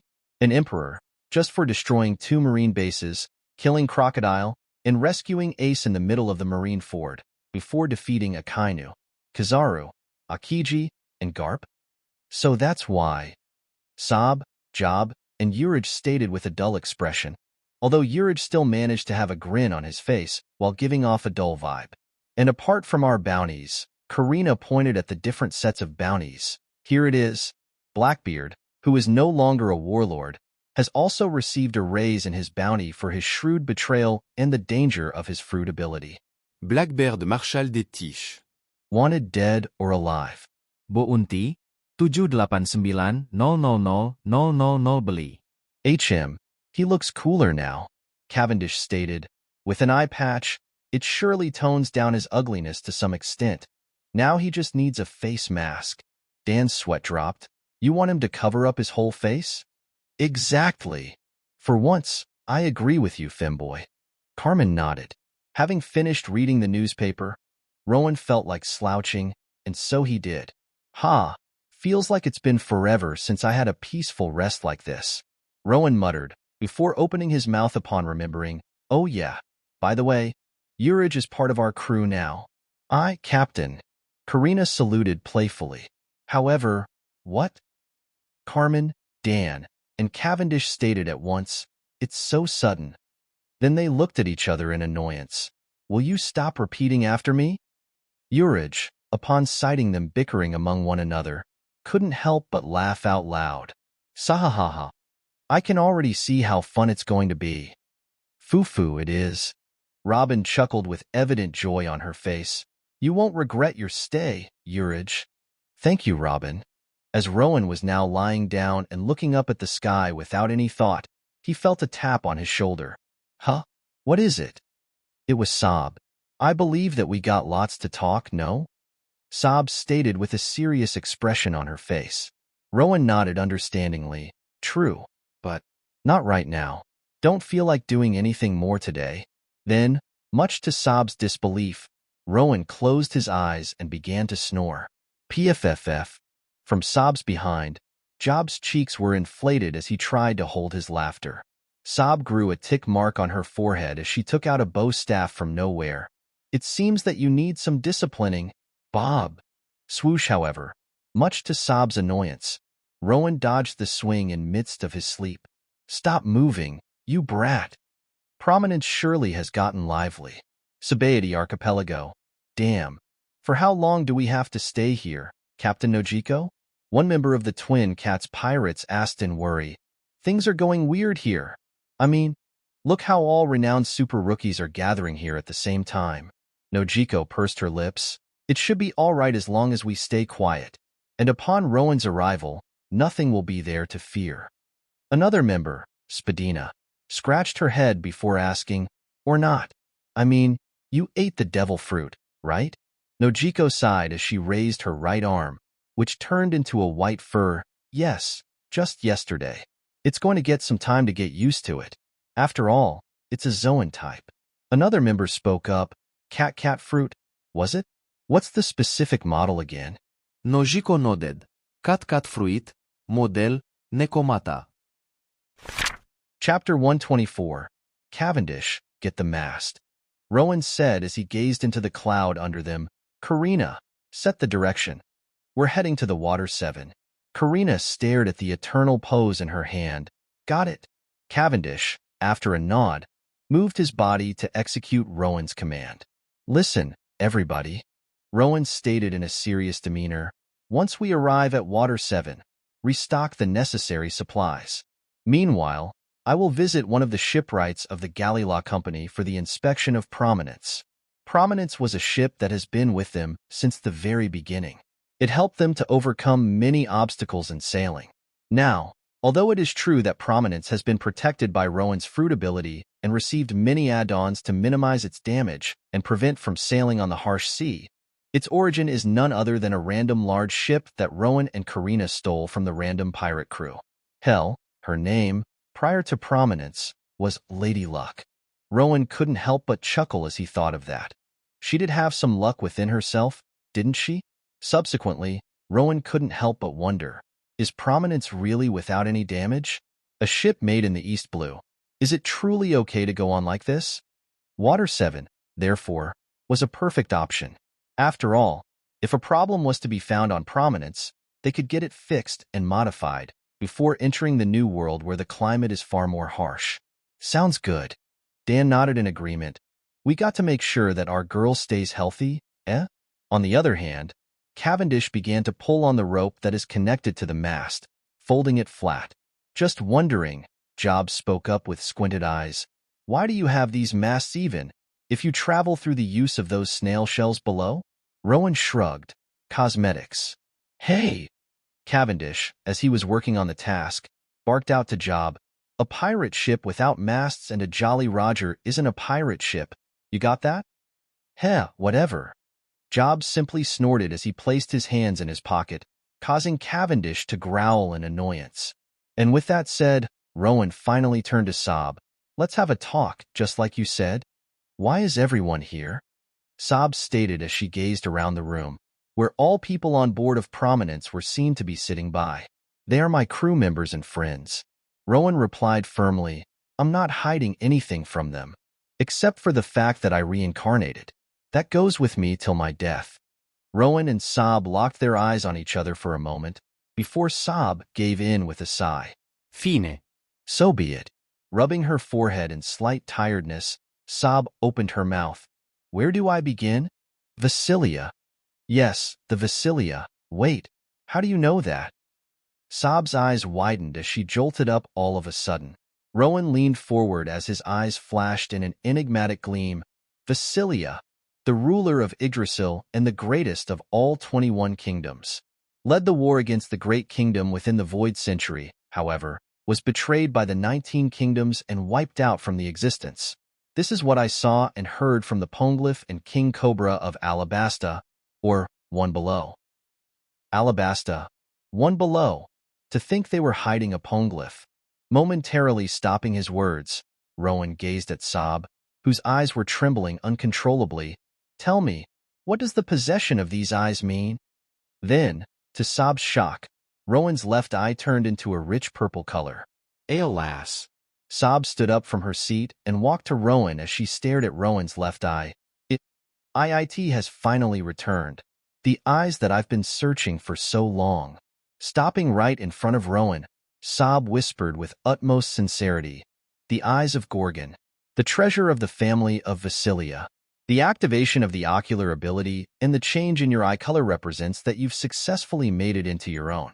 The eyes that only the heir to the throne inherits. To us, those eyes of yours is the crown. The proof that you are the true king of Yggdrasil. Raising her hand up to wipe her sweat, Sob continued. The power of those eyes is none other than. Rowan carried on as his right hand began to be encased by a matter that's crackling in black-colored electricity. The incredibly dense manifestation of Conquer's Hockey. A whole another level from the infusion, where only the wielder of this eye can use. Sob nodded in agreement to Rowan's words as she gulped.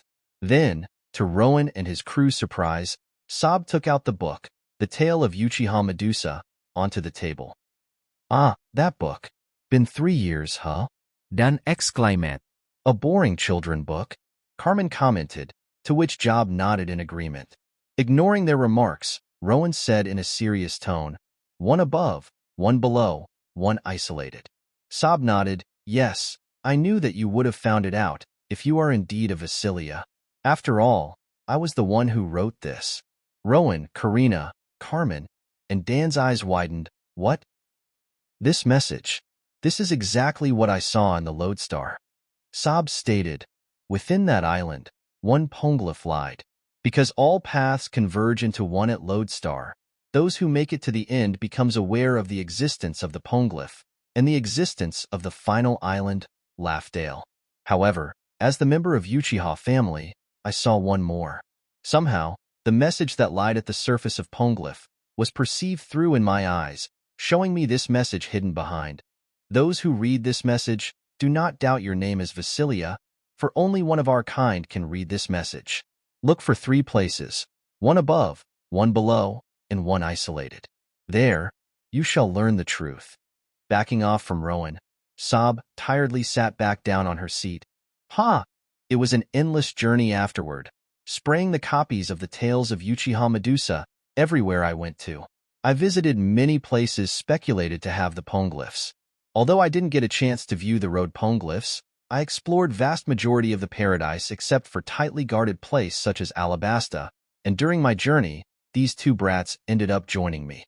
In the end, I did manage to find out one place among 3, one isolated. I saw the message with my own eyes. With her arms crossed, Sob stated, The world of their own, isolated from the rest, the Fishman Island. Fishman. Karina, with concerned eyes, looked at Rowan. Arlong. Nami muttered with a cold sweat as the traumatic event of Arlong pirates haunted her. Rowan momentarily closed his eyes with the veins on his forehead popped out as the horrific scene of his family being brutally slain in front of his eyes was replayed in his head. Calm down. Remember, the hatred that you bear isn't directed to the entire fishmen and their kind, but solely to the Arlong pirates. Don't harm the innocents because of this matter. Taking a deep breath in, Rowan calmed himself down as he opened his eyes back up. Is anything wrong? Sob raised her eyebrow upon seeing Rowan, Karina, and Nami's reactions. Rowan shook his head. No. Fishman Island is a place that we have to go through anyway. I will check the poneglyph when we reach there. Sob nodded as she brought her finger up. You must, but let me tell you what I read there. It said, the duality of a man. Immortal, or in shortened form, Emu. Call it in reverse, and his name becomes Umi. Who exactly is this man? The one who received an immortal surgery through the wielder of op fruit. The one who came from the very beginning of time, through the wielder of time fruit. The one who owns the might of human fruit, model. Umi, the god of sea. A ferocious being, where even the fully awakened ability of the eyes of Gorgon failed to achieve the victory against. Do not confront him, descendant of Vasilia. Joy Boy is our only hope. Hide, and wait for the day of liberation. Everyone, except for Sob, Job, and Mob, weren't able to conceal their shock. Immortal. Rowan massaged his temple. A suiting name for him, eh? Urich grinned in a cold sweat. This is no joke. Forget Enel. Here is the true god. Enel? Carmen tilted her head. You mean that lightning prick that Captain killed? Urich nodded, before stopping in midway as he turned his head slowly. W? In response, Dan raised his right hand up, which crackled in blue lightning. Urich's jaw opened wide and eyes popped out comically. Is someone like him even defeatable? Karina muttered. And how is it that we've never heard of him until now? Why is he hiding himself? Sob spoke up seriously, for the achievement of his ideal, absolute control. To him, there still exists one anomaly, which is the man named Joy Boy according to the context here. And, judging by the name value of Vasilia, the moment we are discovered, we won't be able to imagine how he would act. But the stone tablet in Alabasta said that Joy Boy will fail. If it's false, great, I don't mind. Joy Boy will win. However, what if it was saying the truth? If it indeed is truth, it's probably up to me. My failure will lead to the obliteration of me and all of my people. Rowan, who thought that he's gotten considerably strong, couldn't help but laugh hollowly. I still have to grow stronger, huh? As they calmed down, Robin, with her hand raised up, spoke up in inquiry. I have a question to ask. Sob nodded. Go ahead. The poneglyphs that tell the history, and the other ones that were made for the message purposes, and now, the road poneglyphs that you talked of. What are they for? You seem to be quite experienced in this regard. Sob gazed at Robin keenly. I can read the ancient language, after all. What? Sob's jaw opened wide. How? I see. Nico Robin the Devil Child. I've heard of you before. Taking another deep breath, Sob stated in a firm tone. The purpose of the road poneglyphs is none other than to tell you the very location of the Laughdale, the final island of the world, where One Piece lies. Rowan felt like getting a headache. It was simply too much information. Gazing around the room, he saw the similarly tired expressions from his crew. Let's end it here. Sabaody Archipelago. Yo, you must be Cat Swindler Nojiko. A man with white hat and goatee, Trafalgar D. Waterlaw, approached Nojiko, who was standing in caution. Trafalgar Law. Nojiko muttered as she quickly transformed her hands into cat-like paws, to which Law chuckled while raising his hands up. Damn, what business does one of the supernovas have with me? A man with 200 million bellies, known to have eaten an extremely dangerous fruit known as op fruit. I have to retreat somehow. Relax. I'm not here to fight you. Law said casually as he flicked a crumbled ball of paper to Nojiko. Instead, I'm here to strike you an offer. An offer? Nojiko said with narrowed eyes as she caught the crumbled ball of paper. That contains the code for the Din Din Mushi of my ship. Call us when you are in danger, and I shall come to your help. And what do you gain through this bargain? Law grinned. I want you to do one thing for me, which I will tell you when the time comes. It isn't anything hard, so don't worry. What do you say? Nojiko was about to reject in suspicion, however, had to stop midway. If I reject the offer here, will he attack me? She has heard quite some rumors regarding this man. The surgeon of death. Cutting, dividing, and manipulating with people's bodies like toys. She couldn't fathom of what would happen if she rejected. Heh, take your time to decide. Law, placing his hands within his pockets, turned around and began to walk away. Once you call me, the deal is on. Nojiko stood in her spot, confused. What's that man thinking? After gazing at Law's figure for a few seconds, Nojiko clicked her tongue as she turned back. The situation isn't as good as I initially believed. With Nami's exposure in Marineford, many seem to have become interested with our crew. Currently, there were 3 rumors that were going around in Sabaody Archipelago. 1. Grimheart Rowan is the childhood friend of Cat Swindler, Nojiko, and Cat Burglar, Nami. 2. The wealth that the Grimheart pirates possess is astounding. 3. If any of them is caught, Grimheart will pay heftily to buy them back. With the money-hungry pirates and bounty hunters chasing after them everywhere, the Twin Cats pirates began to face many troubles. Nojiko thought of sailing out to the sea, but once they did so, she didn't know in what ways they could meet up with the Grimheart pirates. Rowan, Nami, please hurry. In the middle of the sea, turn left. Turn left now.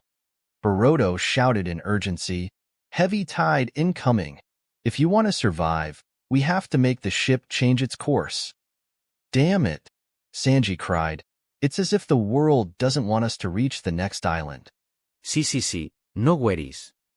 Luffy grinned as he too took a part in helping the crew. No matter how harsh, nothing can stop us from reaching the next island. Onto the Jinrin.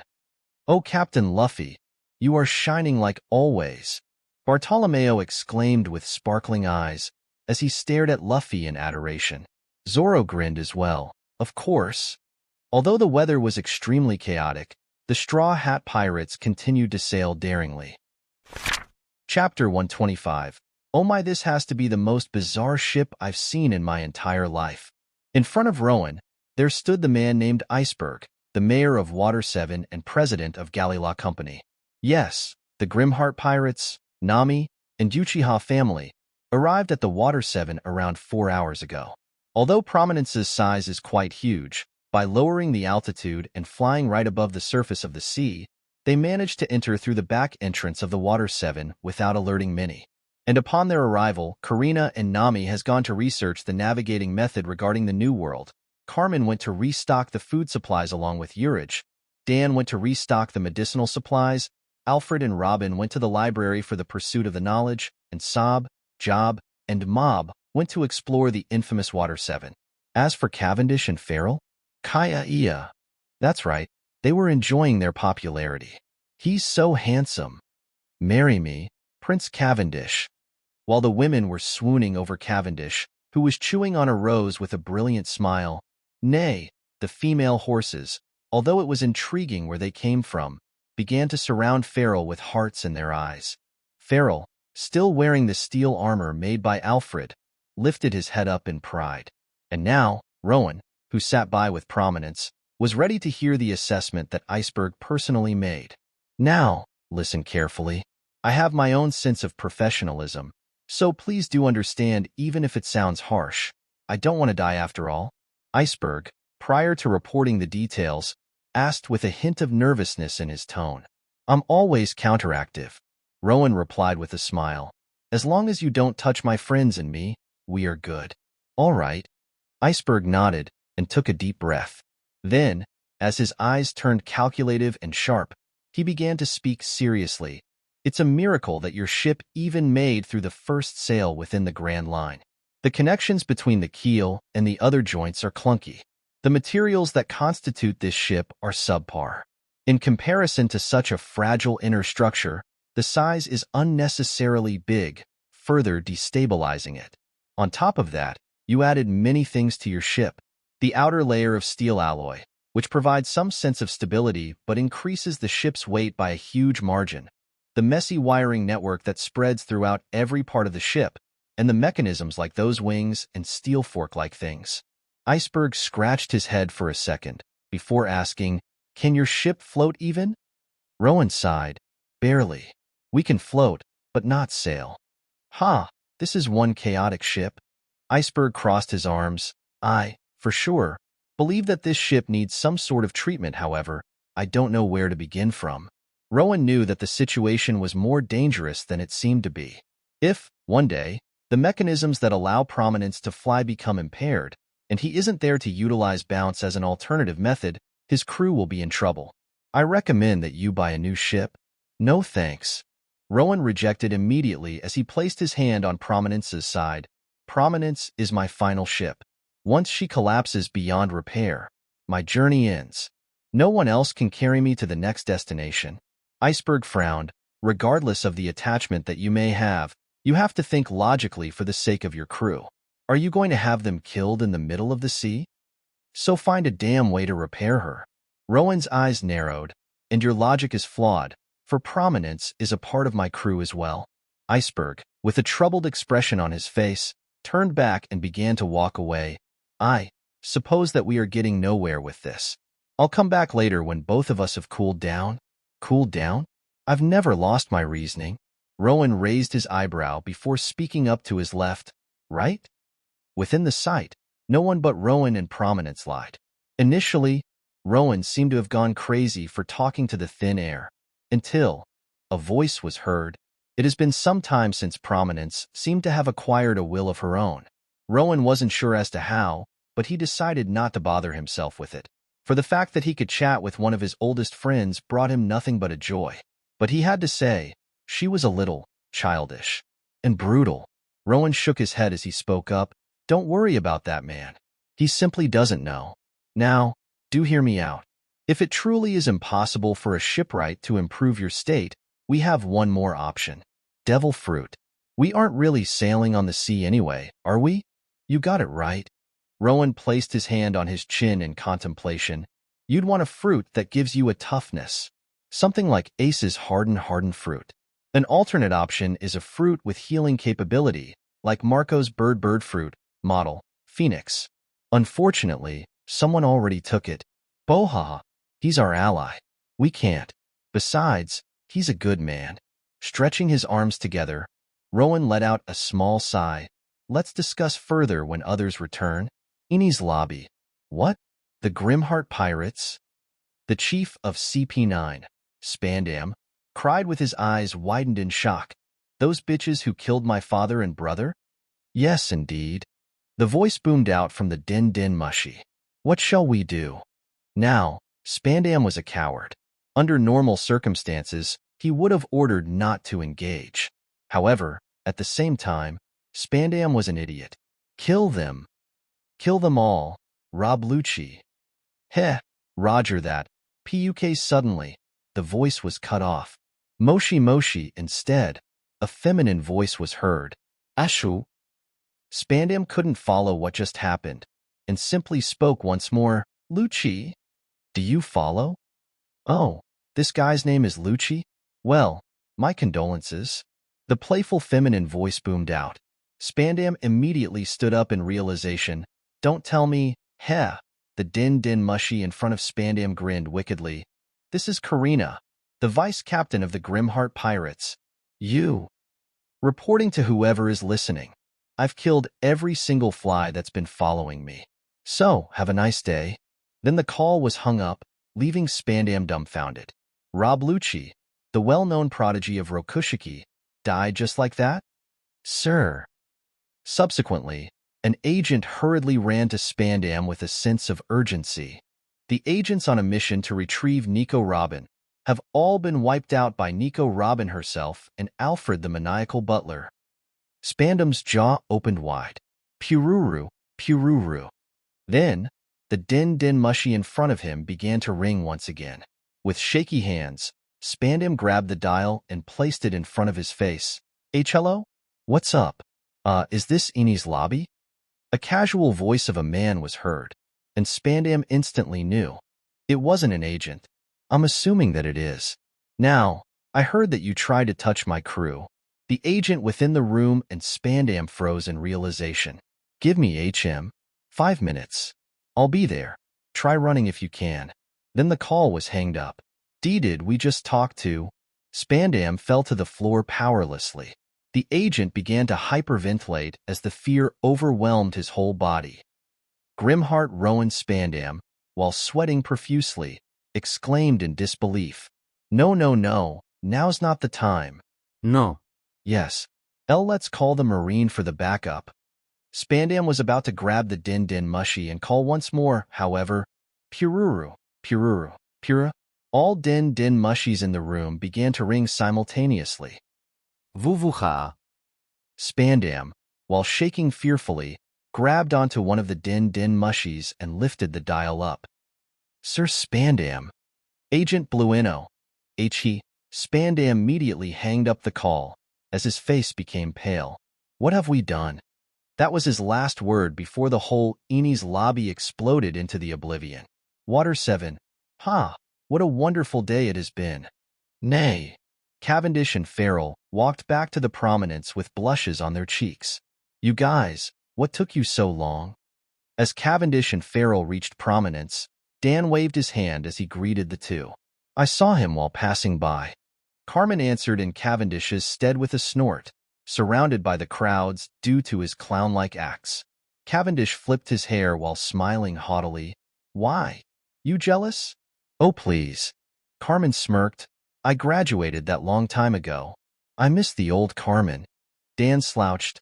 Now, the only thing that remains is the practicality-loving menace.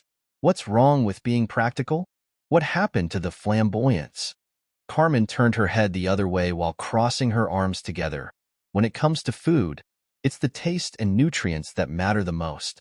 Similarly, flamboyance or flashiness is not but a clown's wish to stand out. Gwahaha. She simply can't admit that I'm more popular than her. Cavendish, placing his hands on his waist, stated with a wide grin. Anyway, where is Captain? Karina, who was gazing at the new log pose with 3 needles, raised her head up and answered, Enies lobby. Huh? Why? We were attacked. Karina replied as she gazed at Robin and Urich. Around 50? I think that's how many I killed today. I think they were after me. Robin said in a grim tone. Therefore, we defeated them, however. It seems that Captain Rowan has become angry for us for such an event. Alfred carried on. He stated that he will be back in 15 minutes and went on his way. Cipher Pauls, eh? Sob clicked her tongue in annoyance. Those cockroaches, they are the same as always. Job and Mob stared at each other upon hearing Sob's words, before shrugging. Oh, damn. Cavendish's eyes shook. Enies lobby is fucked. Nami tilted her head in confusion as she heard Cavendish's claim. The whole Enies lobby? The more she thought, the more impossible it seemed. Not the whole thing, right? I mean, it's really big, so. Even if it's Rowan, there's no way. Nami stopped midway as she saw the Grimheart pirates, with the exception of Urich, gazing back at her with a deadpan. Huh. Marine Ford, what? Sengoku, while sitting next to Garp's hospital bed, lifted up the dial as the Din Din Mushy rang. Fleet Admiral Sengoku. 5 minutes ago. Although it doesn't sound possible. The whole Enies lobby seemed to have been destroyed into the ruins. Say that again. Sengoku was so done with this already. Enies lobby. From the Din Din Mushy, the Marine soldier gulped, has disappeared from the map. Sengoku groaned. How? The culprit is speculated to be none other than Grimheart Rowan. Sengoku immediately hung up and stood up from his chair. Where are you going, Sengoku? Garp asked while chewing on his rice cracker. Then, to Garp's shock, Sengoku snatched the rice cracker from him and began to chew with a deep frown. Hey! I'm going to resign my position right now. Sengoku, with his mouth full of the rice cracker, turned around and stormed off in stress. I quit. Garp stared at Sengoku with jaw open wide, before sighing, Grimheart, that kid is worse than Ace and Luffy. This petty brat. Stop destroying everything in your way. Enies lobby, done. Rowan said while huffing slightly. If Enies lobby attempts to harm Robin, then the best solution is to make it disappear. For the past 5 minutes after his arrival, what he's been doing was simple. Non-stop pummeling into the Enies lobby. Call him dumb. However, he had to show them. He had to show them that he doesn't go easy when his crew member is involved in the matter. As for the agents who sank along with the island, if they survive, they survive. If they die, they die.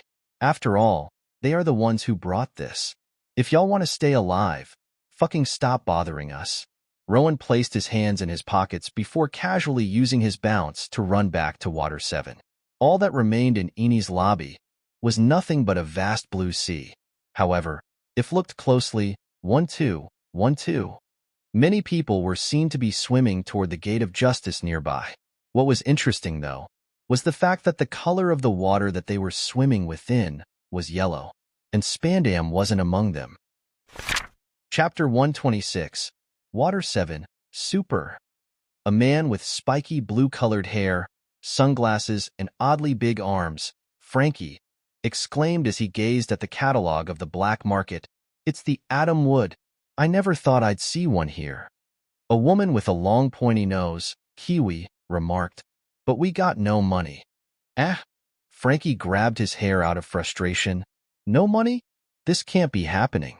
This is a once-in-a-lifetime chance." Then, hey, what is that gigantic ship hiding behind the corner, Aniki?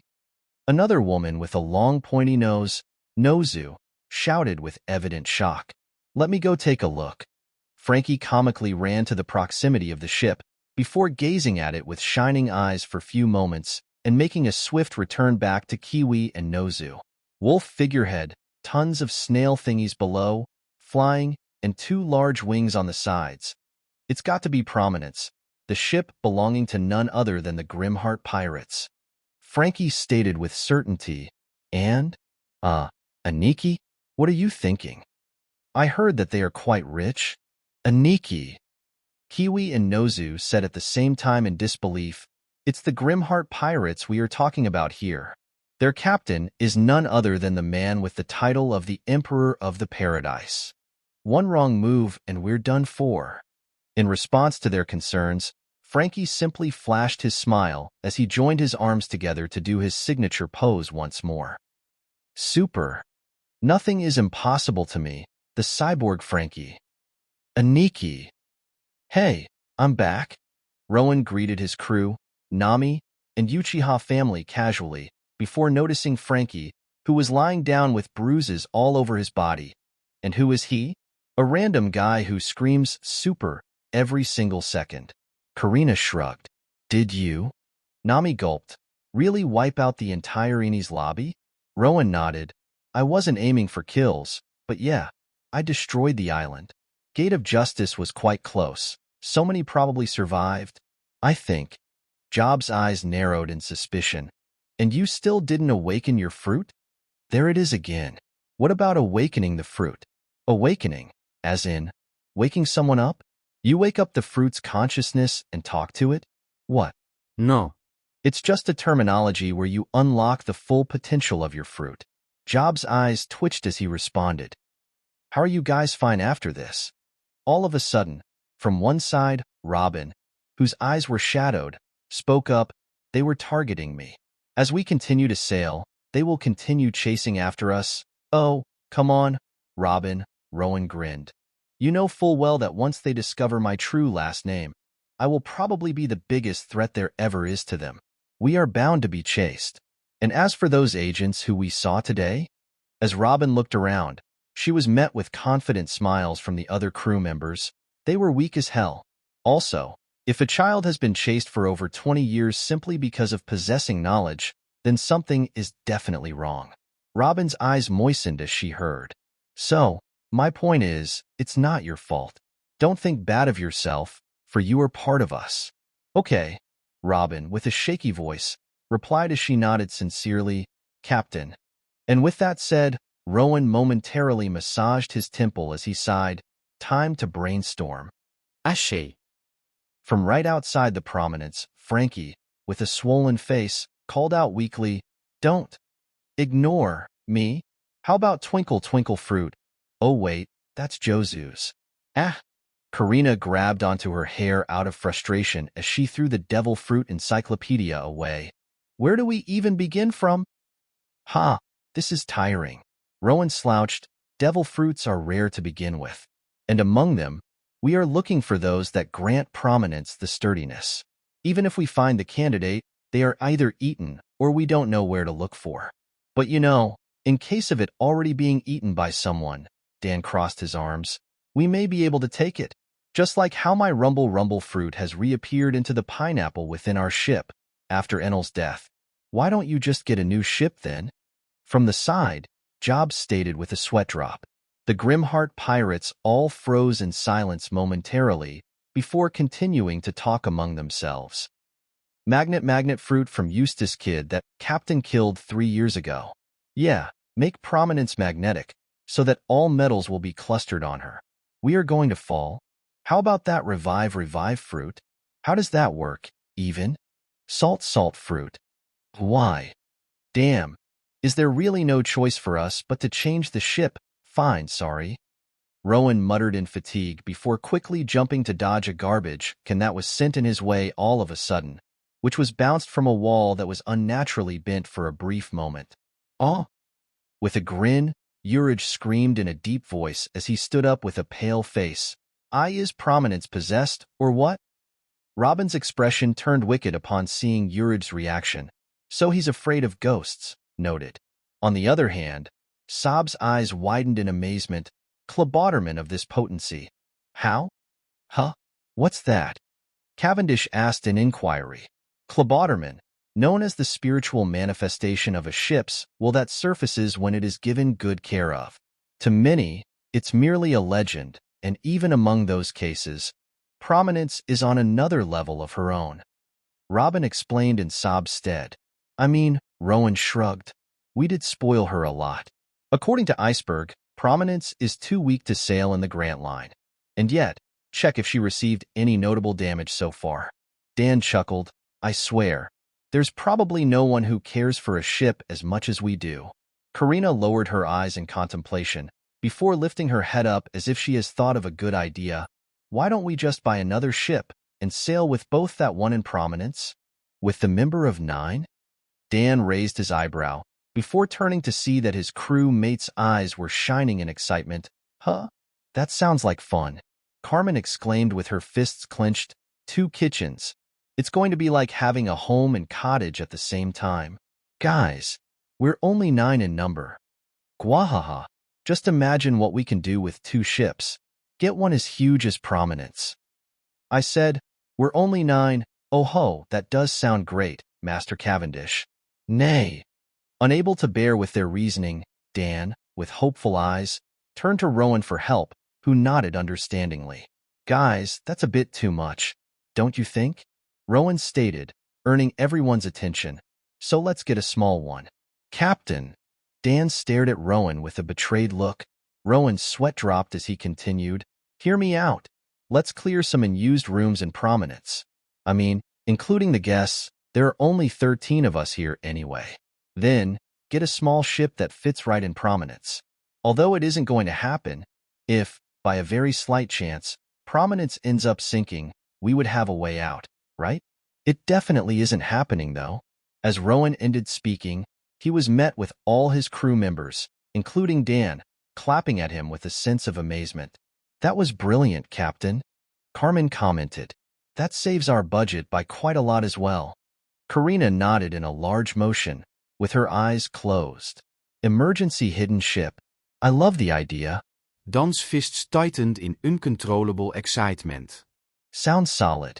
From the side, Job nodded as he placed his hand under his chin.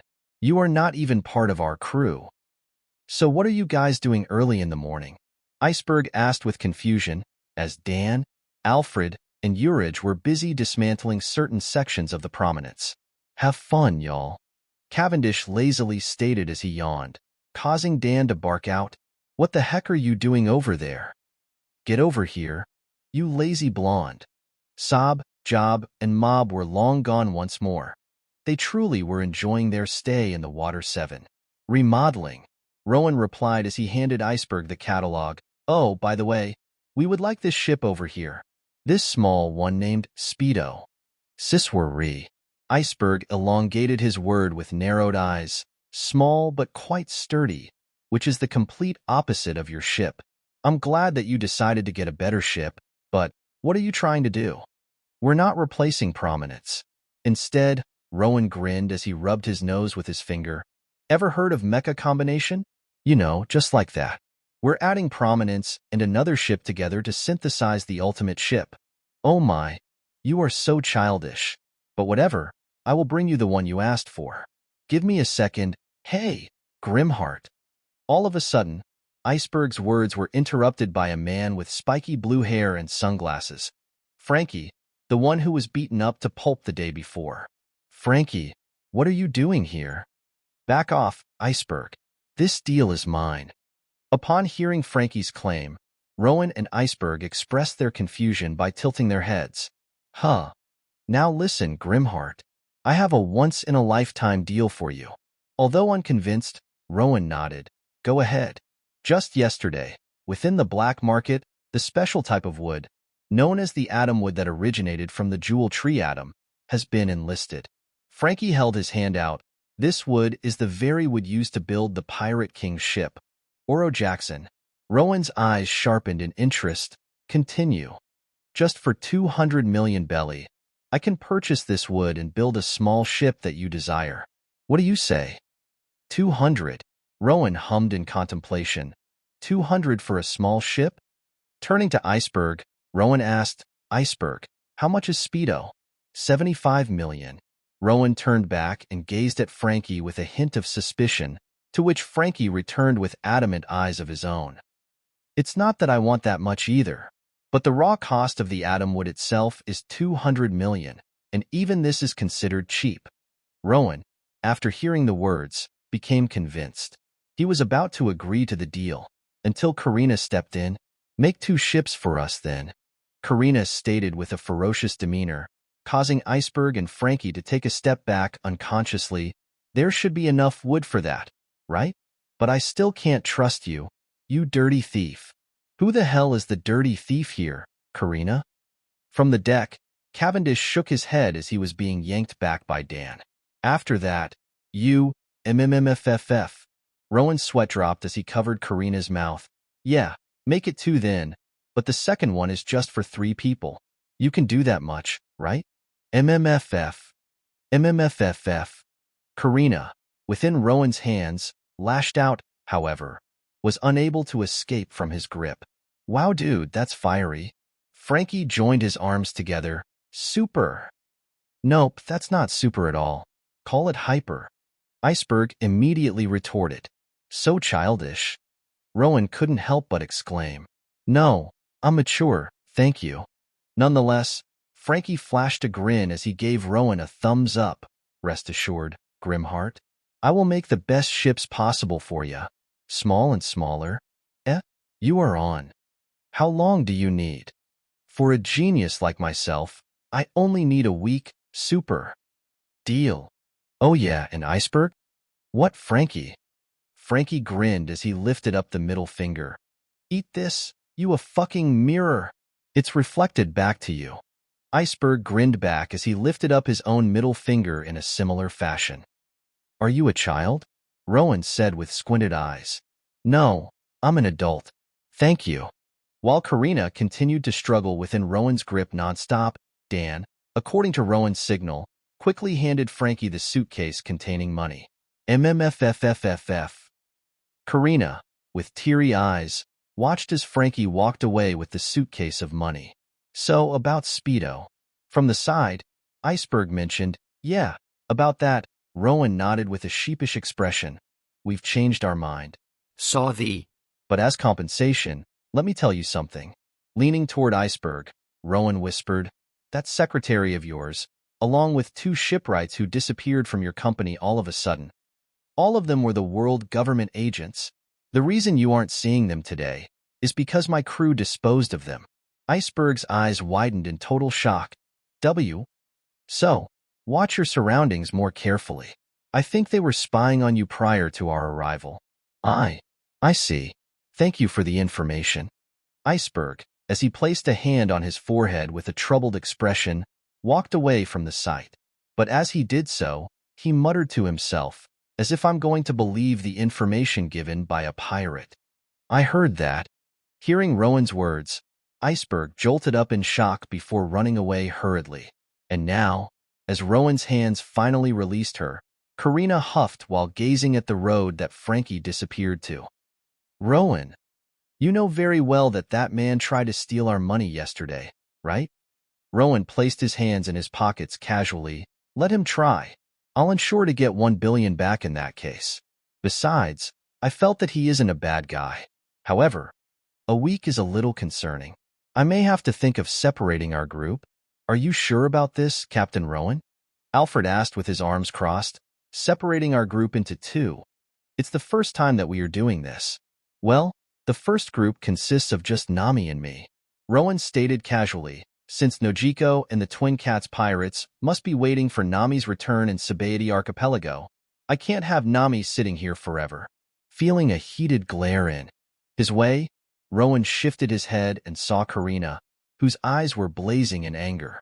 You know full well that you are needed here, Karina, Rowan said as he brushed her hair gently.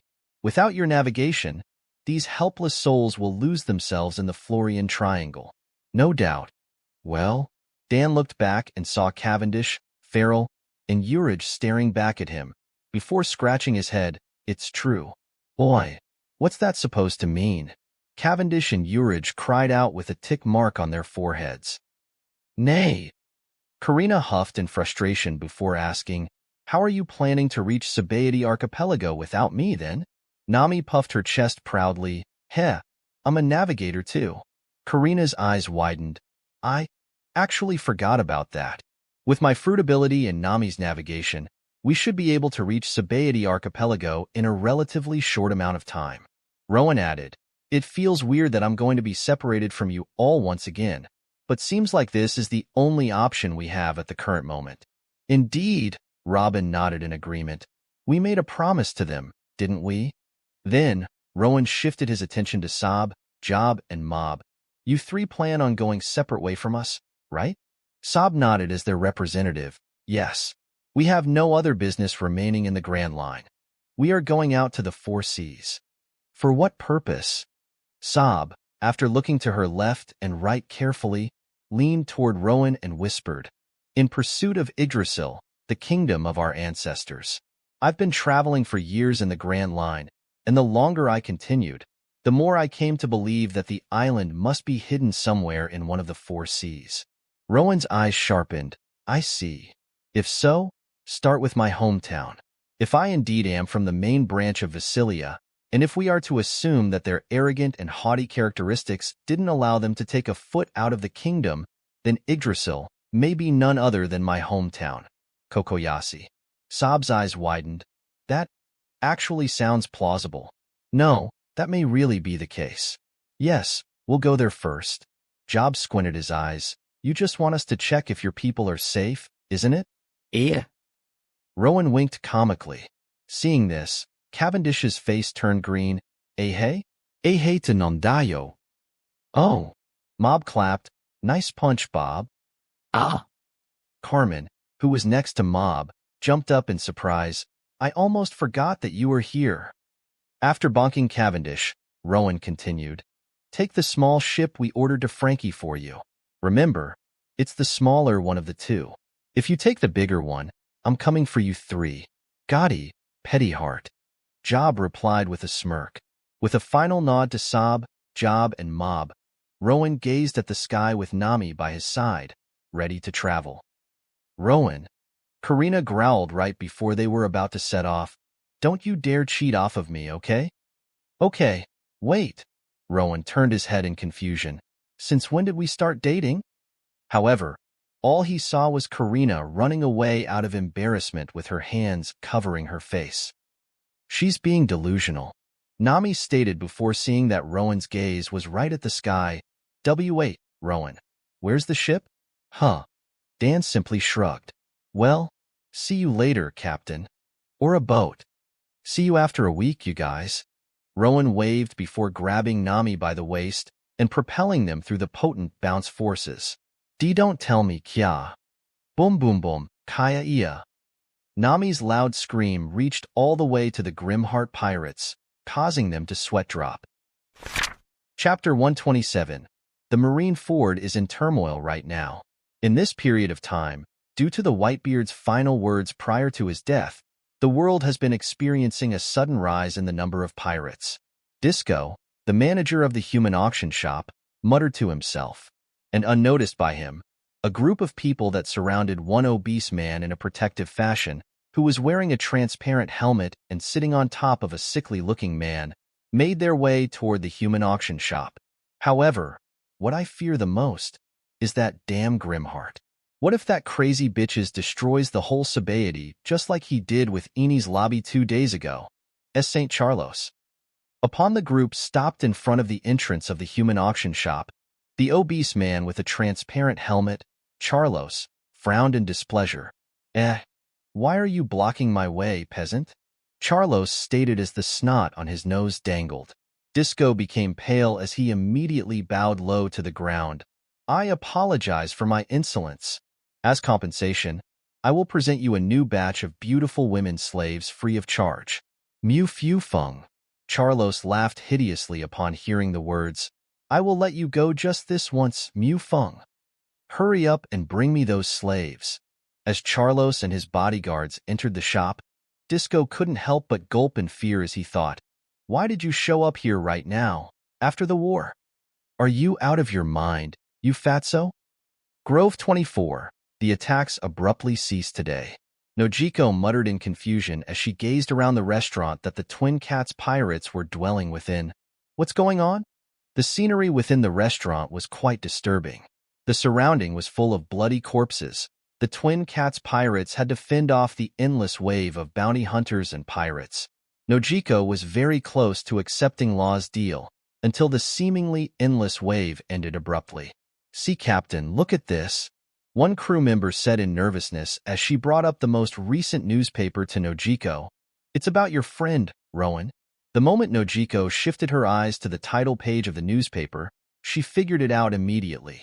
The complete decimation of Eni's lobby? What? Nojiko's jaw dropped in shock. Grimheart Rowan, the one-man buster call. What have you done, Rowan? Now, almost everyone who tried to hunt us, after reading news, seemed to have retreated immediately. Do you know why? Spadina whispered. The reason why Rowan destroyed Eni's lobby in the first place was because the Cypher Pole agents were chasing after his crew.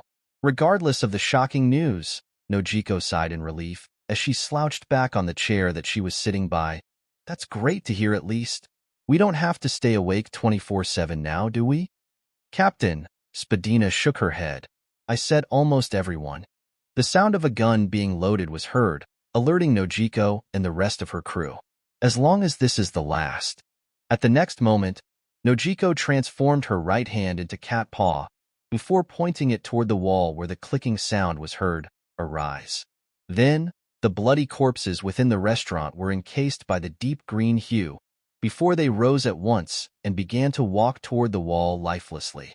Blue, oh, for fuck's sake, Sophie, Nojiko groaned, stop vomiting. Grove 66, is that true? One Marine officer asked in a shaky tone, as if unable to believe what he just heard. Yes, even though it may sound untrue, it's happening right now. The voice within Din Din Mushi shouted in disbelief. All the noteworthy rookies, termed as the supernovas, are here. 7 super rookies, consisting of Surgeon of Death, Trafalgar Law, 200 million belly. Roar of the Sea Scratchman Apul, 198 million belly. Capone, gang, BG, 138, 000, 000 belly. Magician, Basil Hawkins, 249,000,000 belly. Red Flag X Drake, 222 million belly. Big Eater, Jewelry Bonnie, 140 million belly. And finally, Epitome of Greed, Davy Jean, 377 million belly. The Marine officer listed the profiles in a cold sweat. Even Sentamara-san isn't here, due to his injuries from the war. How are we supposed to fend them off? Listen, that's not what you should be focusing on right now. The voice in Din Din Mushi stated, St. Charlos and Grove 1 right now. What? If something were to happen to him, we're screwed. The Marine officer felt like crying right now. Nonetheless, he spoke up once more. One more thing. Where are those Grimheart pirates again? Water 7. All right, all right. At least they won't be here for some time. Grove 27. Captain, what now? A bear-like mink, Beepo, said nervously. It turned out that the Twin Cats pirates don't need our help anymore. How else will we make a connection with the Grimheart pirates? Law placed a hand on his chin. Him destroying the whole Eni's lobby out of a blue wasn't in my plan. What an eccentric man. But don't worry, Beepo. Twin Cats still need our help. Huh. Beepo tilted his head questioningly. In Grove 22, there is one particular pirate crew who has made through the seventh path of the paradise. Their captain is known for extreme violence and greed, Davy Jane. Law grinned. A woman full of ego. Someone like her won't bother with the name value of Grimheart Rowan, but will think first in such a way. How do I take everything that Grimheart has for myself? Beepo scratched his head. How? Don't expect too much intelligence from her. She is barbaric and overall very bold. For someone of her personality, I can only think of one solution. Grove 22. Capture the captain of the Twin Cats pirates, Nojiko.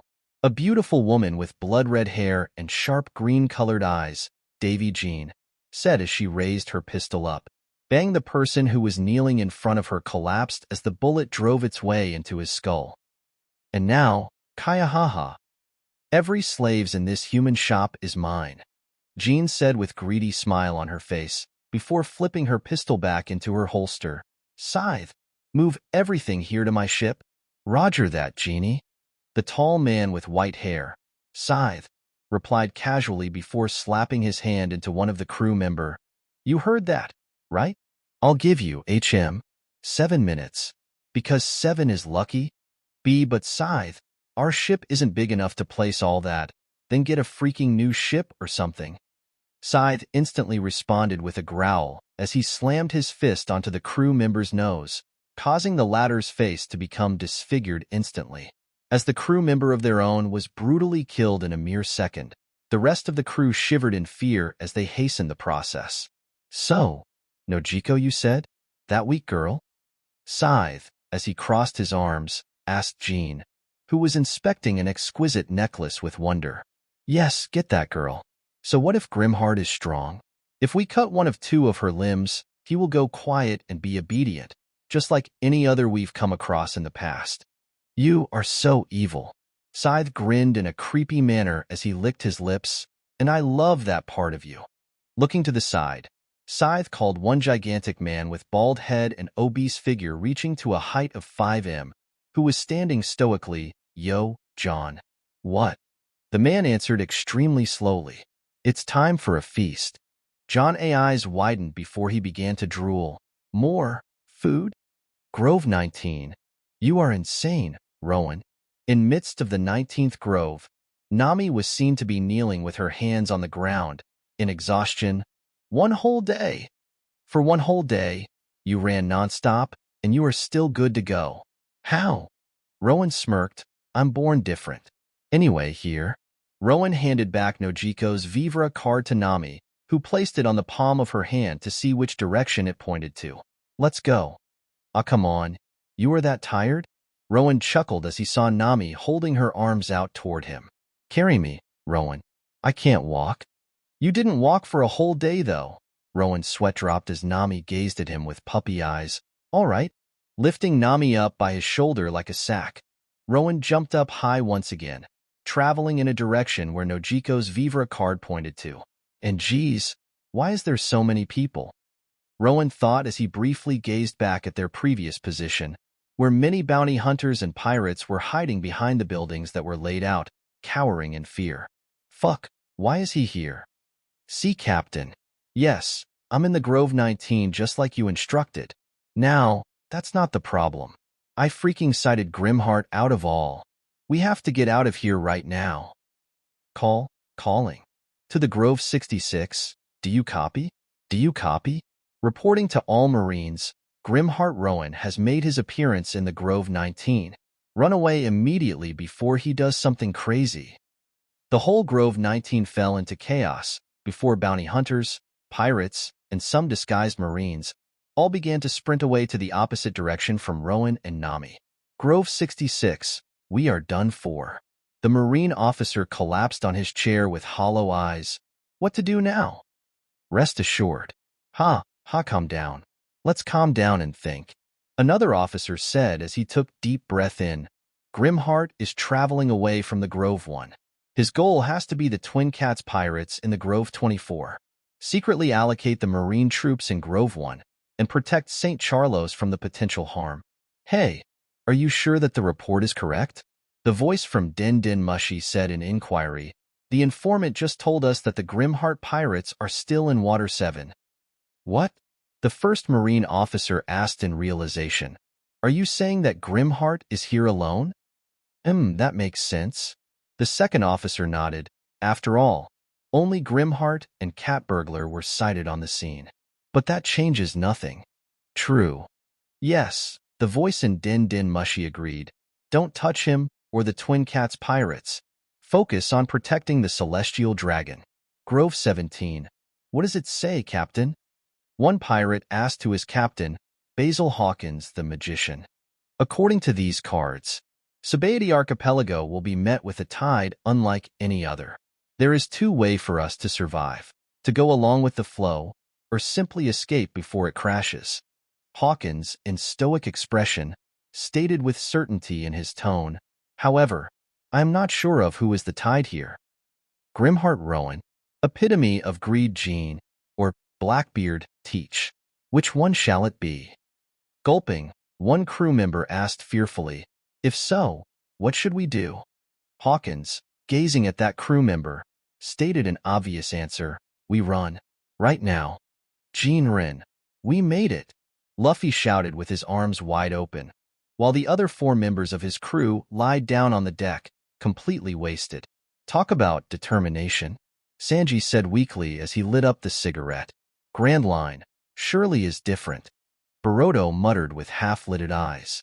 Guys, we finally made it, thanks to our mighty Captain Luffy.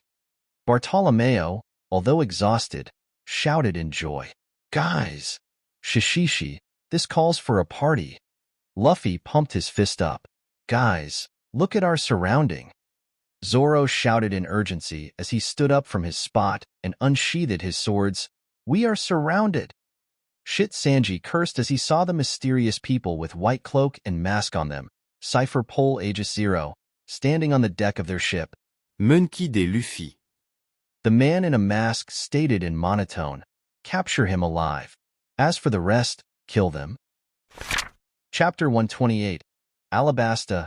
Phew. It's so hot in here.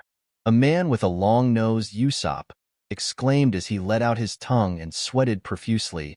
Dr. Chopper, I think I need that water right now, or else I will die.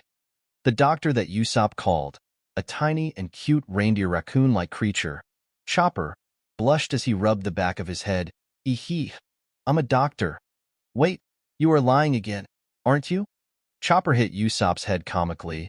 We need to save water as much as we can. Besides, why are you carrying all those unnecessary things under your cloak? Of course it will cause you to use a lot of energy to move around.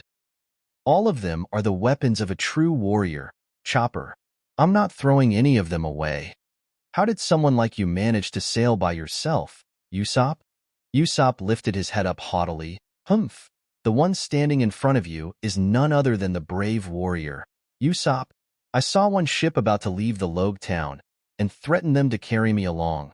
Huh, is that a giant scorpion? Believe it or not, it was true.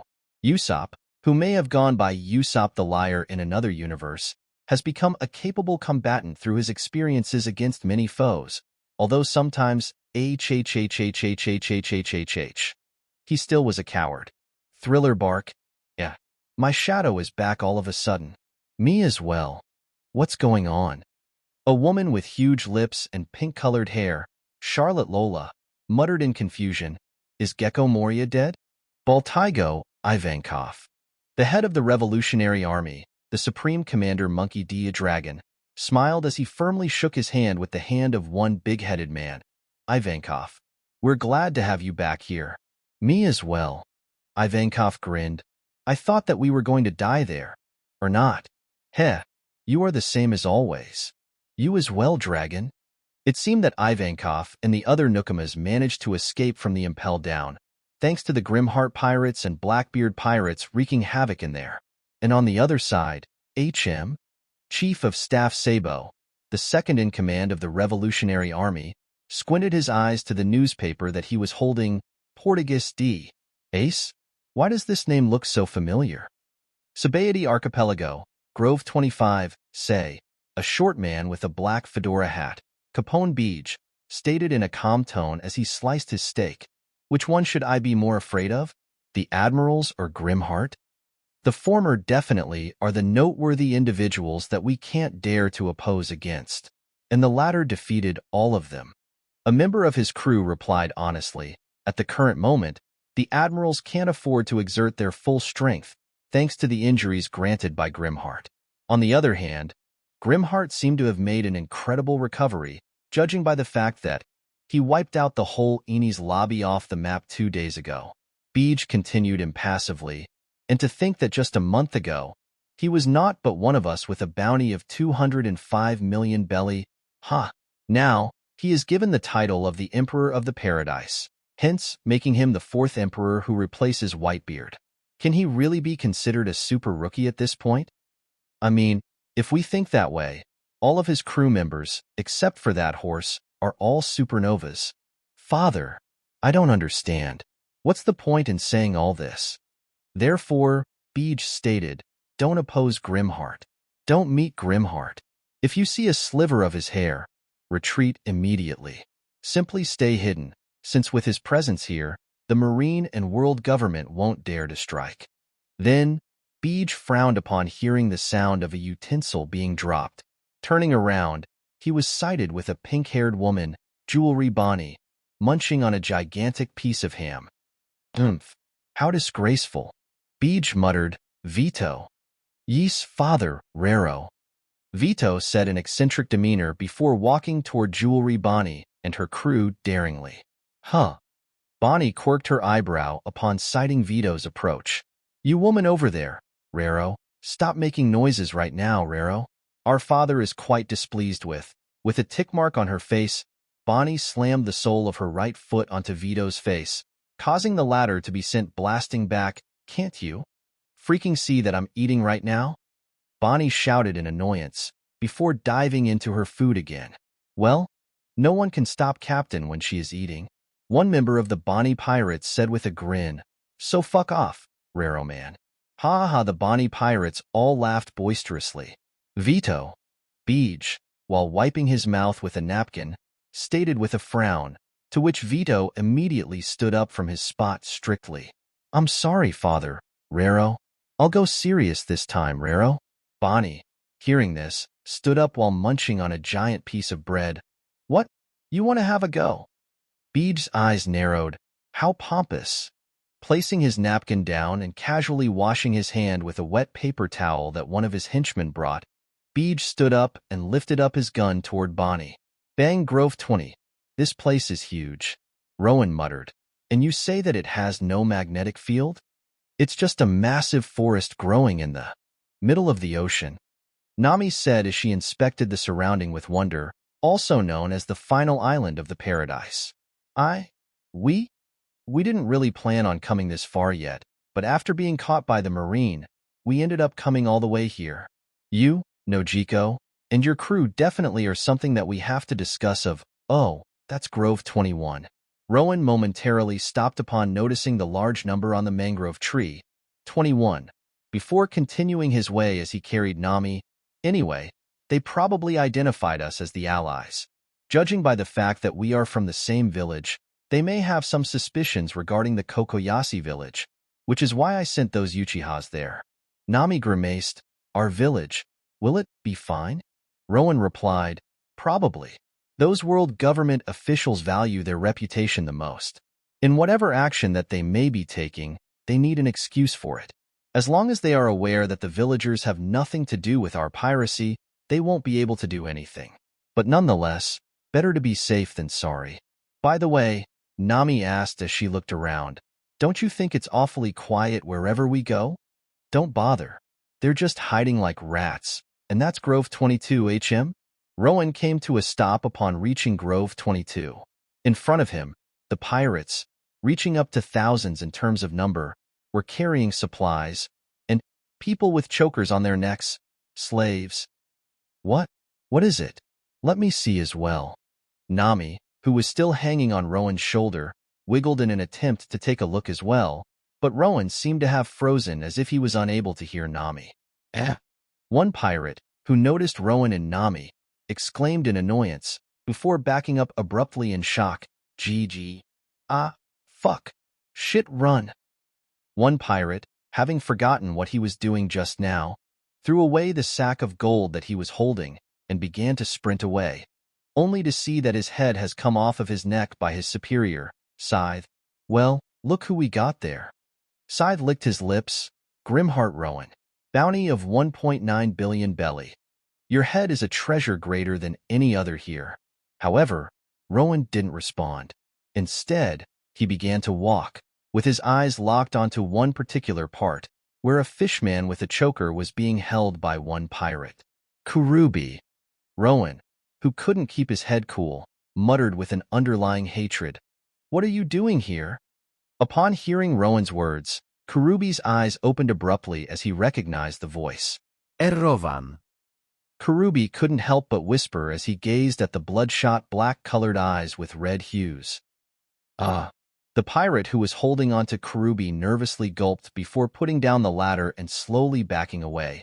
Swoosh, only to have his head cut off by Scythe, just like his other crew mate. Full of useless buffoons, eh? Scythe growled. No wonder your captain handed you all in one go. Fucking scam. This is why I told Jean to watch who we pick for the Davyback fight. Karubi? Upon getting herself off of frozen Rowan, Nami too saw Karubi's weakened form. No way. Rowan couldn't help it. The man who killed his family, even if it was based on Arlong's order, was right in front of his eyes. In the past, he made sure to pay back all the mistreatments that he received. Arlong, who overtook the Cocoyasi village and ruled it with tyranny, died. Rolly Fleet, who betrayed him and became the loyal dogs of the world government, died. Mad Treasure, whose intervention resulted in him being imprisoned and his first crew being wiped out, died. And now, there remained one final piece of his revenge, the one who directly killed his family. So you don't deserve it. With nothing but an absolute fury, Rowan stated in a low tone as he gazed at Karubi, who was bowing down with his head on the ground. I'm sorry, Rowan, for what I have done. Karubi stated weakly. After I finally returned here, did I realize what you guys were forced to go through.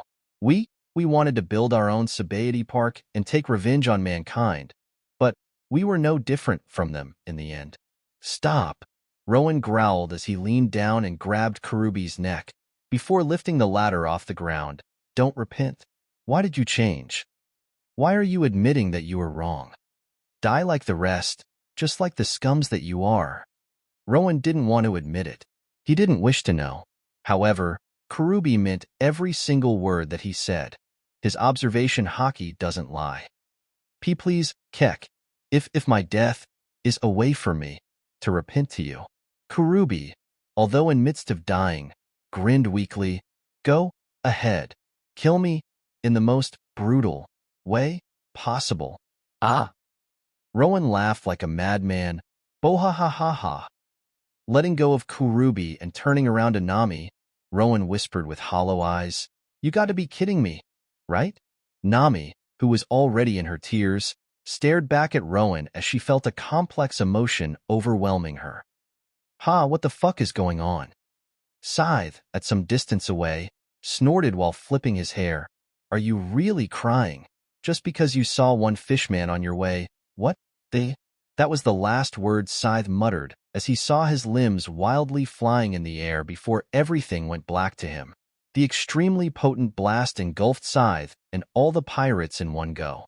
Their bodies were dismantled into pieces before being blasted back all the way to the sea at the outskirt of Sabayati Archipelago. Interestingly enough, all the slaves among them weren't harmed. One slave exclaimed in a hoarse voice as he looked around, Where did they go?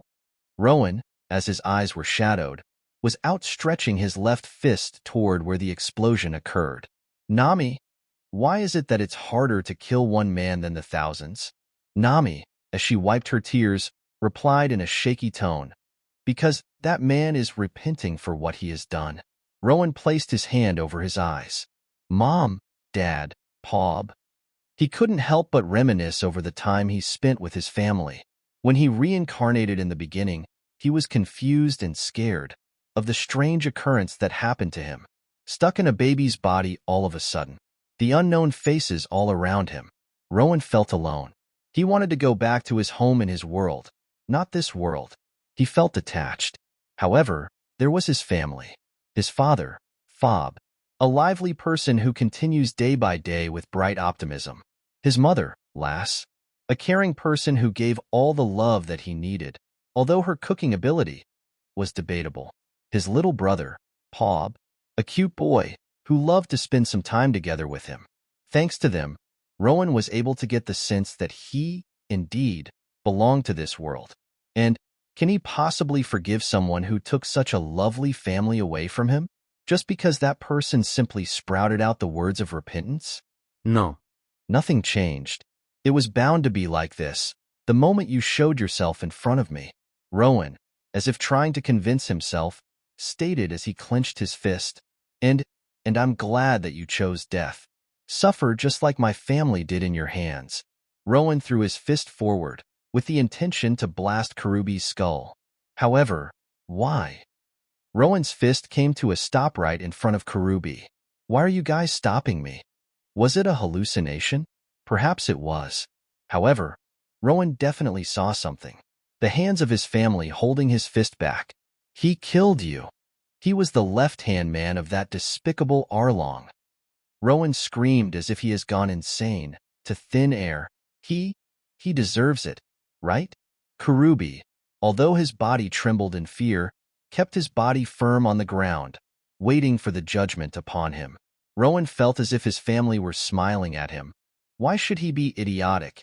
After killing a countless number of people already, why should he act against all reasons, which all suggest that he should kill Karubi? However, for once, Rowan decided to act otherwise. It was unfitting for someone with the title of the Demon of the East Blue and Grimheart, and yet, in the final moment, Rowan's action wasn't an act of revenge. If you truly are repenting for your action, suffer. Live a life harsher than death. Go to each and every single villager of Cocoyasi and their forgiveness over and over again, until they forgive you. If they cut your limbs, so be it. If they hit you, so be it. Whatever they may do to you, take it without any complaint. Rowan's Conqueror's haki exploded out domineeringly as he lowered his left arm. His purple-colored eyes that were glowing under his bangs, which strangely seemed to be giving off a reddish gleam, glared down at Karubi. Karubi lowered his body further as low as he can, to an extent where his whole face was touching the ground. Yes, I will. If, in the end, you manage to earn their forgiveness, so be it. Rowan, as his eyes changed back to black and his Conqueror's haki died down, turned back and walked away from Karubi in a wobbly fashion. He felt exhausted from his emotional outburst. From his side, Nami, after giving one final look at Karubi, supported Rowan by placing his arm behind her shoulder and walked away with him. Karubi going back to Cocoyasi should be okay, with Sob, Job, and Mob there. Rowan. Nami. Karubi, although weak and the choker still intact on him, shouted as loud as he can with his eyes full of tears, "Thank you. I won't betray your trust. I will return to Cocoyasi no matter what." Rowan didn't respond, but continued to walk away with Nami to Grove 22. Was this the right thing to do? Rowan didn't know. Everything happened so abruptly, and Rowan wasn't capable of thinking at the current moment. In the end, Rowan simply acted in such a way because he wanted to, and nothing more. But, for an unknown reason, he felt as if an invisible burden was lifted up from him. Let's go and find your crew. That's the end of this tale for now. Thank you for watching, and I'll see you in part 6. Peace.